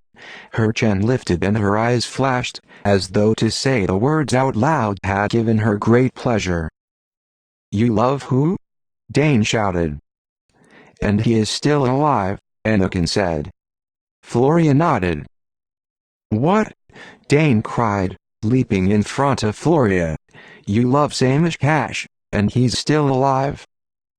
"Dane, stop. He was shot, but he survived," Floria said. "He decided to let everyone think he was dead after the attempt on his life. He wanted to find out who had put the price on his head and why. The alliance is very important to him, and he doesn't trust Dooku." "He was our employer," Dane said. "We worked for him. You were his bodyguard. You went against all professional standards." "Be quiet," Anakin ordered, turning on Dane. Floria couldn't help her feelings. "You can always help your feelings," Dane said. "Feelings need help. Otherwise they get completely out of control." Obi-Wan ignored Dane. "When we first saw you, you thought Samish Cash was dead." At Floria's nod, he continued, "How did you find out he was alive?" "You let me think I was going to be executed," Dane cried, as a fresh wave of indignation swept over him. "Lorian told me," Floria said. "He had brought Cash to the clinic. He, too, had thought he was dead. Cash revived on the med table. Lorian bribed the doctor and he and Samish came up with the plan. The first thing Samish asked Lorian to do was tell me. Right after that, we were arrested." "Did you ever think of mentioning that the person we supposedly killed wasn't dead?" Dane asked. "I couldn't say anything. Not until the meeting," Floria said. "If Dooku has a plan, it will take place there." Lorian and Samish decided that Samish should show up at the meeting. If Dooku had arranged his assassination, it might be enough to foil his plans. "So Lorian told the truth," Obi-Wan said. "He didn't hire the assassin. He could have gotten off the hook by telling us Samish was alive, and he didn't." "He had sworn to keep the secret," Floria said. "Samish always said Lorian had come both early and late to honor. I wasn't sure what he meant." "I think I do." Obi-Wan looked at Anakin. "They are walking into a trap," he said. A trap he could have prevented. He could have told Lorian about the battle droids, and he had not. Angry with himself, Obi-Wan piloted the speeder up the mountain toward Dooku's villa at maximum speed. It had only taken a little truth, a little persuasion, and 2 glowing lightsabers to get the villagers to release their prisoners. As soon as they heard that Samish Cash was alive and that the 2 hunters were actually Jedi, they even turned over several speeders for their use. Obi-Wan and Anakin had each taken a speeder. Floria and Dane insisted on coming with them. Despite everything, Dane considered Samish Cash his responsibility to protect. Floria just wanted to be with him, whatever happens. The villa rose above them, as gray and forbidding as the stone mountain. The meeting was about to begin. Obi-Wan saw the security gate ahead.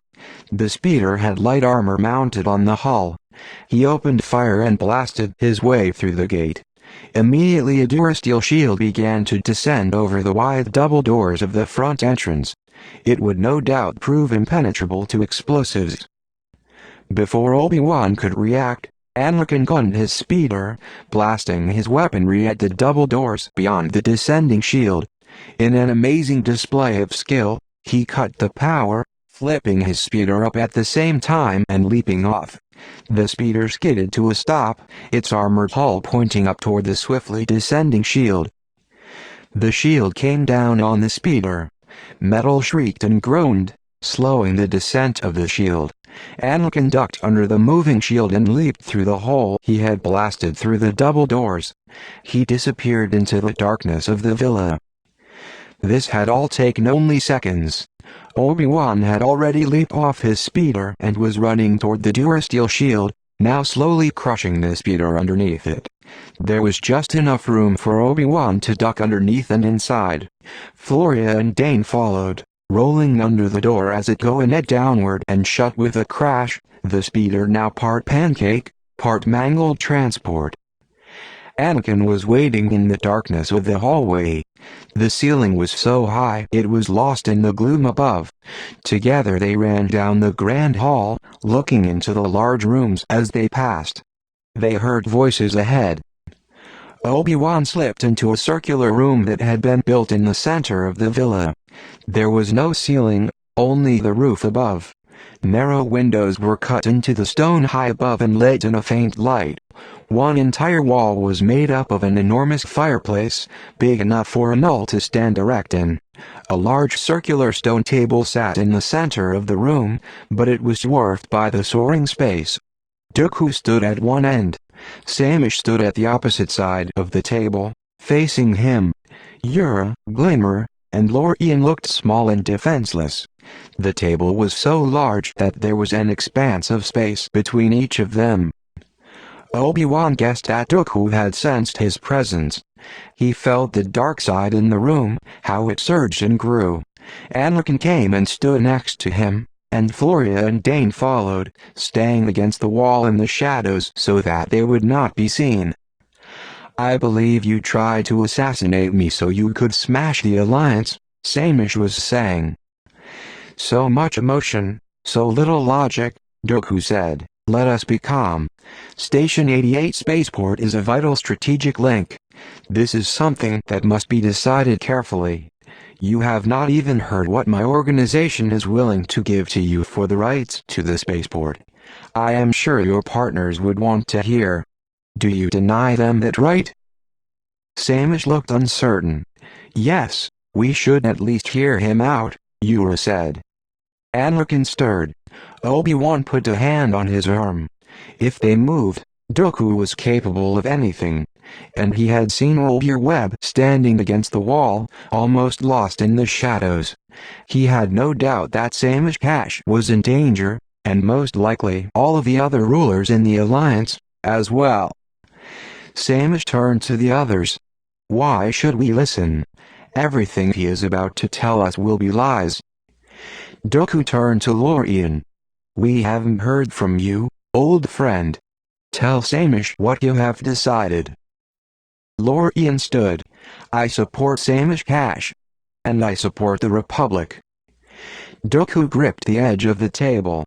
It was clear that a great surge of rage had overtaken him. He controlled it.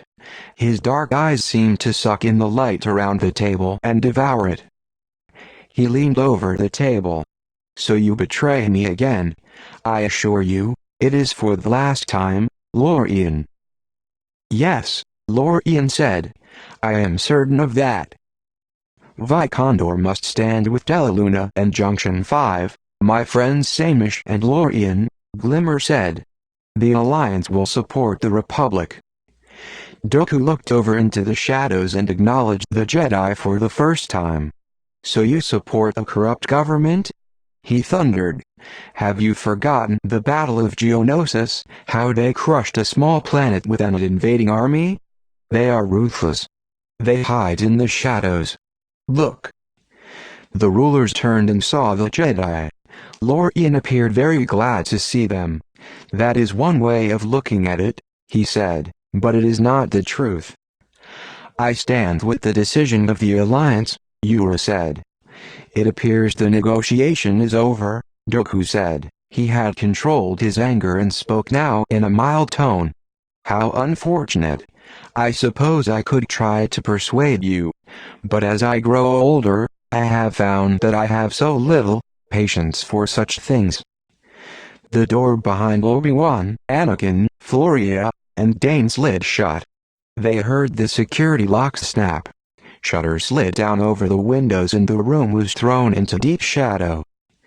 Then hidden doors in the walls of the circular room slid open and at least a dozen super battle droids marched in. Obi-Wan saw it all happen in a frozen moment. There was Dooku. There were the droids. There was Robier Webb, the capable assassin. Yura, Glimmer, and Cash were not fighters, but politicians.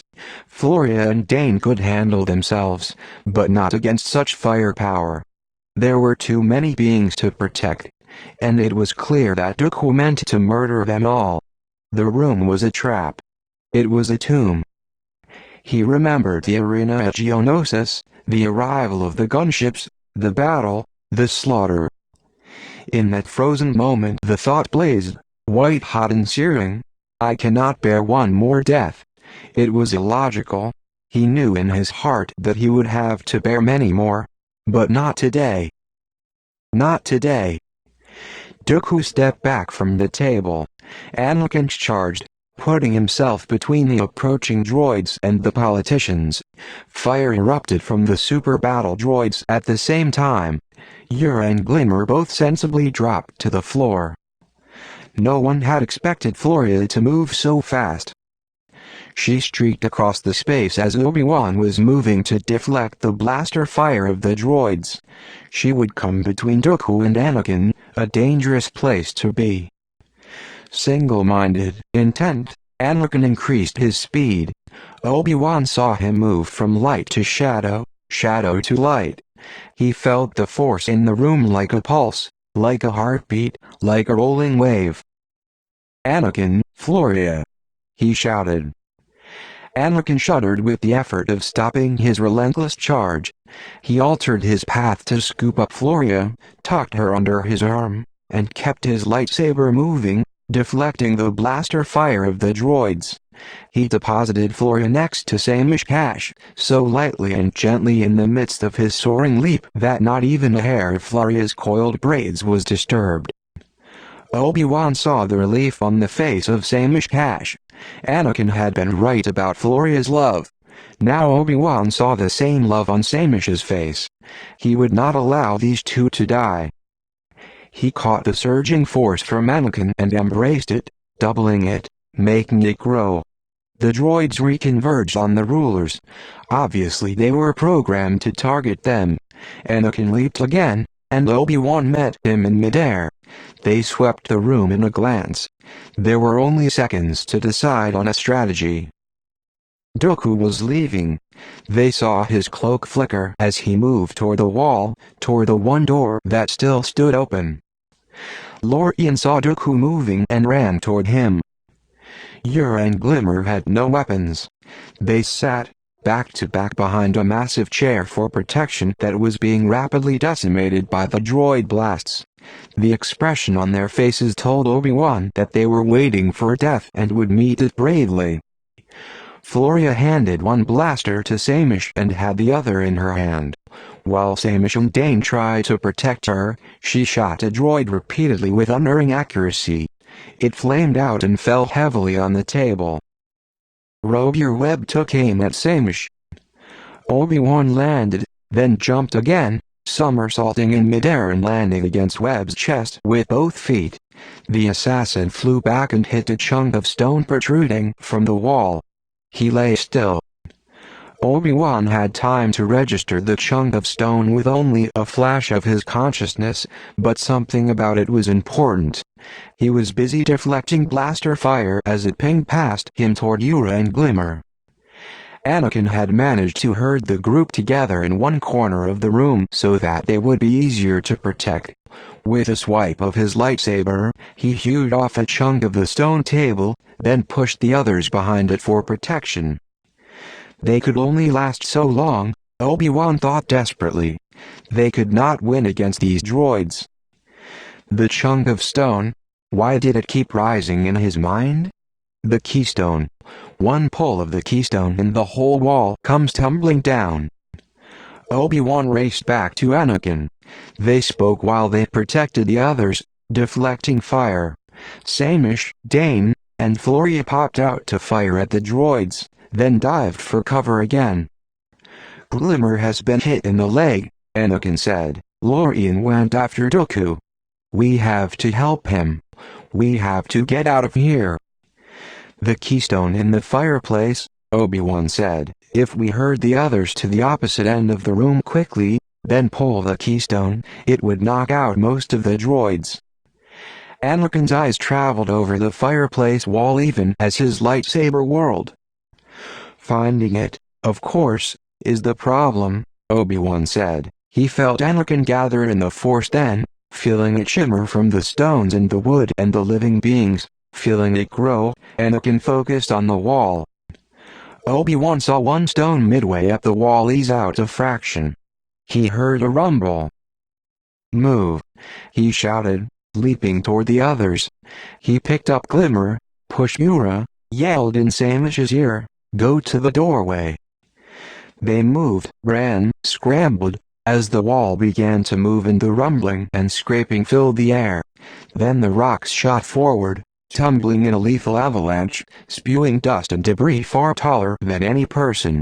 The rocks and part of the ceiling tumbled on the droids, sending them careening into walls, the floor, and one another.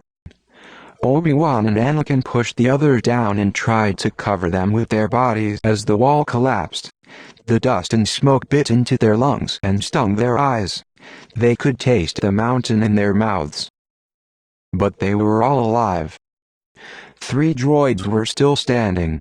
Obi-Wan and Anakin ran, covered in dust, and brought them down. Then they faced the pile of rubble. Behind it was the doorway where Count Dooku had disappeared and where Lorian had followed. It would take some time to get out of the collapsed chamber. May the Force be with him, Obi-Wan said. Chapter number 26. Lorian had not felt the Force in many years. When he reached out and felt it move, it startled him, as if he'd burned his hand. But within seconds, it all rushed back, and he knew he could depend on it. Dooku was ahead of him in the narrow passageway, running toward an airspeeder. Dooku must have known very well that Lorian was behind him, but he didn't bother to turn and engage him. Lorian was sure that Dooku was taking no more notice of him than he would a fly. He had no time to think of strategy. He knew Dooku was vastly more powerful. Why was he doing this? He thought as he ran. Why? It was a death wish, a fool's errand, and he had never courted death or been a fool. All the wrongs of his life, all the mistakes, all the unforgivable deeds, all the pain he had caused, all the lives he had broken, they were all here in this dark corridor. They would choke him, they would lay him flat, but the Force had touched him just when he needed it, bringing a memory of a childhood when he knew what was right and wanted to do it. He had a blaster, but he knew its puny power would mean nothing to Dooku.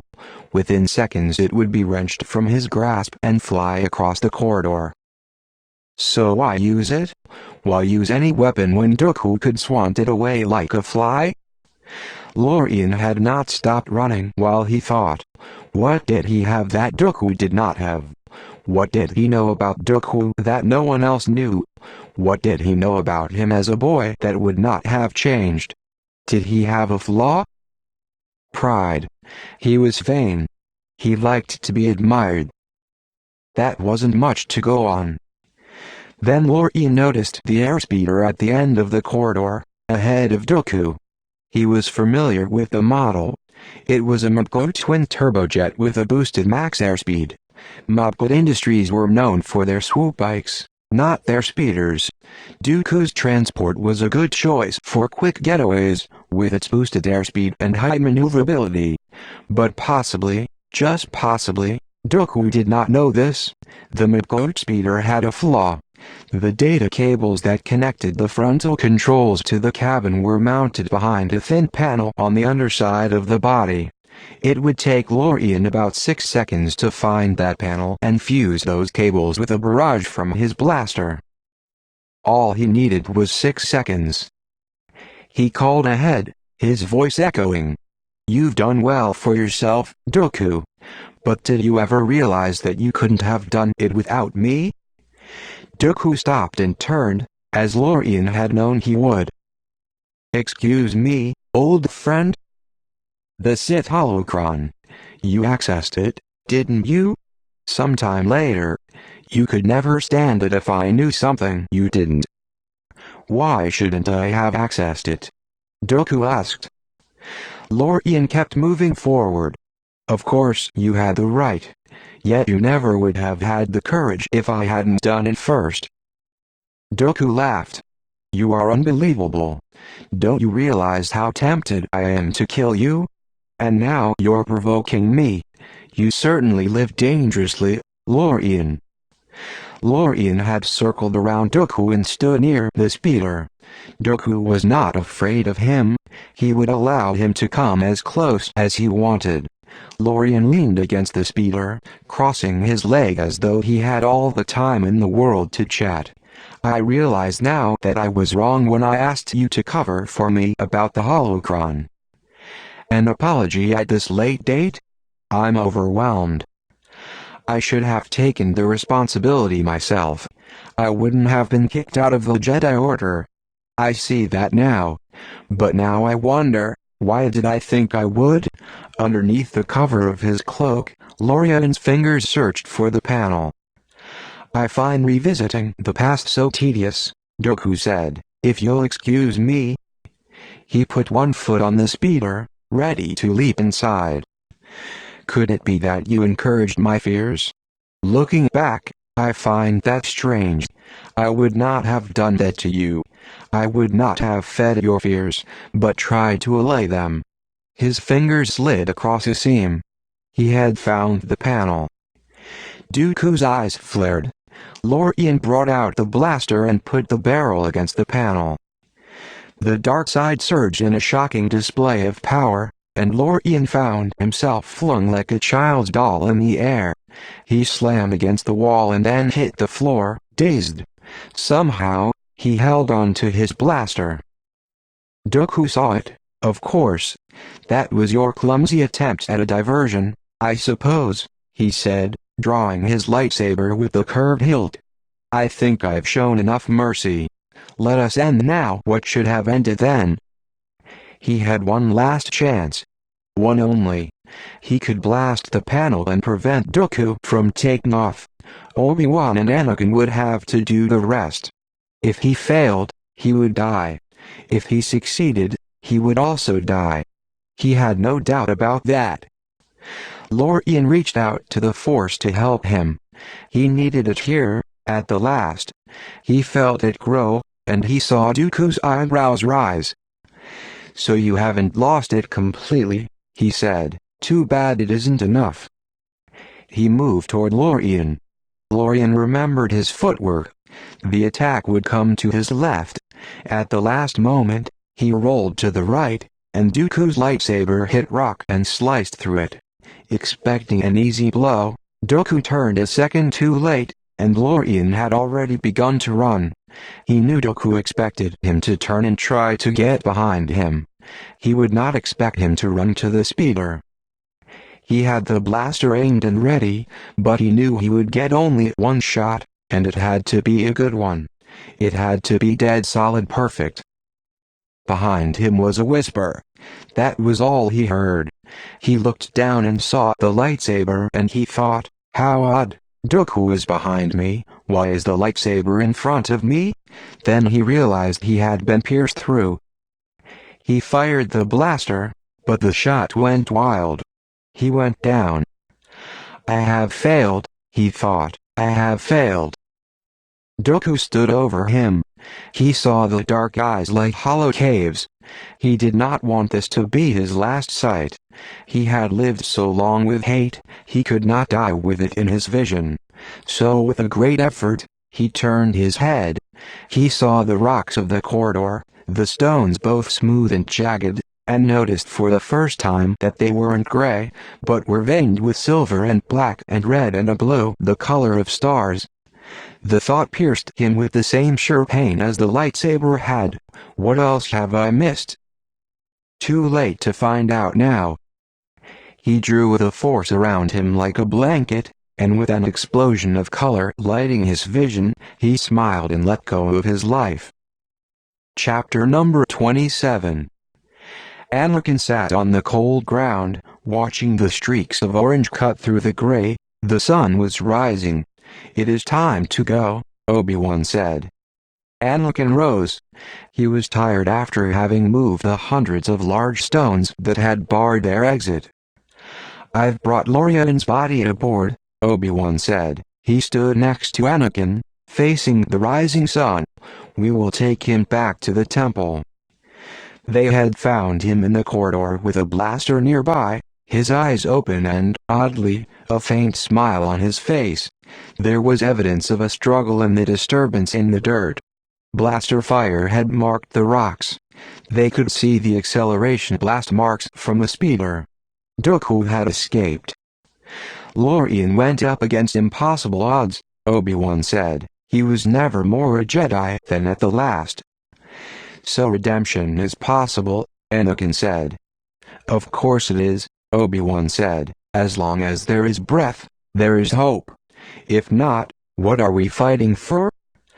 "I wish I didn't feel that I had failed," Anakin said. "Dooku escaped. The Station 88 spaceport is saved for the Republic, but for how long? What is to stop Dooku from trying to kill them again?" "We are," Obi-Wan said. "There is such darkness ahead," Anakin said. He stopped outside the cruiser and looked up at the stars. They were fading in the growing light. "I can feel it.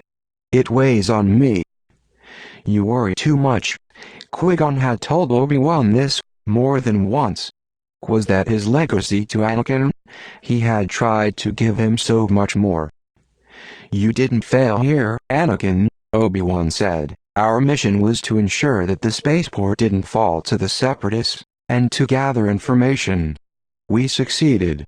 Dooku's villa contains valuable data." "A small victory," Anakin said with a curl of his lip. "Can we win a war that way?" He had not reached him. Anakin had wanted to end the Clone Wars here. He had wanted to destroy Count Dooku. His ambition would always be greater than every mission. Obi-Wan saw that clearly, and it pierced him. He had taught Anakin everything, and Anakin had learned much, but had he missed the most important things? "I have failed, Qui-Gon. I have failed." They walked up a landing ramp. Anakin slid behind the controls. Obi-Wan sat at the computer to enter the coordinates for their journey back. On the surface, everything was as it had always been. Soon they would be ending their journey together. They both knew it.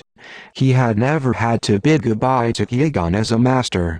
He was still Qui-Gon's Padawan when he died. Maybe that was the reason he felt so close to him still. He did not know if Qui-Gon would have left him with words of wisdom, with a direction to follow. Now he had no way of knowing what else he could give Anakin. He had given him everything he could. It wasn't enough. Sadness filled Obi-Wan as they blasted into the upper atmosphere. He loved Anakin Skywalker, but he did not truly know him. The most important things he had to teach he had not taught. He would have to let him go, knowing that. He would have to let him go.